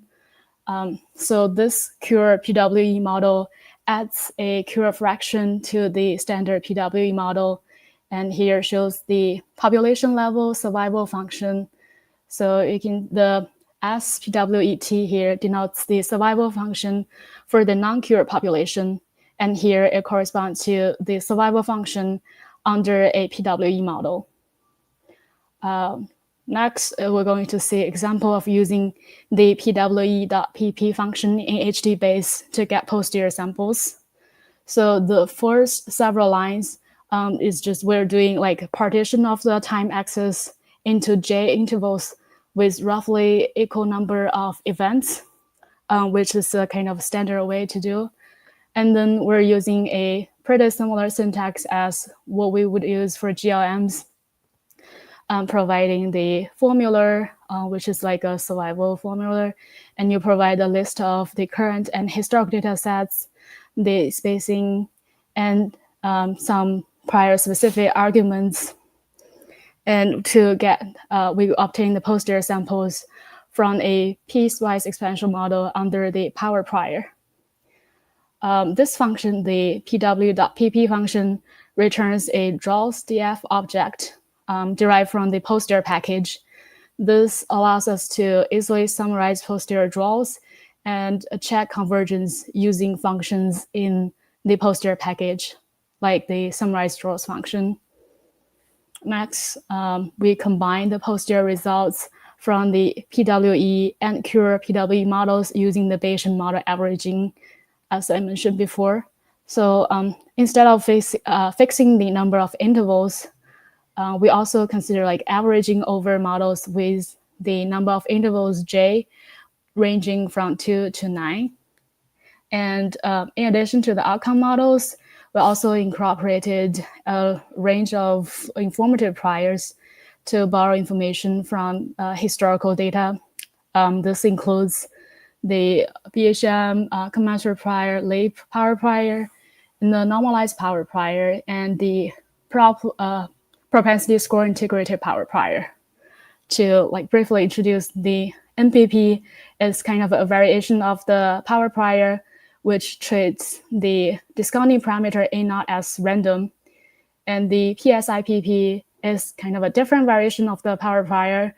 It's equivalent to like a stratum specific power prior, where the strata are formed based on the propensity score distributions of the current and historical data.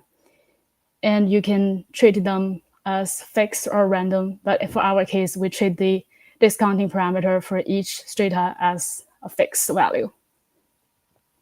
We also included a non-informative reference prior to include for added robustness, just like the robust map prior. Here, I want to give a short overview of the BMA of the Bayesian model averaging method for those who may be not familiar with this. Here's how it works. We compute the posterior density of a quantity of interest, for example, the treatment effect, as a weighted average across different model prior combinations, and we denote them as CK. And the weight omega k is the posterior probability of that model prior pair CK. And it's proportional to the prior probability denoted by PCK and the marginal likelihood of CK, which here is denoted by ZK of the D. We compute these marginal likelihoods using bridge sampling method. Next, I'm going to present some of the analysis results. Here is the BMA weight allocation by treatment arms.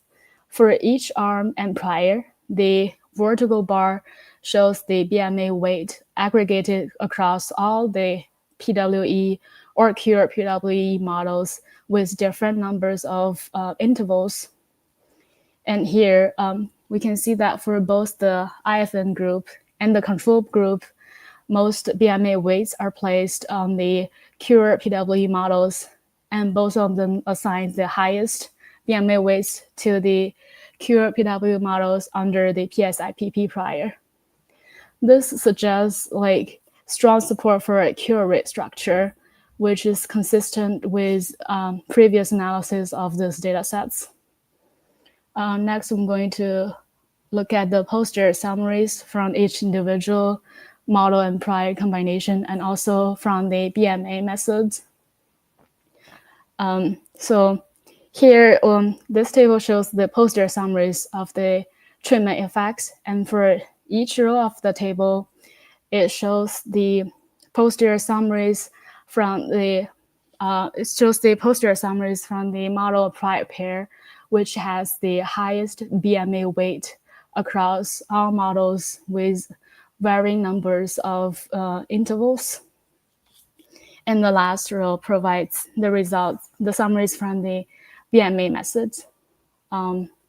We can see that like roughly like different combinations of the model and prior can lead to dramatically different results. Like for example, if we focus on the PWE models, the results from the normalized power prior gives the largest point estimate of the treatment effect, which is around 0.09, and the 95 credible interval excludes 0, indicating strong borrowing from the historical data. In contrast, the PWE model with the PSIPP gives the smallest point estimate, which is around 0.04, indicating a more conservative borrowing. And compared to the BMA method, BMA kind of provides a middle ground.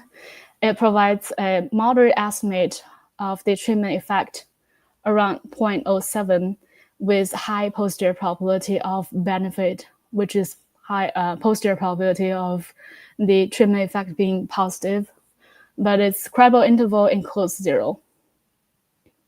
Based on the results from the BMA, the evidence of benefit of the high-dose IFN on 2-year relapse-free survival is only suggested but not conclusive. Here is a summary of the analysis results that I just mentioned. So we have seen like most BMA weights are concentrated on the cured PWE models. And we have seen like different combinations of the model and prior can lead to substantially different results.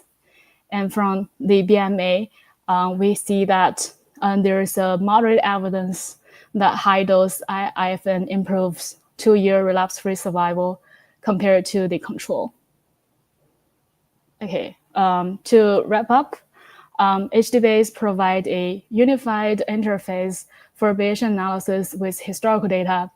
It supports diverse priors and outcome models, like including GLM and some survival models. It includes easy-to-use R functions and example data sets. We try to form the R functions to mimic the GLM functions and to be consistent across all the models and priors as possible. Our package also allows for compute using the Bayesian model averaging across multiple pairs of the models and priors.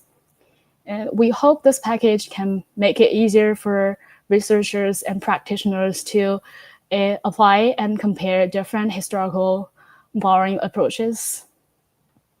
And we are currently actively developing this package, and we'd like to hear your feedback on what kind of functions will be helpful and useful in your research. Yeah, thank you all for your time and attention. And that's the end of my presentation. I'm happy to take any questions or comments. Thank you, Shinshin. That was fantastic, and it's always great to see as well how much how people can create these R packages, using the Stan functionality. What is something that, I guess, if you wanted folks to use your package, what is sort of when someone says I'm working on this type of data, and you're like, okay, our package would be perfect for these kinds of things, but maybe not for these other things, or that's something that you're still working on? I would say essentially our package only supports the Bayesian analysis part, but not for the design part. So if you want to use it for like design a clinical trial, like the packages I compare it to our packages, like some of the packages have the ability to do simulations. Mm-hmm. Yeah. What's something that that you're working on right now to extend? So right now I'm thinking about doing like extending the GIM version only supports the stratified, it's not available yet, but supports for the propensity score integrated power prior. So we plan to add that. We have already added in the GitHub version, but we still need to like submit the version to CRAN. And also we're thinking about maybe we can think about like maybe extend this package for longitudinal data, but maybe a separate package would be a better idea because it's already pretty large after you compiled the STAN models. Yeah. Oh, okay, so you're thinking of splitting the packages up so that you have less sort of precompiled STAN models. Yeah, yeah. Okay. It's hard to use a single package to do all the things you want to do. Yeah. So is it going to become sort of like an ecosystem of all the different things you can do in your lab? Mm-hmm. Well, I hope so. Well, yeah, that's our end goal, I think. Nice. And I guess you could also use this opportunity, you're a PhD student. What is, how have you used STAN in your own PhD research? Has it been principally through this package, or are you integrating STAN into other parts of your research as well? My dissertation research primarily focused on Bayesian analysis, which means I use STAN a lot just for its simple uses to do the MCMC instead of writing my own, the samplers to do all this work. Yeah. I would say definitely by writing this package, it helps me a lot to learn how to use STAN for the models and also how to write more efficient code. Some of the math functions provided in STAN is much more efficient than if I just use the simple functions like I use by myself. I sometimes may encounter overflows or underflows problems. Yeah, absolutely. And what are you finishing up this year, next year? I know it's not what you're supposed to ask a PhD student. Well, I hope I can finish next year. That's but I'm not sure. I'm still working on it right now. Oh, that's incredible. Do you have any sort of last, if you wanted to sort of sell your package right now as a last sort of people use my package, please, and or use it in a particular way, and then contact you via GitHub? Yeah, we have the package available in GitHub, and we have provided the emails and the links in the GitHub. I'm going to just present these links to my package a little bit longer so you can contact me in the GitHub version.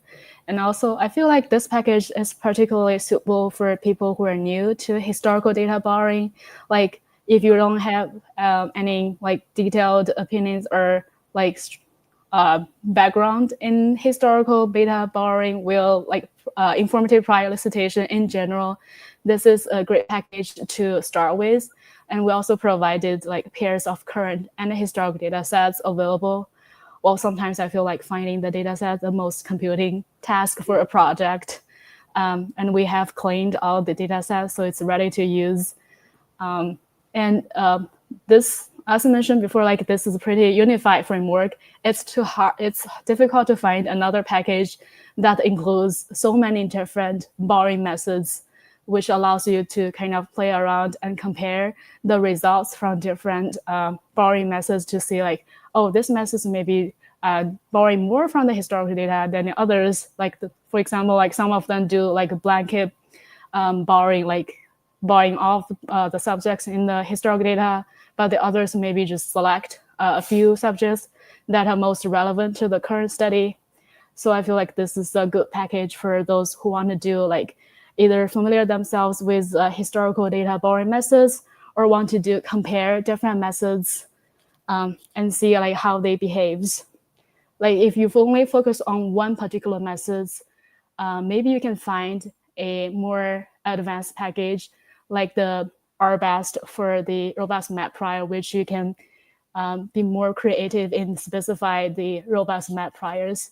Unlike ours, maybe we the selling point of our package is it's inclusive. It's pretty extensive in terms of includes lots of priors, but not in the complexity of each individual priors. Yeah. Well, fantastic. Thank you so much for the talk, for presenting your R package, and like always, good luck with the PhD. Thank you very much. Yeah. So now we'll have a break. I believe we start back up at 2:30 Eastern time. That's correct. We're back at 2:30 with Andrew Woodward. Fantastic. See you all then. See you then.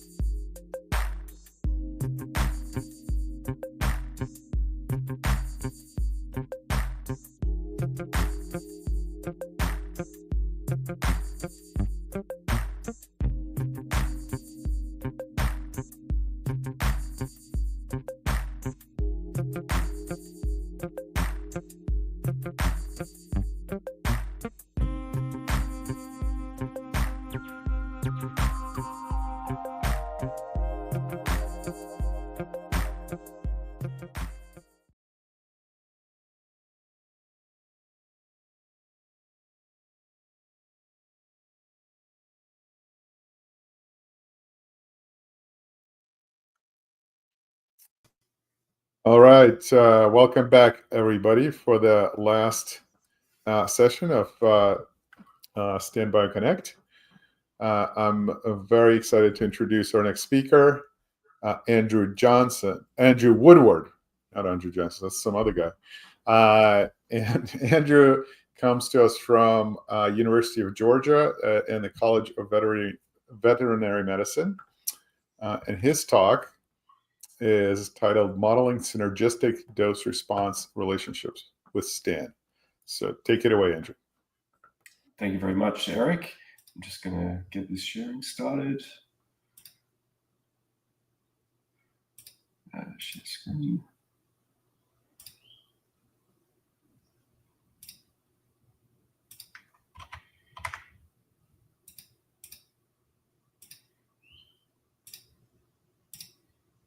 Okay, hope we can see the screen there.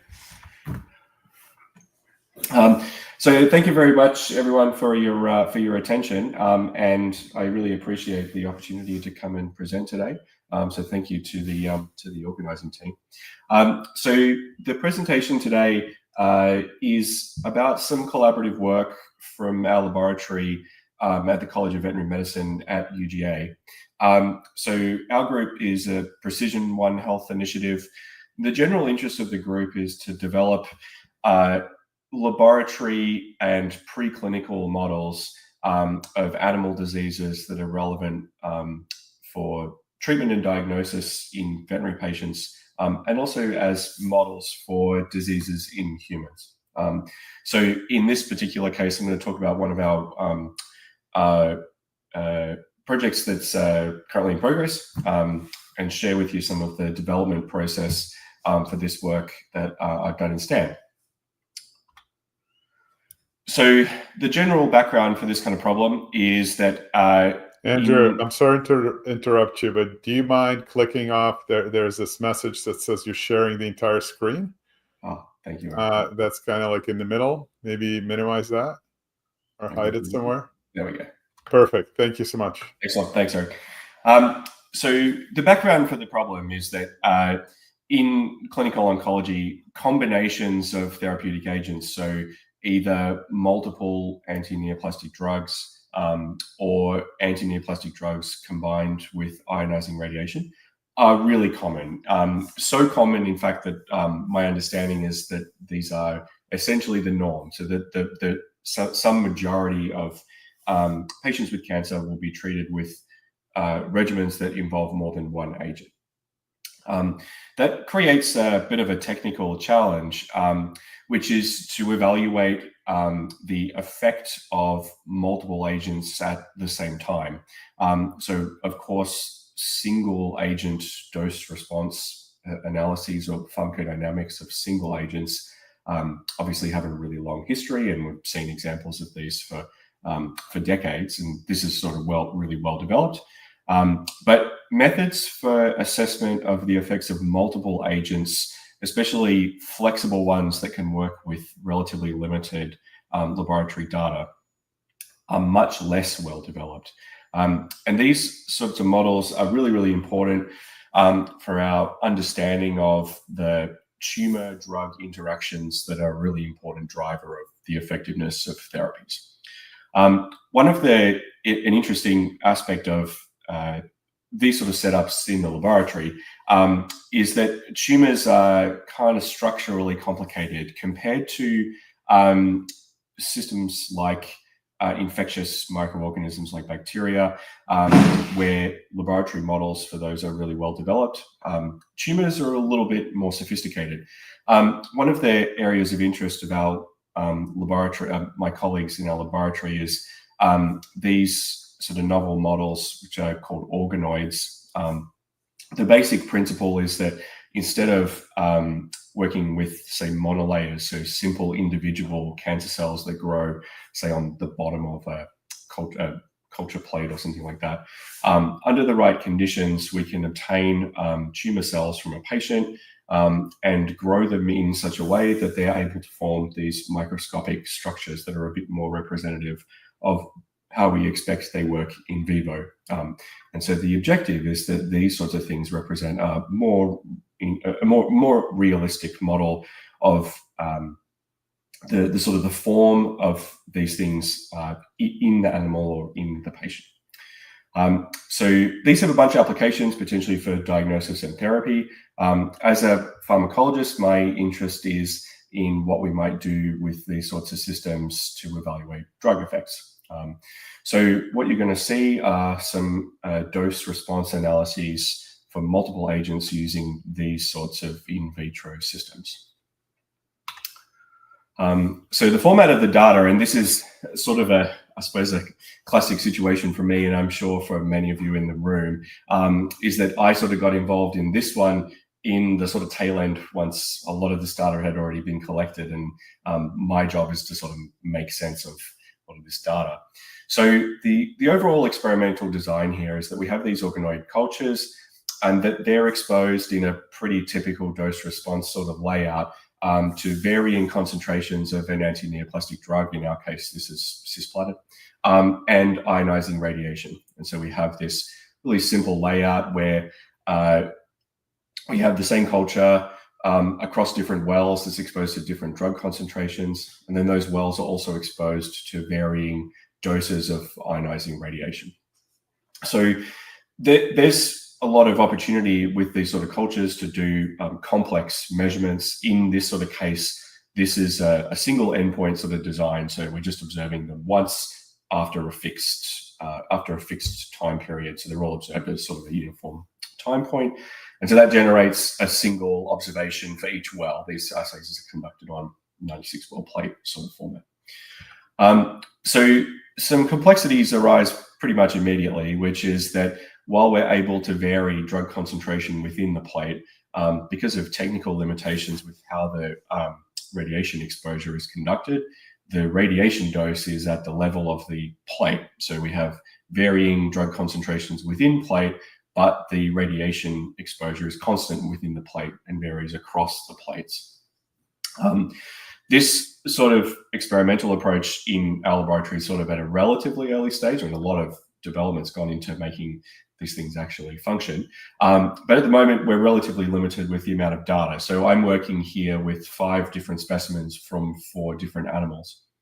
But the actual data contains a lot of replication. So there's technical replication of the same content from the same animal repeatedly. And then naturally, there's very many replications within each plate under slightly varying conditions. So this sort of setup immediately sort of prompts me, and I'm sure much of the audience, to expect that some sort of multi-level model is going to be a reasonable approach to take into account these sort of features of this design, which is what we have ended up doing. And so just for context, this is what the data looks like. So this is when I come into this sort of project and just looked at the data, this is the sort of layout that we have. So one thing that immediately stands out to me, which will become important as we go through, is that this setup is quite noisy. And as I've sort of explored through building these analyses, this is a noisy system, and dealing with these various sources of variability has been an important challenge in the overall development, but also I think it's been a really helpful case study for us working with the capabilities of STAN for this sort of model. So here you can see that the different subjects just vary by color. We have multiple drug concentrations within the plate, although the number of individual concentrations is a bit limited. And then we have different, although they're not labeled, different radiation doses across the different plates. So we have this setup where we have potentially between subjects and between plate variation, while having to take into account the slightly differing, systematically differing conditions between each observation and each plate. So this is the overall format and the overall amount of data. So one thing that's sort of an interesting challenge in working with this setup where we have multiple exposures is that there's not a lot of development, although there has been some relatively recently, of general statistical methods for this case of simultaneous dose-response relationships. So even just the term synergy is sort of quite loaded and has been defined in the literature in a bunch of different ways that are kind of mutually exclusive. Many of the statistical methods that have been prominent in the past, and this has included a lot of oncology applications, have defined synergy in terms of specific manipulations of the data that are often conducted in this sort of multiple step format where some sort of dose response relationship is obtained for one drug, for another drug, and then the combination and the statistical approach is based on some sort of fairly direct, they're non-generative approaches. I mean, we're just comparing parameter estimates between the different conditions in sort of a multi-step workflow. Of course, this isn't going to be very compatible with a multi-level model. And so there's been some more recent development. So this approach, MUSIC, which is a really detailed framework, and this particular paper that I've referenced here contains all of the derivation for the structural models that I'm going to refer to here. So I've made really heavy use of this particular publication for the definitions of the underlying models. And then some of the code and the overall workflow builds on some of my own earlier work, which I've just linked here. The short version is, unfortunately, Bayesian inference has been barely touched, in my view, in veterinary pharmacology. And we have only essentially a handful of examples over, I think, the history of the discipline where Bayesian inference has been used. And I think, in the case that I made here, is that we're really missing out on the capability that Bayesian inference can offer us. And so that's the case that I made here. And some of the work that I'm showing you builds directly on some of the code and the concepts that I laid out here. So shameless self-promotion. So the general form of the structural model that we're working with, this, I suppose, with reference to the overall terminology that we've been discussing throughout the day, this is sort of a phenomenological model. So here, the overall approach is what I would call relatively empirical. So this model is not very mechanistic. This is essentially a generalization of a Hill type or log logistic type dose response model to two simultaneous dimensions. So instead of a univariable setup where we have a single drug concentration and a single response, here we have a single response that's a function of two input doses or concentrations simultaneously. So the setup, and this comes from the paper from Maya, which I showed you just now, sets this concept of synergy up in essentially two domains. So we have this efficacy domain, which relates to the extent to which the overall effect, so the response, is different in magnitude under the combination of agents compared to a single agent. So it would take this relationship and shift it up and down. And then there's this concept of a potency domain, which reflects how the shape of this relationship changes depending on the presence of one agent or two. So the concept here is that, say, the EC50, ED50, whoever you want to call it, the midpoint of the relationship, depending on the presence of the other agent, can shift left and right, representing an increase or decrease in potency.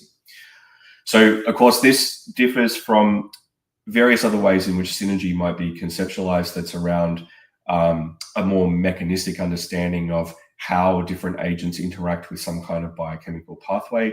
This is a phenomenological model that represents essentially the form of the response based on the two simultaneous inputs. And of course, the definition of all of the underlying format of the model is in the linked publication. So one of the challenging aspects of implementing this was offering this some constraints and ensuring that for ease of the programming and efficiency of the computation, that I was able to define the prior model on an unconstrained scale. So here we have dead controls, which I think are an important element of this kind of model, so that the overall response has some kind of meaningful interpretation. Otherwise, our response in this case is just the fluorescence of the culture. Like, it has meaning relatively, but it doesn't have any absolute interpretation. So the way that I defined, in this case, the minimum and the maximum response, and remember that there are multiple maximum responses here because there's one for each agent and one for the combination. So this is like a slice through a multidimensional relationship.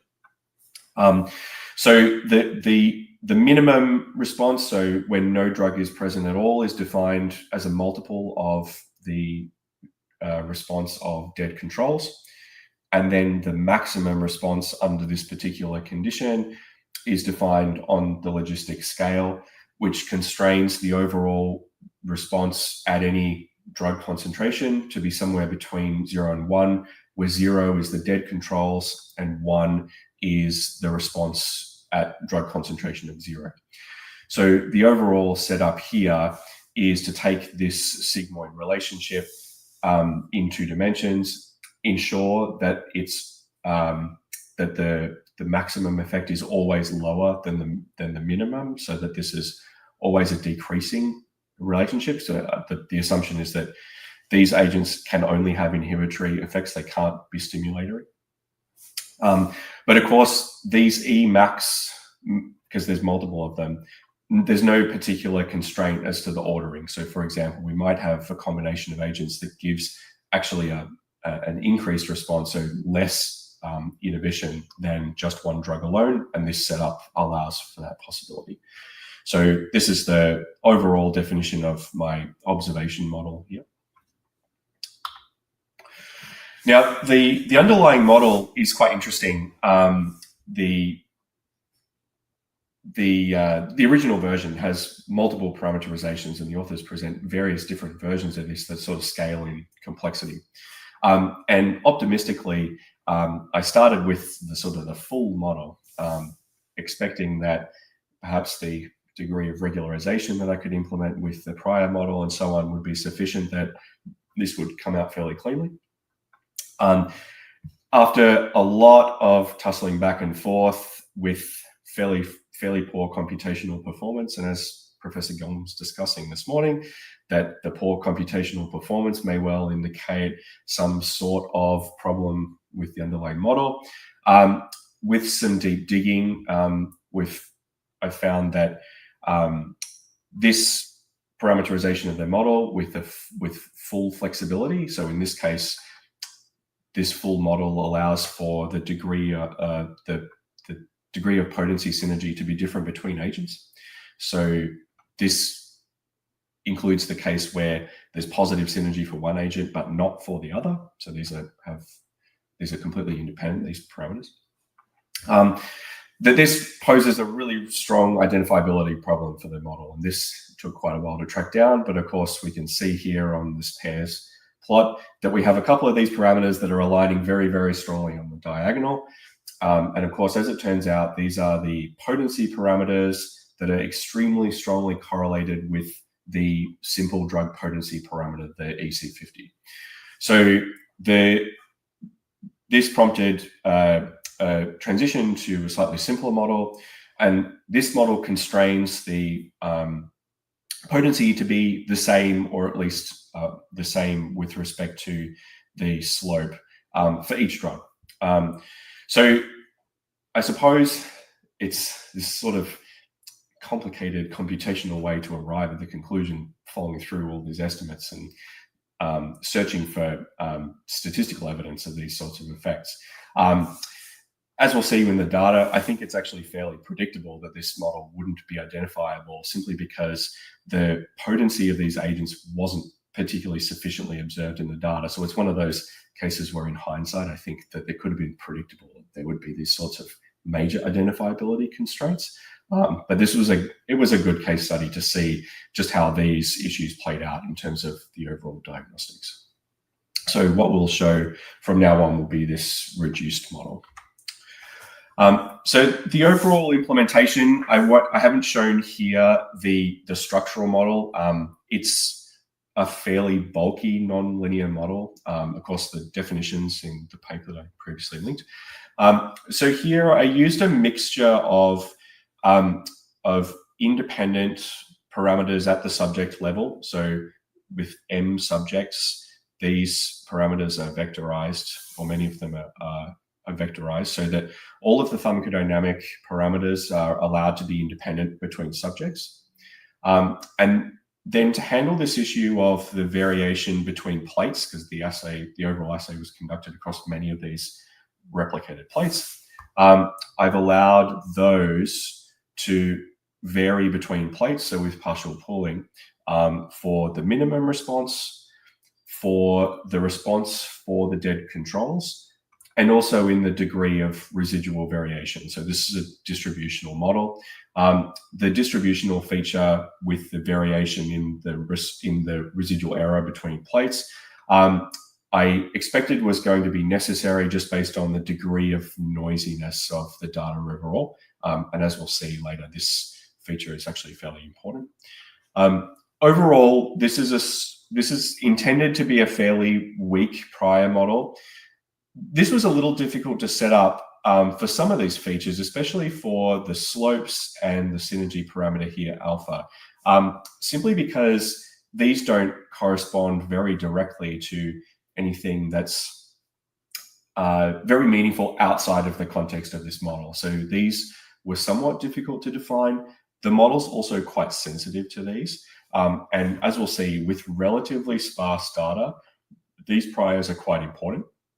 Some of the other priors, so for example, the prior model for the maximal effects, because these are just defined on the logistic scale, so they're just a proportion of the maximum, these were relatively simple to set, quite a weak prior model, assuming that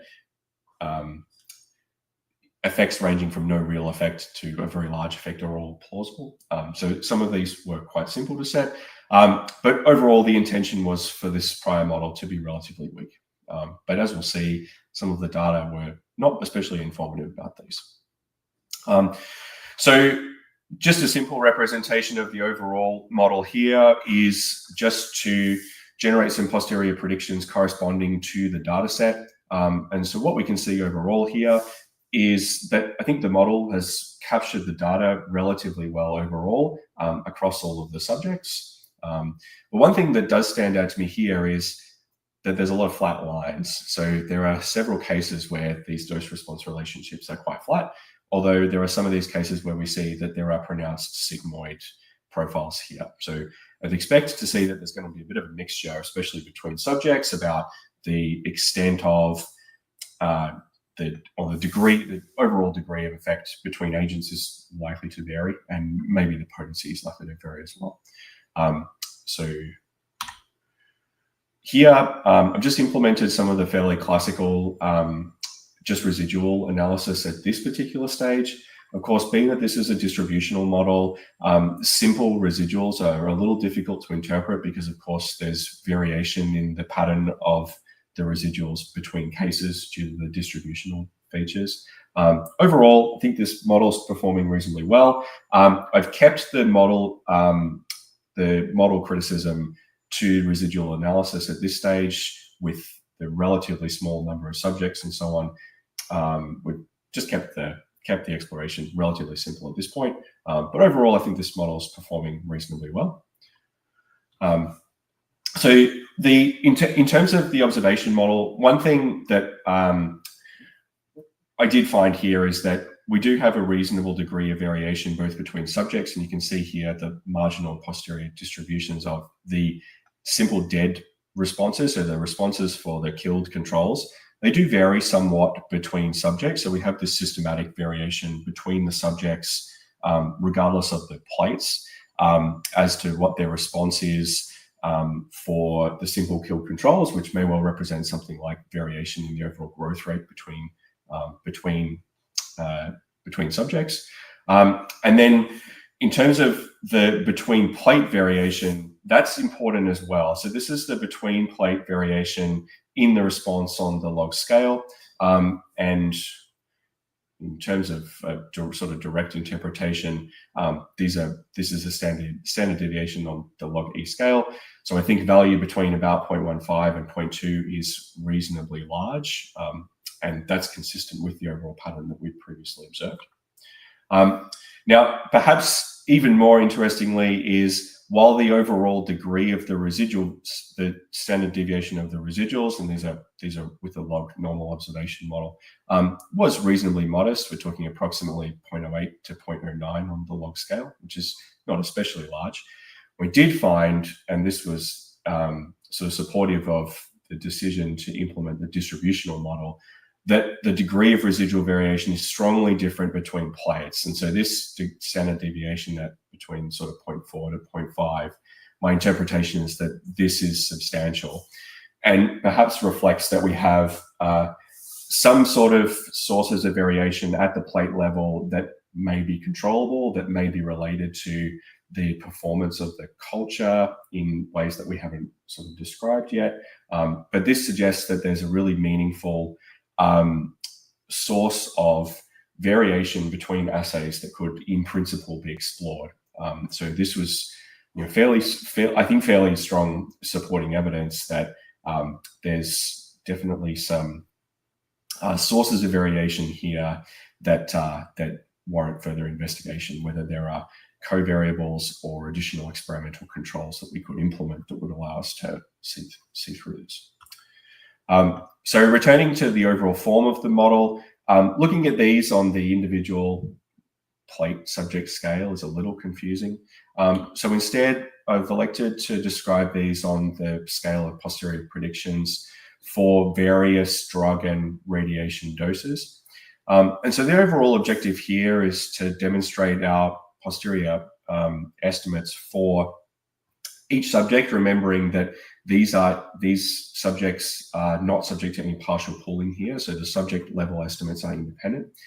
And what we can see here for the cisplatin, which is the x-axis, is that with the radiation dose of 0, the cisplatin effect overall, so the drug effect, was reasonably modest. So some of these are approximately flat lines, which is consistent with some of our predictions on the individual level. But we see here that subject 2 stands out as one where there's a much more substantial cisplatin effect. And so a model here has been able to detect that one of these subjects has a much more pronounced effect of the drug than the other subjects. Although what we can see, of course, is that with radiation being present as well, there is this efficacy synergy, as it's referred to in this model, that brings down the overall response when both agents are present. And so we see that with the shift downwards of this relationship towards the effect for the response for the kill controls, which is the horizontal line. And so, of course, because we're dealing with 2 simultaneous agents here, the real effect is a surface, and we've taken a slice through the surfaces in one dimension here for cisplatin, and then in another dimension here for the radiation.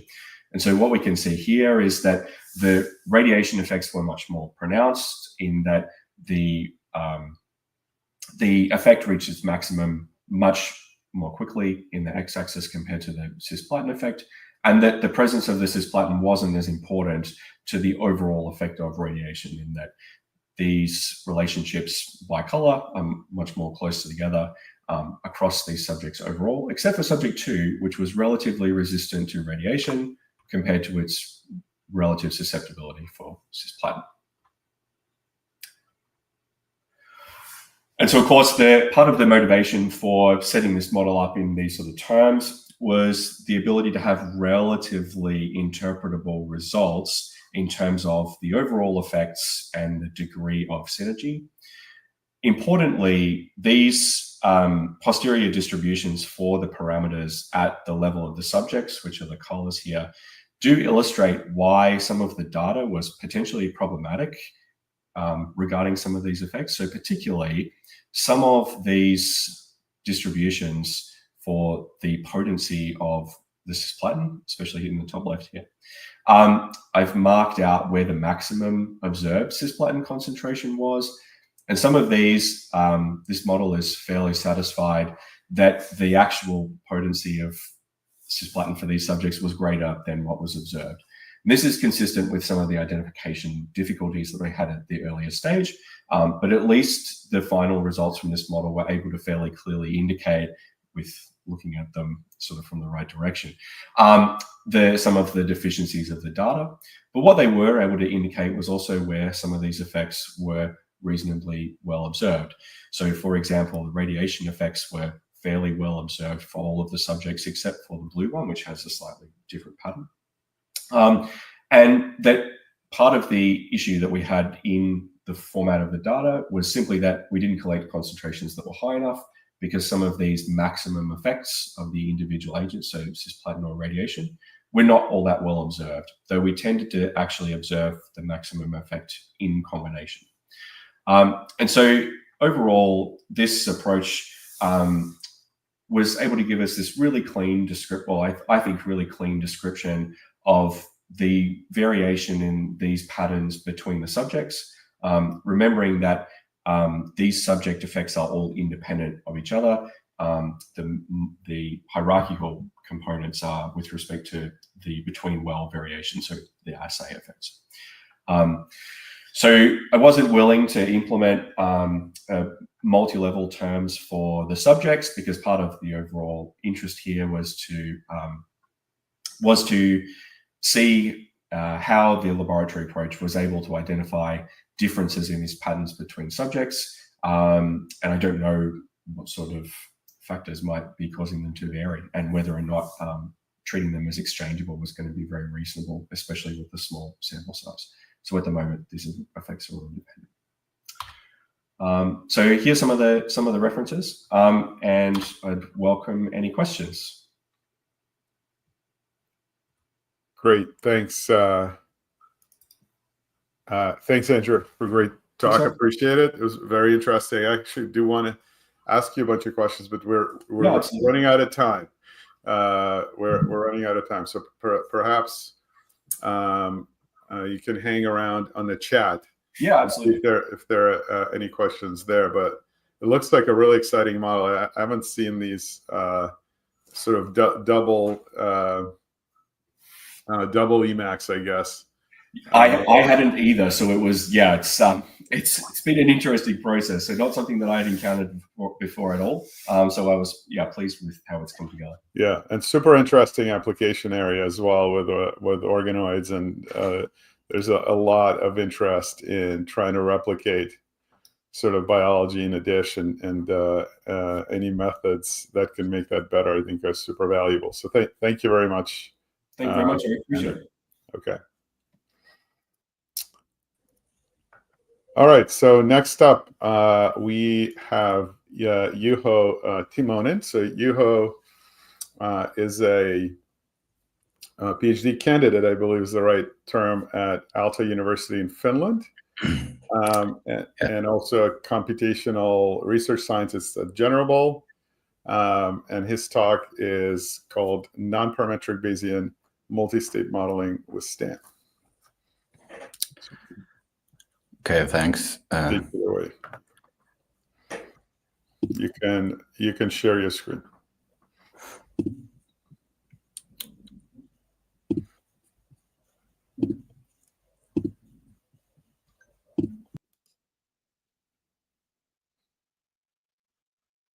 Only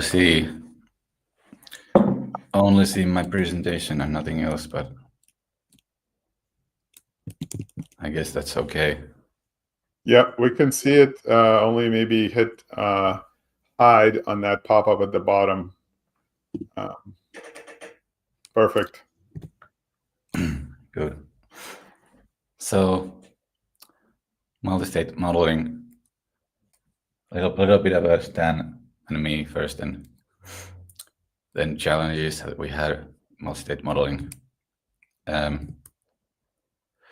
Yeah, so as Eric said, I've been working with Generable, and here is my website if you want to see my research projects that I did during my doctoral research. So I first, in Aalto University, Finland, I graduated from applied math, and then was a PhD student. There's the preliminary thesis title. The thesis is under review. The review process has been started, so I used a lot of STAN in my research. So thank you for the STAN community. It's been helpful. A lot of people, nice people there. Yeah, so that's. I started in 2018 to use STAN in a project where I used Causal processes, and then also ordinary differential equations I've used a lot. And I built R packages using STAN, so I've tried all kinds of ways of interfacing with STAN. Like STAN has made the design choice that it's just one text file where the model is, and that has its good and bad sides. It's probably good if you just want to have the model, but then when you need to do something else, post-inference tasks and everything, then there are a lot of options to use standalone generated quantities or expose the functions to R if you're using from R. And I at this point, I tried basically every type of way possible, and I haven't settled with anything. I try something new every time, basically. I do a package. Like, do I generate a large STAN code with a lot of flexibility and conditionals, or do I generate standard code on the fly using text like string editing? I call the first one like the RStan tools way, and the second one the BRMS way. There's an earlier video there in the top left corner in the general channel where I talk about this. I could talk about the software side a lot. The video probably has some pretty horrible takes, but well, you can watch it if you want. But this talk is not so much about the software anymore, but multi-state modeling. Okay, here's just one block entry collection that where I needed to, in one research project, I needed to actually dig quite deep into the internals of Stan. But now more theory than software, but I will come back to Stan at some point. So earlier in this conference already, I think Arman had some survival analysis type of modeling. So time to event or models or survival analysis models can be generalized to multi-state models where we have multiple types of events happening. And then the possible transitions between these discrete states can be captured, and they have applications range from medical studies to all sorts of stuff. I'm mostly familiar with medical studies where the states can be, for example, like healthy, diseased, dead, in a simplified kind of format. There can be different disease subtypes or stages of the disease.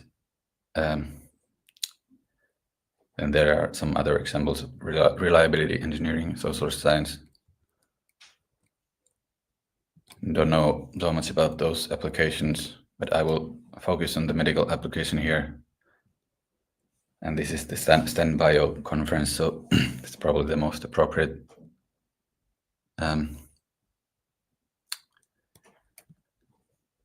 So these states,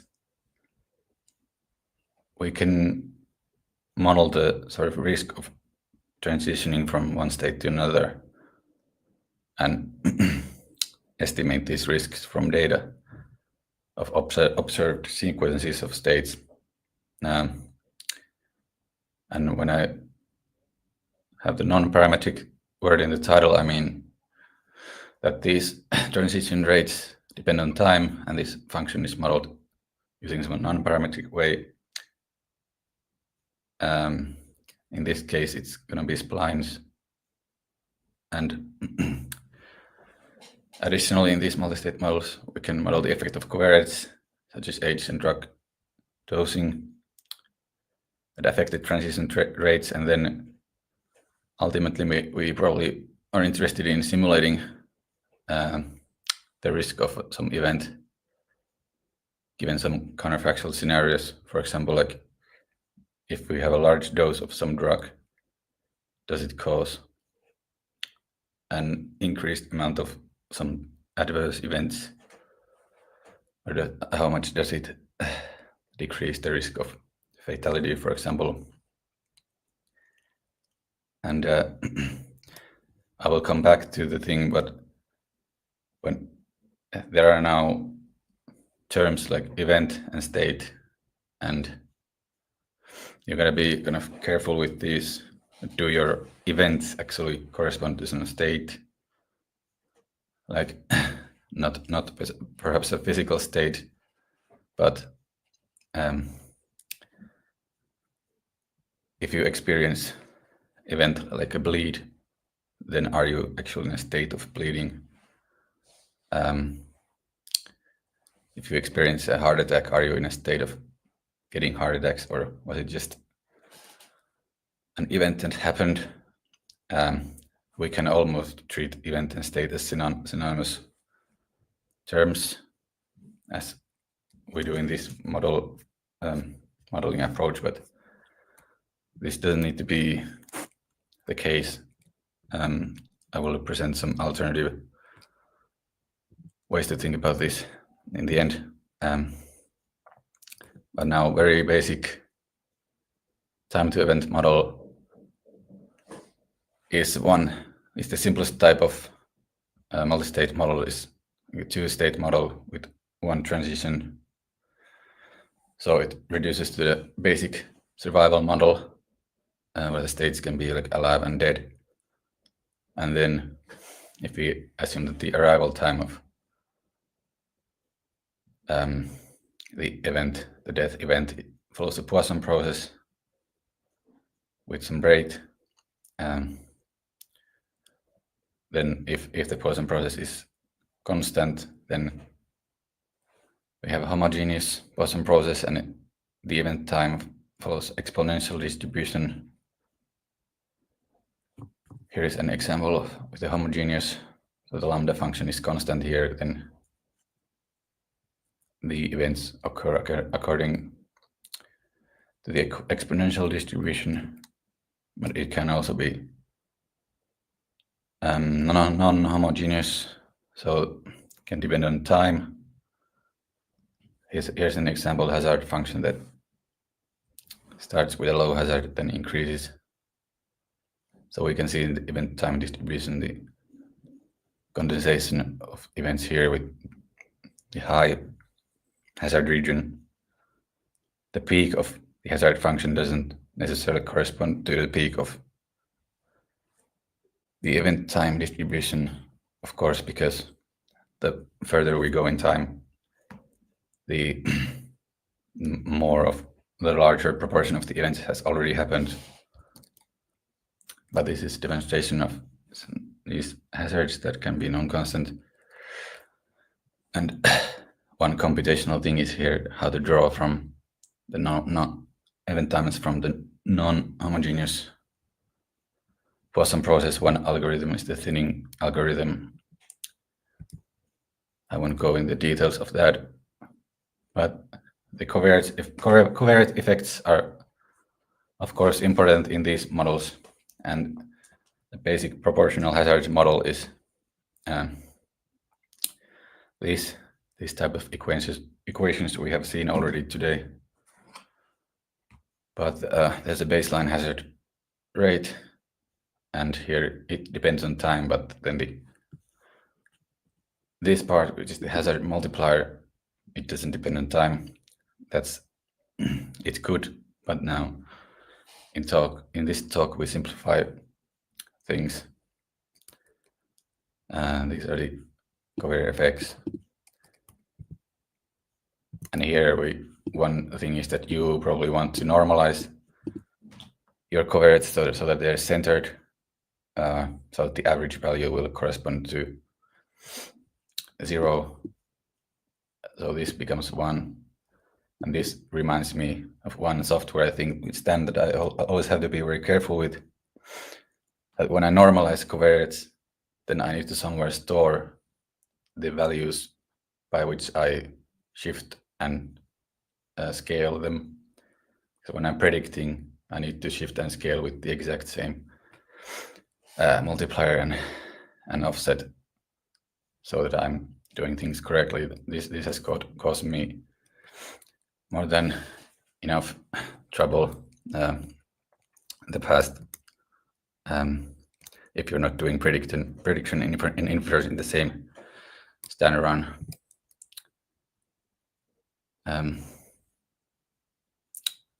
So yeah, then competing risks.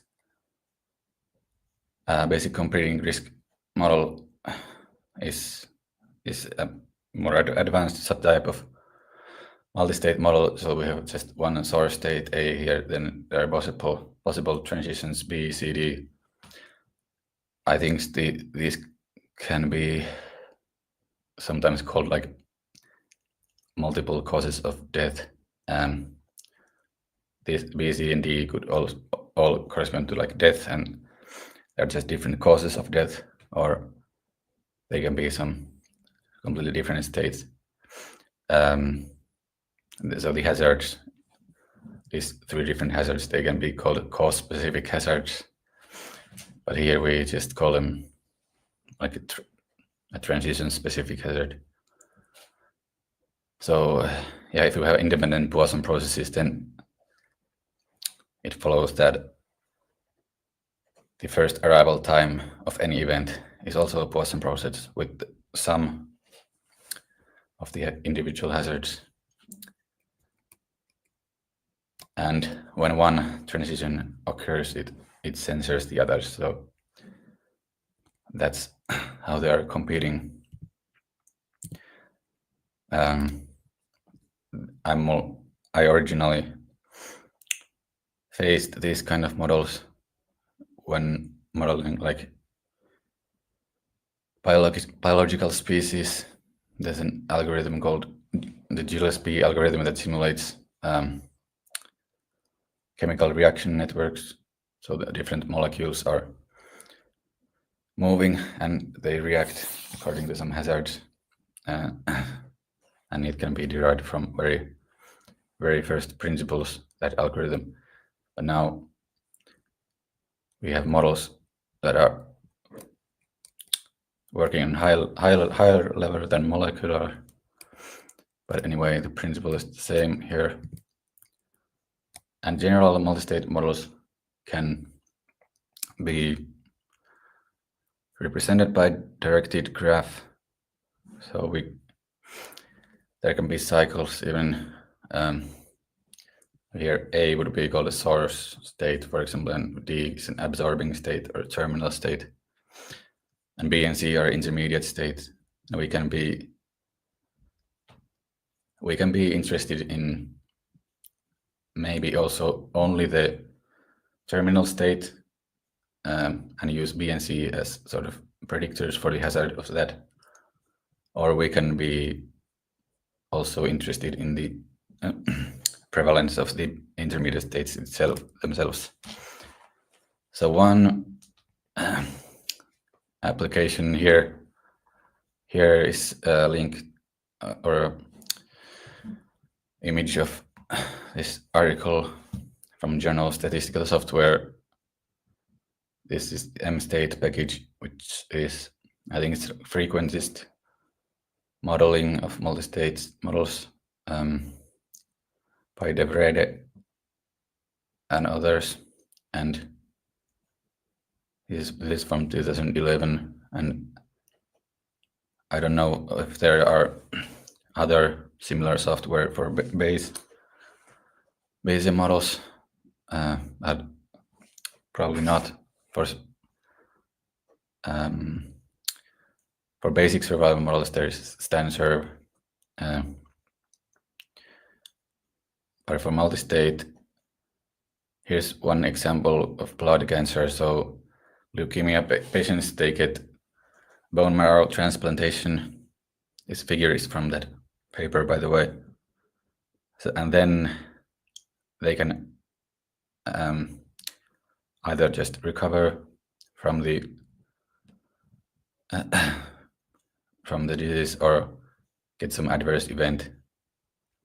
And then, of course, at any point, they can die, which censors everything else because it's a terminal state. Then they can have a relapse. It means that it's a failed treatment. So it also terminates this. In this case, it also terminates the observation period. So it's a terminal state.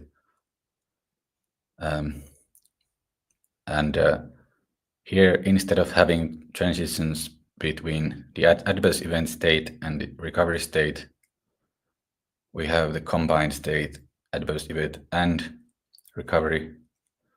So it means that both of those have happened. So here's where we come to the question that do we consider events directly as states, or do we create a compound states. The problem with adding more states is that we get more parameters in the model if we don't do it somehow in a smart way, so that the hazard from the combined state to some state is computed somehow based on the hazards from those sort of base states itself. So yeah, in this application, the recovery, people who have recovered are expected to have less risk of fatality, and people who got some adverse event, they are expected to have a larger risk of fatality. And the model should capture that, and then therefore like be a better model than just basic survival model from transplant to death, for example.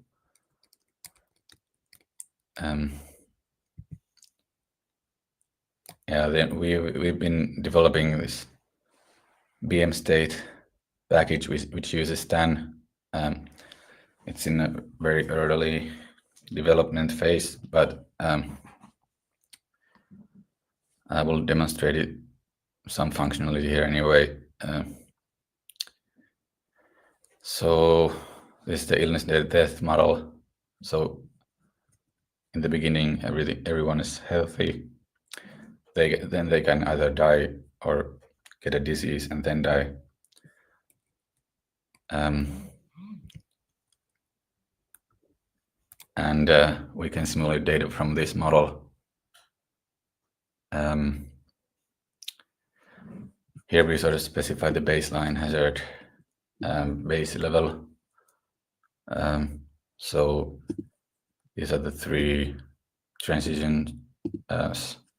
Yeah, these are three possible transitions. These are just the proportion of no. I clicked something.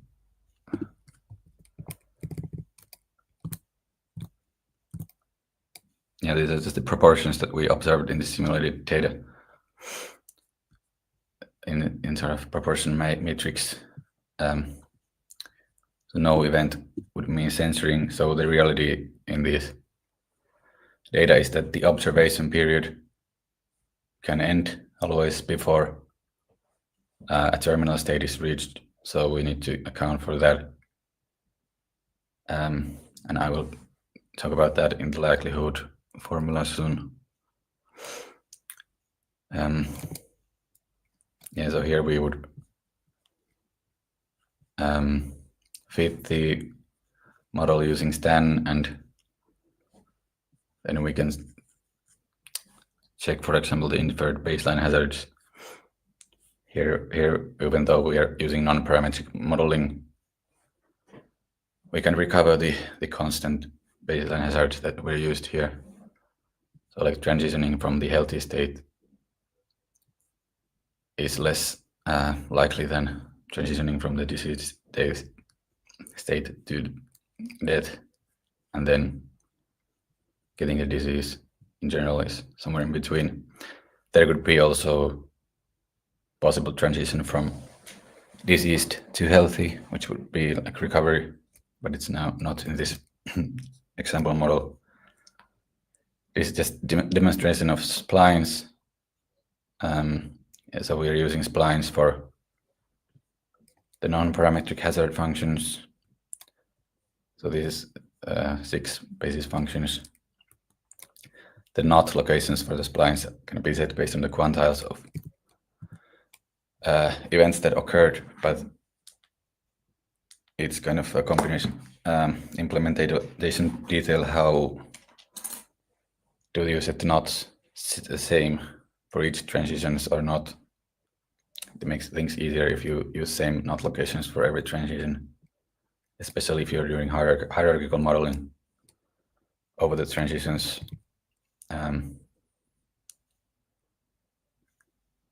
So this is from a paper by Kniep and Hennefeind from 2008, which is Bayesian semi-parametric multi-state modeling, and they derive the likelihood for these kind of Bayesian multi-state models. that originates from counting process theory.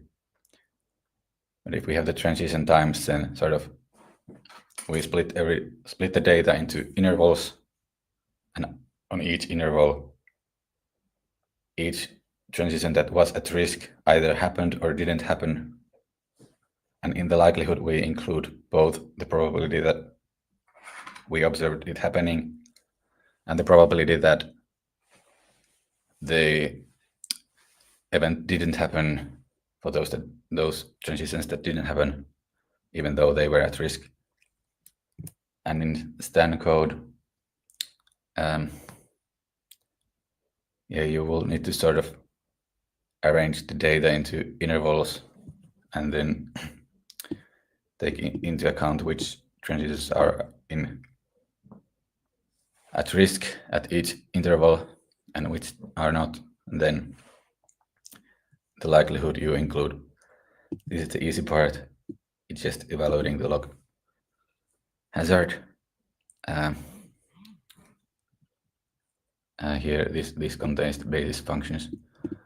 These are the spline weights.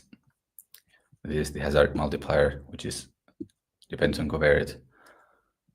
But then this is the more difficult part, because you need to integrate. Here you have this integral. So we use numerical integration here, which is a simple quadrature.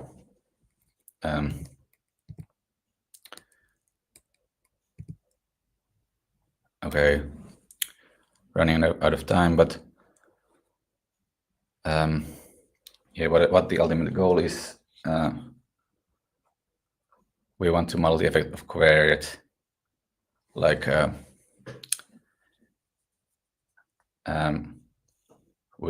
for each transition hazard, we have the effect of covariate, but we cannot just look at the beta, because if the network is complicated, then it doesn't tell us how the event rate of some intermediate or terminal states will be depending on those covariates. So we need to simulate the system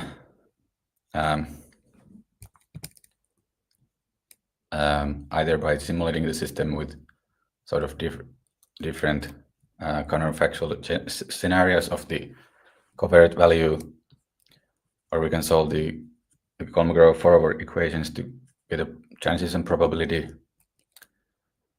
This involves solving an ODE. This involves generating a lot of paths, so I'm not sure which one is computationally faster, but they're both quite slow things to do outside of Stan as a post-inference task. And this is just one note about the data, which I think Armand referred to. That if you are interested in some event rate, like how, let's say, drug amount as a covariate affects toxicity, and then toxicity events are recorded, and then death is recorded, but death sort of censors the toxicity event because it's a more serious one. So you would need to be careful what is recorded as an event in your data set, and what might have also happened if some censoring event like death happens. Running out of time, but yeah, identifiability, we want to have,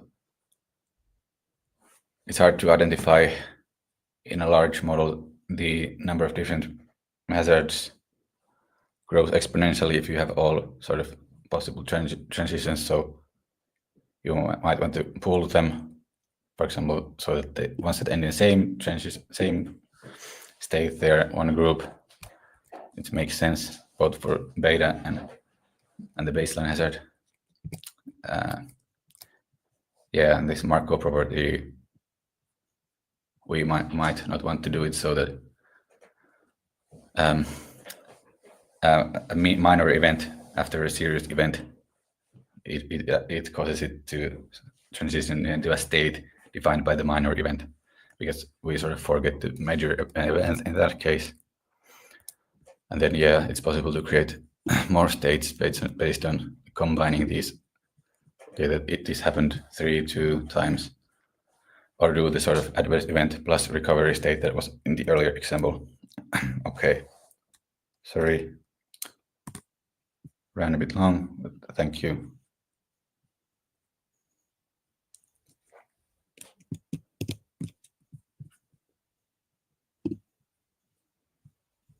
Eric, you're muted if you're talking. I am muted. Thanks for that. So thanks for a great talk. Appreciate it. We could go on for a while more, but if we do, I'm going to miss my flight. So selfishly, we have to keep it close to time. But if you can comment, maybe one, what were the biggest challenge in actually estimating these models?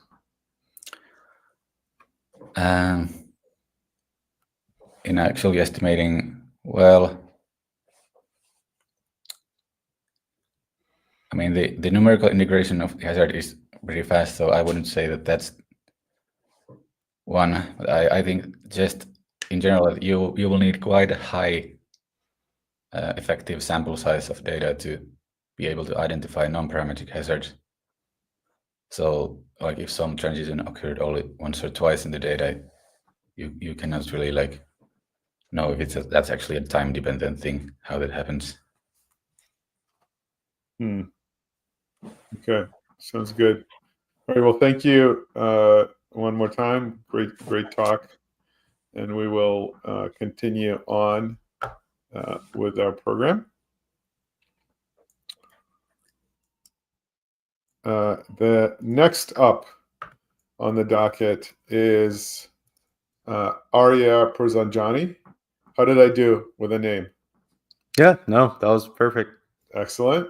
So Arya, he received his PhD from University of California, Davis. No, Santa Barbara. Oh, Santa Barbara.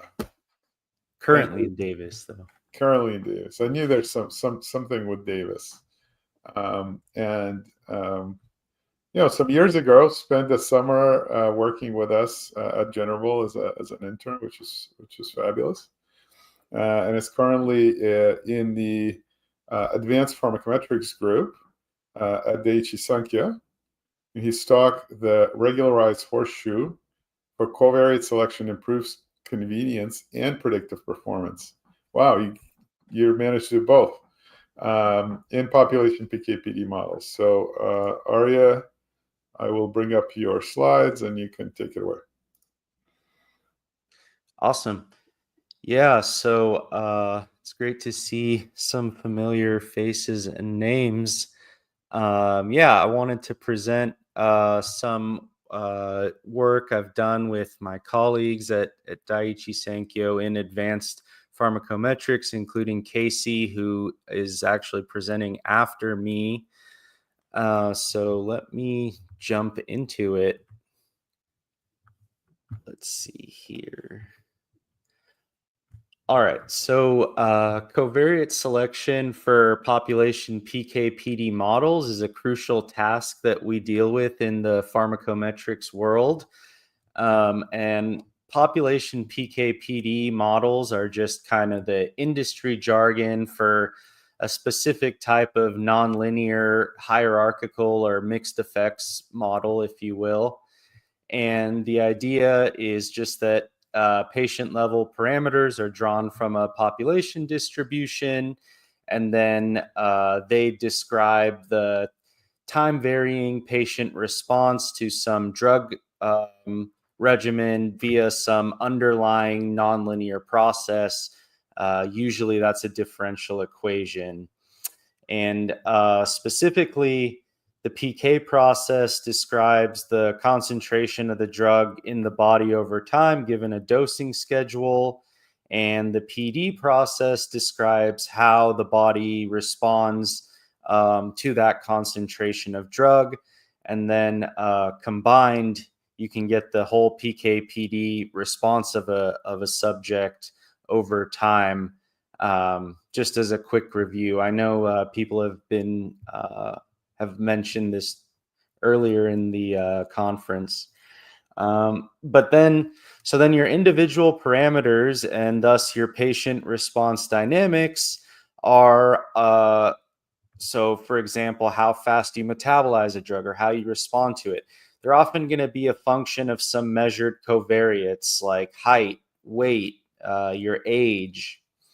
So to really be able to choose an optimal dosing regimen, we need to accurately be able to select and quantify the parameter covariate relationships. So, for example, what covariates affect how fast you metabolize a drug or things like that.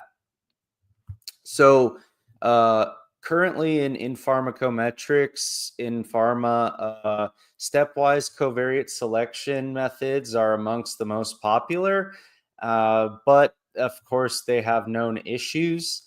So individual parameters are often multi-dimensional, and each one can be a function of dozens of covariates. So often we're dealing with like 5 to 10. I think Andrew Gelman mentioned one today where it was 18 individual parameters for each subject.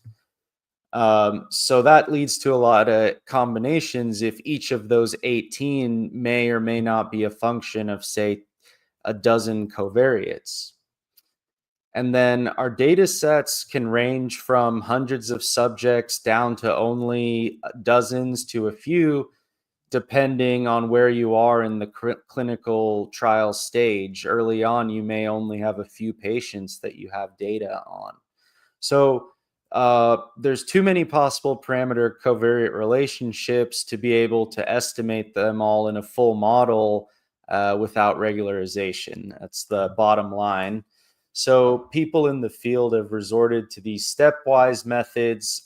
Two of the popular ones are SCM and Causal, just different variations on stepwise methods. But the idea, like any sort of stepwise selection, is that you just fit several candidate models with different combinations of the covariates, and you select the best one using some criteria. People often use AIC or a likelihood ratio test or something like that. But a lot of you may know that this leads to issues. For one, since you're fitting all these candidate models, your search space is combinatorially huge, so it's computationally expensive. And then two, you're going to be overestimating effect size because of what's called the winner's curse. Essentially, because you're doing multiple comparisons of these model fits, we're more likely to pick a model that has a large estimated effect size just due to chance. So the regularized horseshoe, or RHS prior, is a promising method for these population PK/PD models. It has the RHS is pretty established in univariate regressions, but as far as we know, it hasn't really been introduced in the context of these population PK/PD models, or these nonlinear hierarchical models, in other words. So I think a lot of people will know about the regularized horseshoe, but the idea is to jointly fit all parameter covariate relationships at once, but rely on sparse regularization to be able to still get good estimates. And the idea behind it is that we know a priori that most of the parameter covariate effects are likely to be zero. So if you have like 40 possible effects, like I'm showing here, probably only a handful are going to be non-zero. For example, your height, there's a good chance doesn't have an effect on how well you respond to a certain chemotherapy, for example. So the RHS has several attractive properties. We only need a single MCMC run to fit it. We avoid that overestimation of effect sizes that I talked about with step size method, or with stepwise methods. And of course, estimation uncertainty is accounted for because of the Bayesian framework we're using. So for the rest of the talk, I want to give just a little bit of background on RHS and how we chose our hyperparameters for our application. And then I want to show some of our results from our paper that we have in submission for this work that compare the RHS on to some of those established stepwise methods on simulated data, then on real data, and then I'll close out with some thoughts. So let me jump into the background. So as a lot of you may know, the RHS can be thought of as a continuous spike and slab prior on regression coefficients. So coefficients are modeled as coming from this sort of continuous bimodal distribution, either coming from a spike at 0 or a wide-ranging non-zero value, i.e. the slab. And compared to normal and Laplace, which correspond to the lasso priors, the RHS is much more peaked with heavy tails. So what this means is that the RHS tends to either regularize estimates completely to 0 or not at all. And that's where it kind of gets its horseshoe name. If you plot the density of the shrinkage factor for it versus other regularization methods. And the continuous spike and slab is achieved via this cascade of latent hyperparameters that are estimated, basically you have a kind of local lambda j that controls individual sparsity. You have a hyperparameter tau that controls the global sparsity rate, and then you have these slab parameters c squared that are controlled by the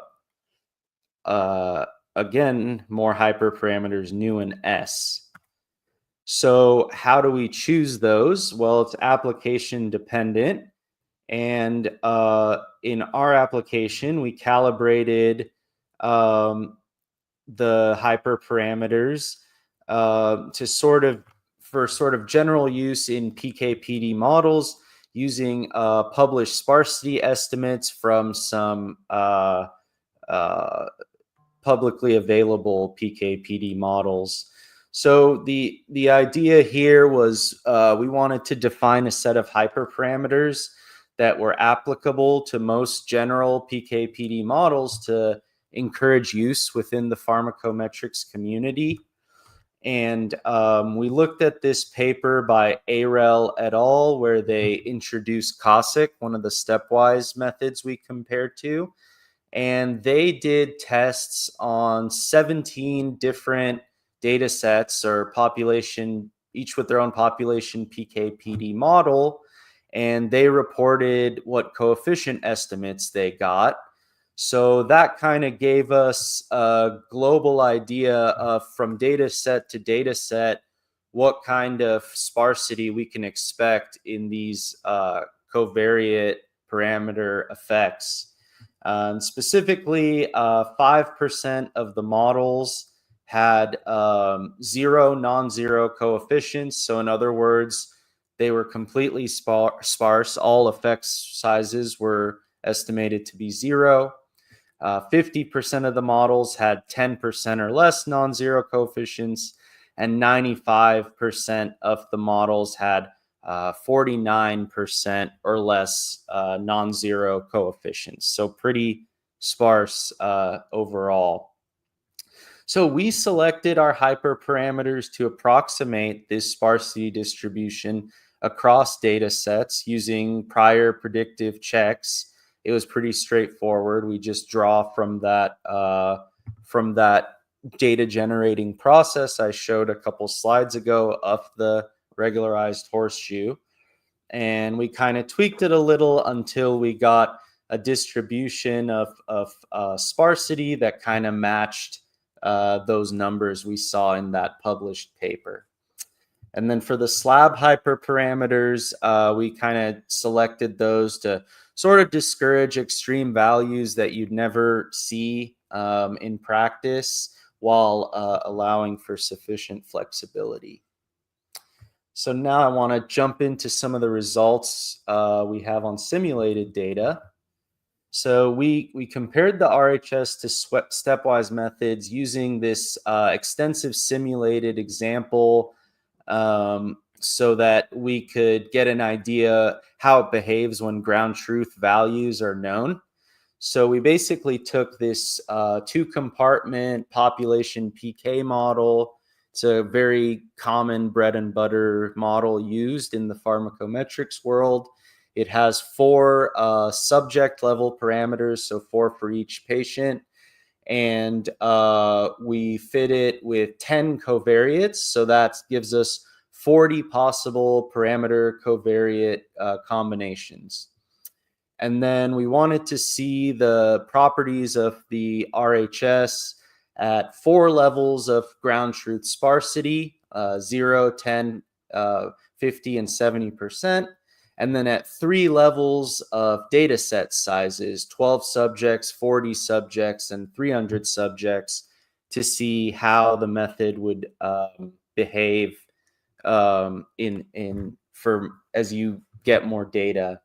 So that gives us 3 times 4, 12 simulation settings in total.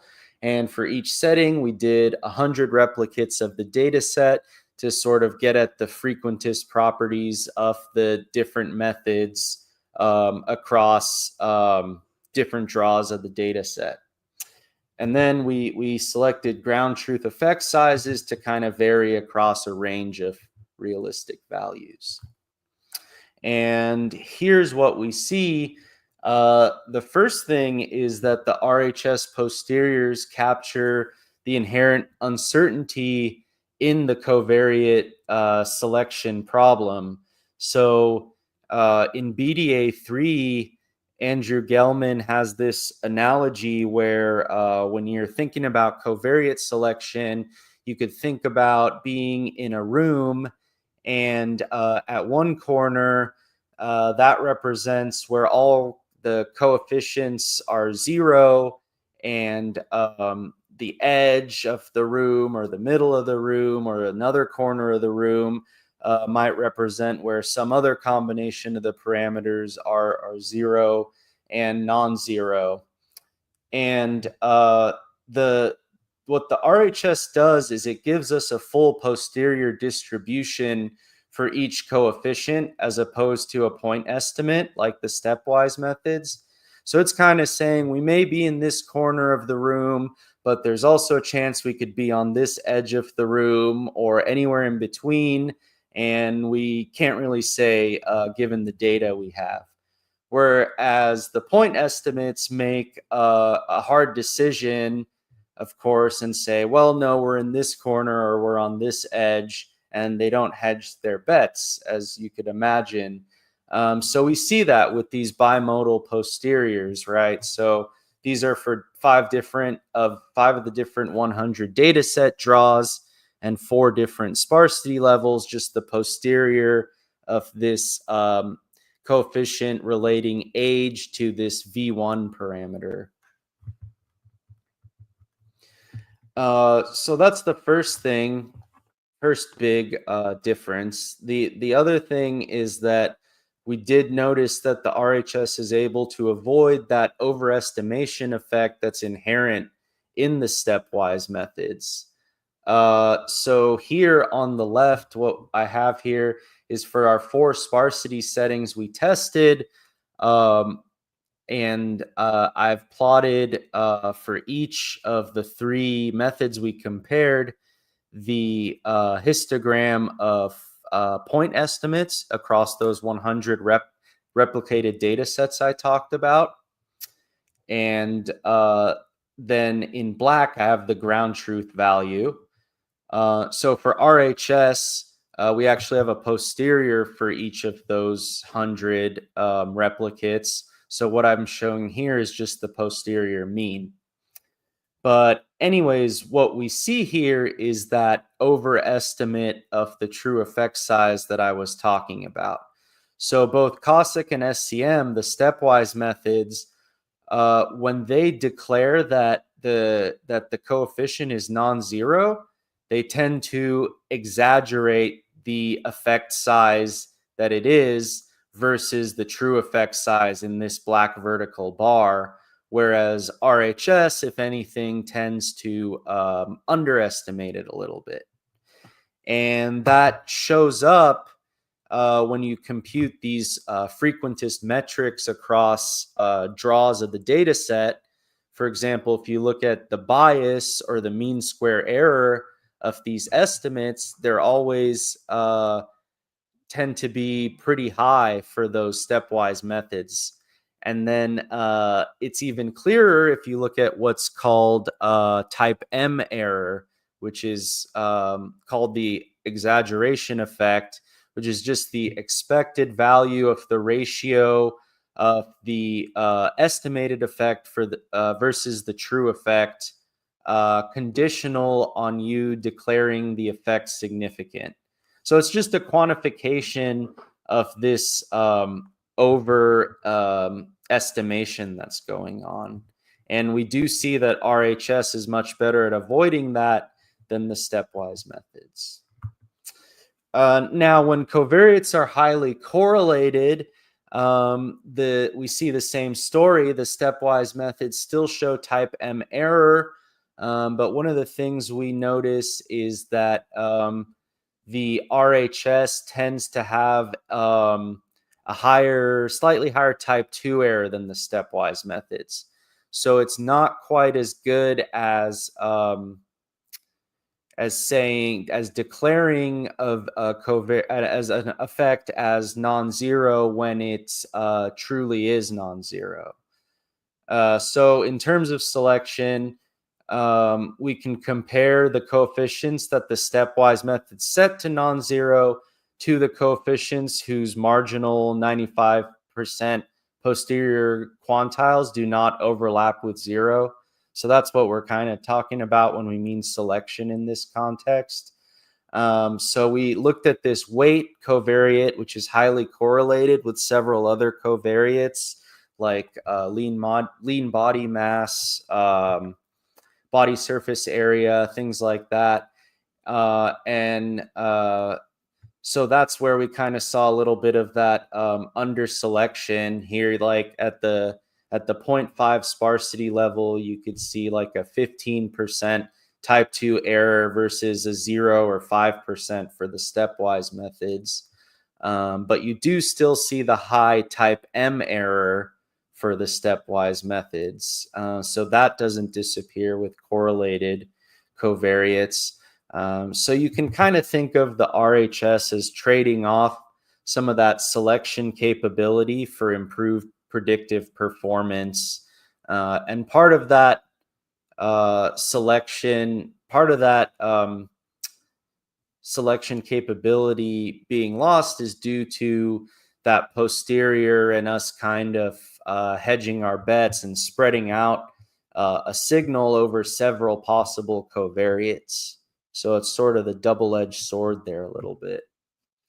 But what you do get is much better performance on held out data prediction and calibration versus the stepwise methods. So we fit our models, we took our fit models and we computed the likelihood on data held out from our training set to evaluate predictive performance. And across the board at every simulation setting, we saw that the RHS outperformed the stepwise methods in terms of a better log posterior predictive density, both on average and pointwise for each data set replication. And we also saw the RHS showed more accurate calibration in all scenarios, which is an important thing for us in dose selection, because we often want to know that we want some guarantee that, say, with a 90% probability, this patient will maintain a drug concentration below some dangerous threshold, say. And so with the RHS, we see that over these replicated data sets, when we make that claim that the predicted value will be within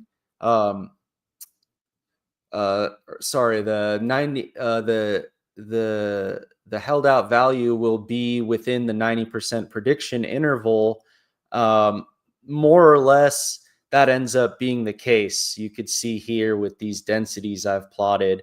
Whereas with the stepwise methods, since they're point estimates, they vastly underpredict that value. So they might say, so maybe only 60% of the time will the data actually fall within the 90% prediction interval.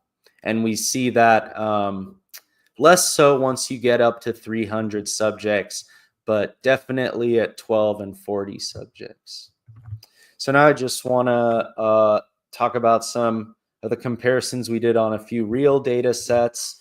So on real data sets, the RHS shows similar selective power to stepwise methods, but improved predictive error on held out data. So of course, on real data, we don't know the ground truth parameter values, but we can evaluate predictive error on held out data by just doing leave one group out or leave one data point out. In our case, we did leave one subject out, and we saw that the RHS outperformed the stepwise methods on all 4 of the real data sets that we had public access to in terms of log posterior predictive density. And in terms of which covariates were selected, more or less it did tend to select similar covariates in terms of the 95% posterior interval of the marginal posteriors, not overlapping with 0. In a couple cases, it failed to pick up a couple relationships, but more or less the same as you could see in this table from our upcoming paper. So just to wrap up, we've found that the RHS is a promising tool for covariate selection in the context of these population PK/PD models that we use day to day. It takes only a single model fit and avoids the overestimation seen in the commonly used stepwise methods. And using our STAN code that we're publishing and our RHS hyperparameters, we hope it could be used on general PK/PD models within the community.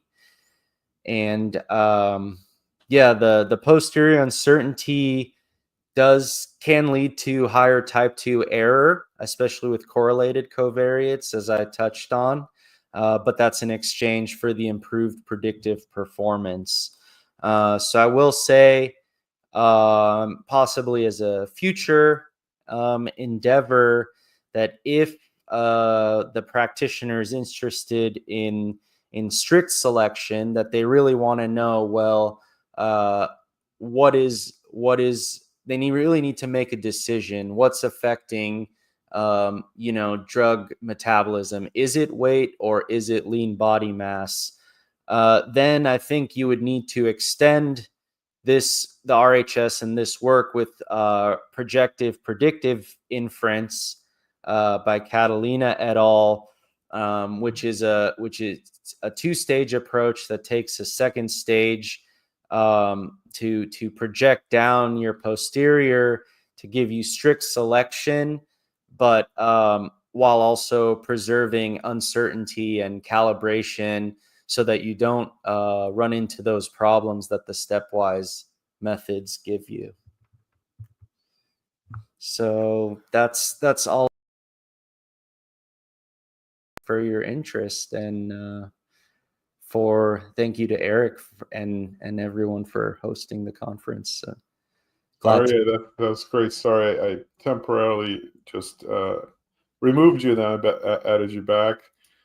This was great. We're out of time, but there are a couple of questions that people have in the chat. So if you wouldn't mind, what I'll do is once you go backstage, you'll see these comments, and maybe you can answer those questions from Sergey Aksanov and Andrew Woodward. Yeah, of course. And also Marianne. So just take a look at those. I would love to get your thoughts on it. Thanks again. Yeah. Let's see. So Sergey is asking if Ari, I'm gonna let you go. So just answer those in the comments, please. Okay. Will do. Thank you. Okay. All right. Thanks, Eric. All right. Next up is Casey Davis, going to bring us home. So Casey got his PhD from Ohio State University, I believe, and worked at a few pharmaceutical companies. I think the first time I met Casey was some years back while he was a researcher at Merck. Was that right? Yeah. That was interesting. And now Casey is also in the advanced pharmacometrics group at Daiichi Sankyo, and he's going to tell us about a library of R scripts, model files, and tutorials to enable a fully Bayesian pharmacometric workflow in STAN. So I will let you take it from here. Casey, you uploading or sharing screen? I'm going to share screen. All right. Go ahead and do that. I'll hang around while you do it to make sure you can do that successfully, and then I will let you take it away.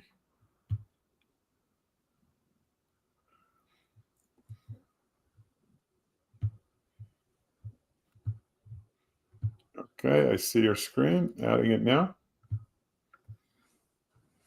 Maybe make it a bit larger if you can. Yeah. All right. That's kind of obnoxious on my end, at least. How's that? Okay. That's great. Okay. Yeah. So thanks for having me here. Everybody at General Bull who was a part of that. Thanks for putting this together. This is actually really cool. I've been, as Eric said, I've been in the pharma industry for a little bit now. Graduated from Ohio State in 2015. My degree was in statistics, and then I don't know how I got into pharmacometrics. I never even heard of it. I walked into the interview and heard the word pharmacokinetics for the first time, and on my first day of work, I heard the word pharmacodynamics for the first time. So I stats background, but picked up the PK/PD on the way. But right around that time, when I was done, I wrote my dissertation, and I wrote my own Metropolis, Hastings, and Gibbs sampler, and it was very enlightening. I learned a lot, and I never wanted to do it again. And so I started picking up STAN at that point, and so I was about 2015. And I've been working on it ever since. Some of it has been just getting people in the PK/PD world to say that doing Bayesian methods is okay, because they're very entrenched in the non-mem world. So doing something different has been a long road getting people to be okay with it. But I think we're there now. I don't have to fight anymore for people to be allowed to use STAN or to just do anything different. It's more, just get the job done. So Bayesian methods are becoming a lot more accepted, but they're still not very well understood or implemented in the PKPD world.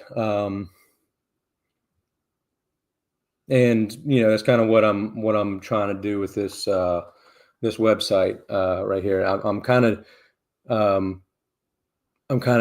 done evangelizing about Bayesian methods, because I spent so much time doing it early on that I got real tired.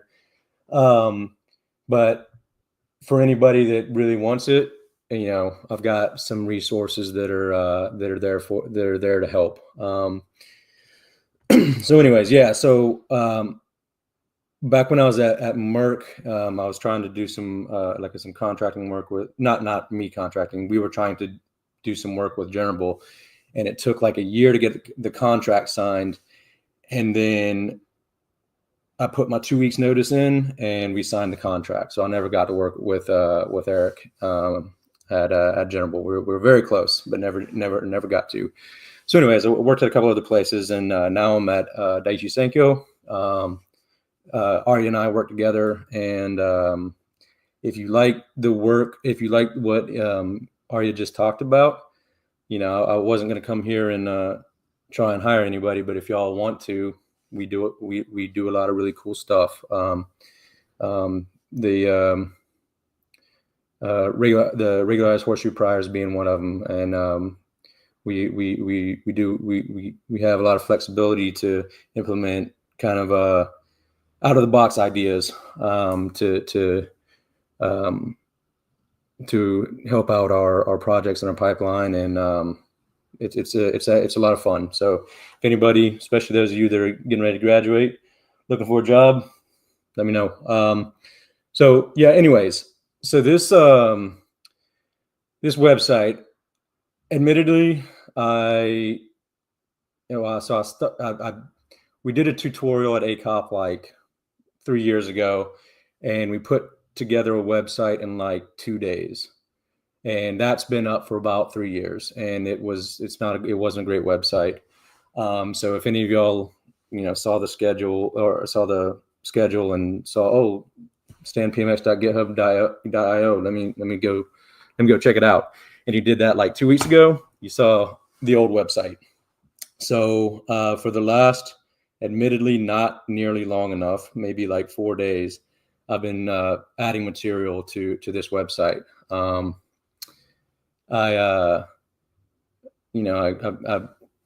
volunteered to give it a talk at this conference like 6 weeks ago.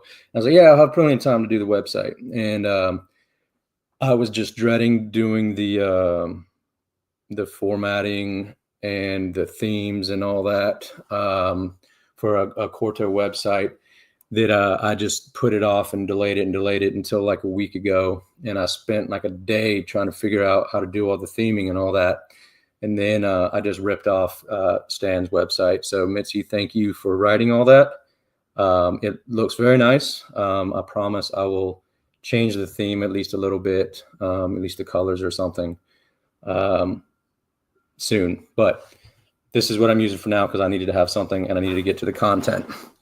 So anyways, basically what we've got here, and right now it's honestly more of a skeleton because I haven't filled in most of it. I'll rewrite this. There's some, so it is meant for pharmacometricians. So it's kind of, this website is meant to give some small little theoretical tutorials and help you learn the fundamentals, but I'm not going deep into the theory and all that. It's more just to get a bigger idea. So for the fundamentals, I've got like, intro to Bayes. All right. If you want to know how to make Mountain Dew cheesecake, you can do that too. That's the motivating example, but it's just like kind of give like a platform so that you can understand a little bit, and then maybe go find some more information for yourself or whatever, or you can just ask me, and that's fine too.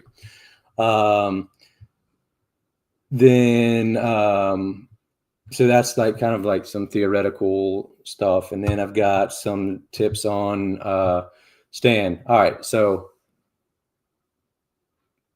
I give some like an overview of the code of the code blocks, and like, you know, they're kind of similar to the way you write non-mem. You got code blocks. Also, I'm not nearly as thorough as on the Stan website, so also just go to the actual Stan website and read what they have. Mine is here almost just more for completeness, but between the two, you should be able to get, you know, the information you're looking for. Program block examples.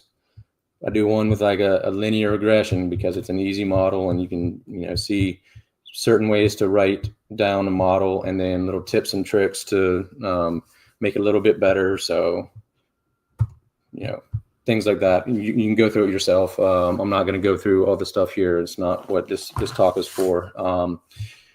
But as for pharmacometricians go, the meat and potatoes of this is probably I might do a rearrange, but it's going to be in this how-to.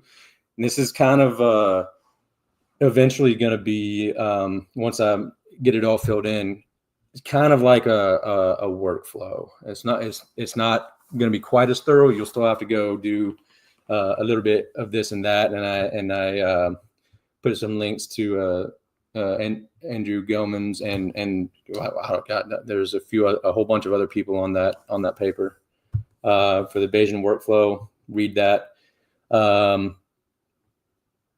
Okay, good. All right, that'd been embarrassing if Eric was on it. Anyways, and so kind of the idea is, here's some examples of how to do these things, and this is kind of these are the kind of the steps that I take when I do this stuff. You know, there's some other things that are more ad hoc, but these are some basic stuff that I do pretty much all the time when I write a new model. Or new model when I fit anything. So yeah, I didn't quite finish most of these. This one's fit, so you can show, well, maybe not that one. Not that one either. Anyways, it kind of gives a run through of like reading in data, basically with the Torsten on top of Stan. We can basically fit non-mem data. All right, we're in the pharmacometrics world. We're in a non-mem world. We need to be able to kind of cater to it a little bit. So when we get a data set from the programming group, they write the data sets for us, assuming we're going to be using non-mem. So they give us these NMTran these data sets with NMTran specifications. So Torsten allows you to fit with that data set with pretty minimal pre-processing. You got to do a little bit, but not a ton, and then you can fit it. You know, using Torsten, and then you interface with R through the package CMD Stan R. And all that. So I'm going to Page next week, so I'll be on a plane for like 12, 14 hours or so each way. So I'll probably be able to fill this in a lot more by the end of next week. Also, if anybody's going to Page, let me know, and we can meet up and grab a Coke or something. But yeah, so I'll fill all this stuff in as time goes along, and hopefully not too long. In the meantime, if you're waiting for it to fill in, for me to fill it in, one thing you can look at is this Stan PMX library. It's a GitHub repo with all this stuff already in it. So if we wanted to fit, and hopefully the name of the model type is pretty clear. I would think so, but basically, you can fit, you can simulate, fit, do your MCMC diagnostics, model diagnostics, look at posterior summaries, do all that stuff, make predictions. There's more in this repo than there will probably ever be on the website, but the website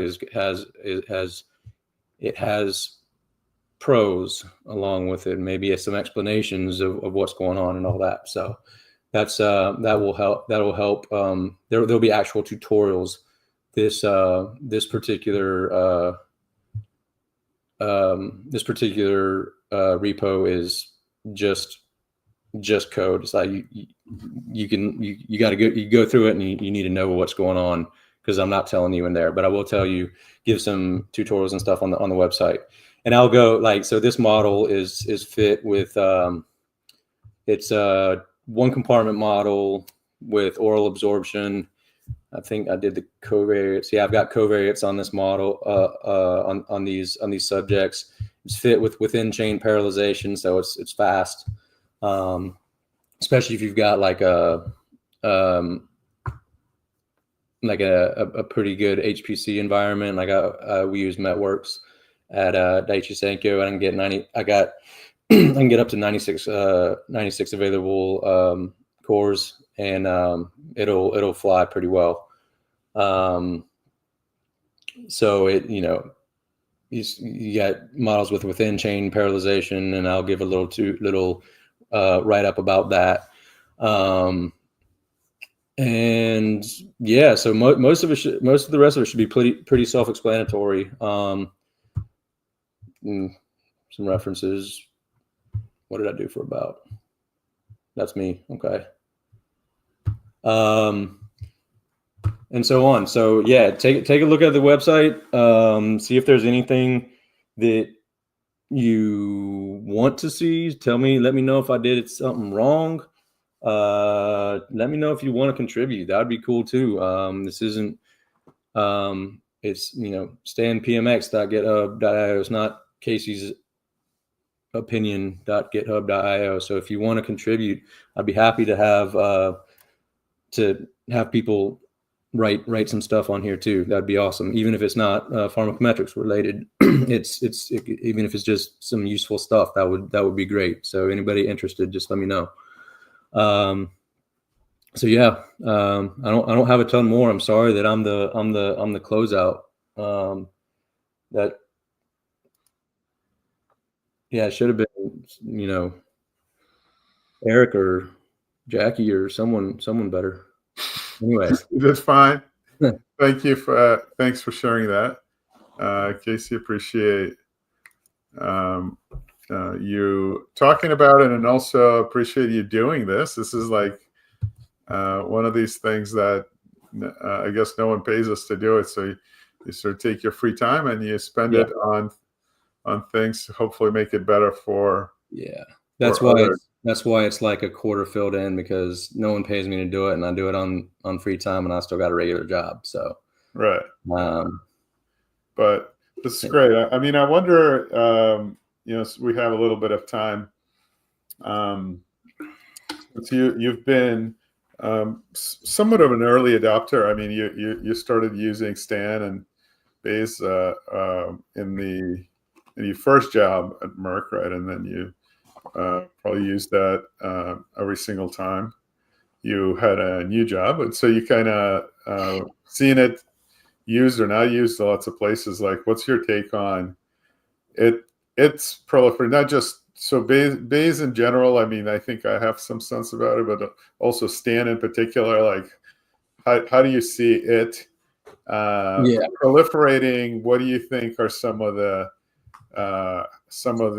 challenges, maybe not obvious ones, and how can we do a better job as a community to kind of push it forward within the drug development world? Yeah. So in 2015, 16, 17, it was frowned upon. Like if I wanted to do anything in it, they're like, it was basically a don't do it on our time kind of thing. And it was like, yeah, we don't mind Bayesian methods a little bit, but also do it in non-mem. Like, it's a half step. Okay. So, and I don't know if it was necessarily, it was just that Stan in particular was very new. Non-mem only had the Bayes method, which was like shown to not be great. It's a Gibbs sample and Metropolis Hastings and all that. Or if it was that company is just, it's old school. I don't know. And it could just be the group of people that was there at the time were set in their ways. But even that group, I bet now is would probably be more okay with it. Like literally the same people. It just took time to wear people down a little bit, I guess. From my experience, especially recently, a lot of people actually more people than you'd think kind of know about STAN. They know that it exists, and they know that it has a lot of pros compared to non-mem, like flexibility. Like non-mem is not flexible. They're actually doing a little bit better, but it's still pretty much not flexible. But even people that don't do Bayes, they know that STAN has a place because of its flexibility and its ability to fit a lot more difficult models than what you might get in what maybe something like non-mem can handle. That being said, not many people know how to do it. Even people that love the idea of it, they have no idea how to do it, and a lot of them never will. They're at the point where it's like, they're 50 years old, and it's just like, I'm not going to learn this brand new stuff. I'm a executive director. I don't have time for that, but I love the idea. I want you to go for it. And that's cool. I like that there is that support now of some of the higher ups that was a little less common 10 years ago. So you're saying you're kind of said it like 50 is kind of old, huh? Because you're like 18? No, I was saying, man, when I'm 50, I'm gonna be retiring in about 2 to 5 years. So I'm not gonna be going out of my way to learn a whole bunch of new stuff to spend 3 years on it. Listen, if you're going to be retired, then I think I need to get a job at wherever that nice company you're working, because yeah, that sounds nice. All right, so there's a question from Marianne, which I'll put up on the screen here. She says, "Thanks, Casey. Great resource. Are you using Bayes STAN for each and every task in your current role, or do you sometimes perform quick and dirty non-mem runs?" I haven't run non-mem a single time since I've been at Daiichi. I'm fully. I have to read other people's non-mem, so I know non-mem. I can read it. I probably could write it still. I'd have to relearn how to write it, but from on a day-to-day, I don't touch. Actually, on a year-to-year now, I don't touch it myself. It's kind of nice. Yeah. I mean, how much of it do you think, like, so I've never used non-mem, but it is probably easier to kind of specify some kind of model in non-mem, would you say? It's because the reason I'm going there, okay, it's because, like, there's just some people they don't want to program, right? Like they don't want to write an actual program, right? And it because, like, they've never been kind of exposed to it or something, and is that the impediment, or what do you think? So I think for a lot of people in our industry, so the fact that this group, the people that are here means we're kind of lean more towards the we probably lean more towards the computer nerd, math nerd side than the business type side. So I think for a lot of people view their STAN, non-mem, or whatever as a tool to get done to get a solution. Well, I think we like the journey to the solution. We like and we like I think a lot of people just want they want an answer and they need it kind of quick, and they don't want to necessarily take the time to struggle and to they want 3 good answers in the time that we want 1 phenomenal answer. So we're willing to take the time and struggle and do stuff that's a little bit harder than a lot of people are. And it's just depends on what people are interested in, their mindset. Some people really like the science side of it, and they're just like, oh God, I gotta write this R code to make some plots, and I haven't touched R in like a year. And I'm like, dude, I haven't gone 4 days. I haven't gone 2 work days in ever without touching R. I haven't gone a week without touching R in 10 years. And it's just what some people want to do and some people don't want to do. Yeah. I don't even remember the question. I rambled on. I don't know if I answered. That's okay. I'll focus you because I'm going to give you an estimation problem. So you're going to have to do it in your head. You ready? Okay. So, sorry. You hear? Yeah. Okay. So give me a approximately 90% interval for the proportion of people who work in pharmacometrics that use STAN. Oh, that use it daily, or that use it in their part of their job. That use it on and off, or does BRMS count? Sure. Okay, with BRMS, I'll put an upper bound at 5%. I'll put that upper bound a little bit higher. I'll put it at 8 to 10%. And I'll put a lower bound at 2%. Yeah. For pure STAN, I'll put an upper bound at 2%. Like, Ari is the first person I've ever worked with that uses it. Yeah. And so that's 2 out of 4 companies at roughly 60 each, 2 out of 240. Yeah. Okay. And now what do you think in terms of, so the other 2 dominant tools there are non-mem and Monolix, and where do you think they are? So non-mem, Monolix, and Pumas are big. Non-mem's probably non-mem's decreasing because Monolix is increasing. Right. I'd say Monolix is probably at 1/3 to 2/3. Non-mem is at 1/2 to 3/4. Pumas is probably at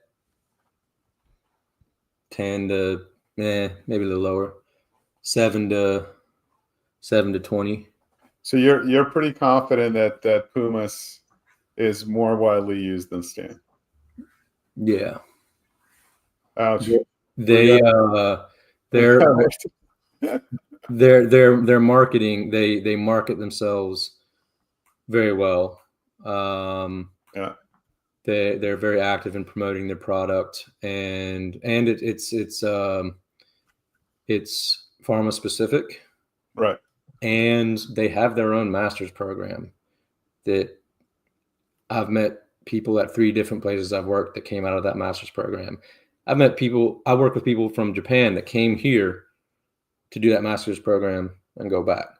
Yeah. So that creates they know what they're doing. They know what they're doing. Yeah. So that's what I think. How I think to get Stan and with Torsten in use is to get students, because students have the time and the energy and the motivation to learn it. While once you have a job, once you have a real job, you don't often have the time to just be fully unproductive for a month while you learn something, or while you learn a new language. For sure. You gotta kind of produce results, but in school you might be able to do that. So that's where. So I know you said you're teaching a little bit at NYU. I'm sure you're not teaching them Pumas or non-mem. So keep spreading the good word. It would be particularly inappropriate since I don't teach anybody who does any biostats or pharmacometrics. This is they wouldn't even know what to do with us.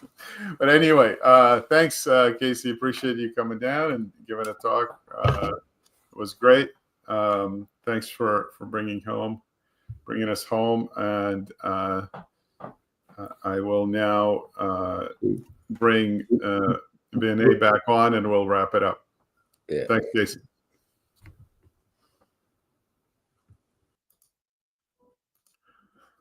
All right, we made it.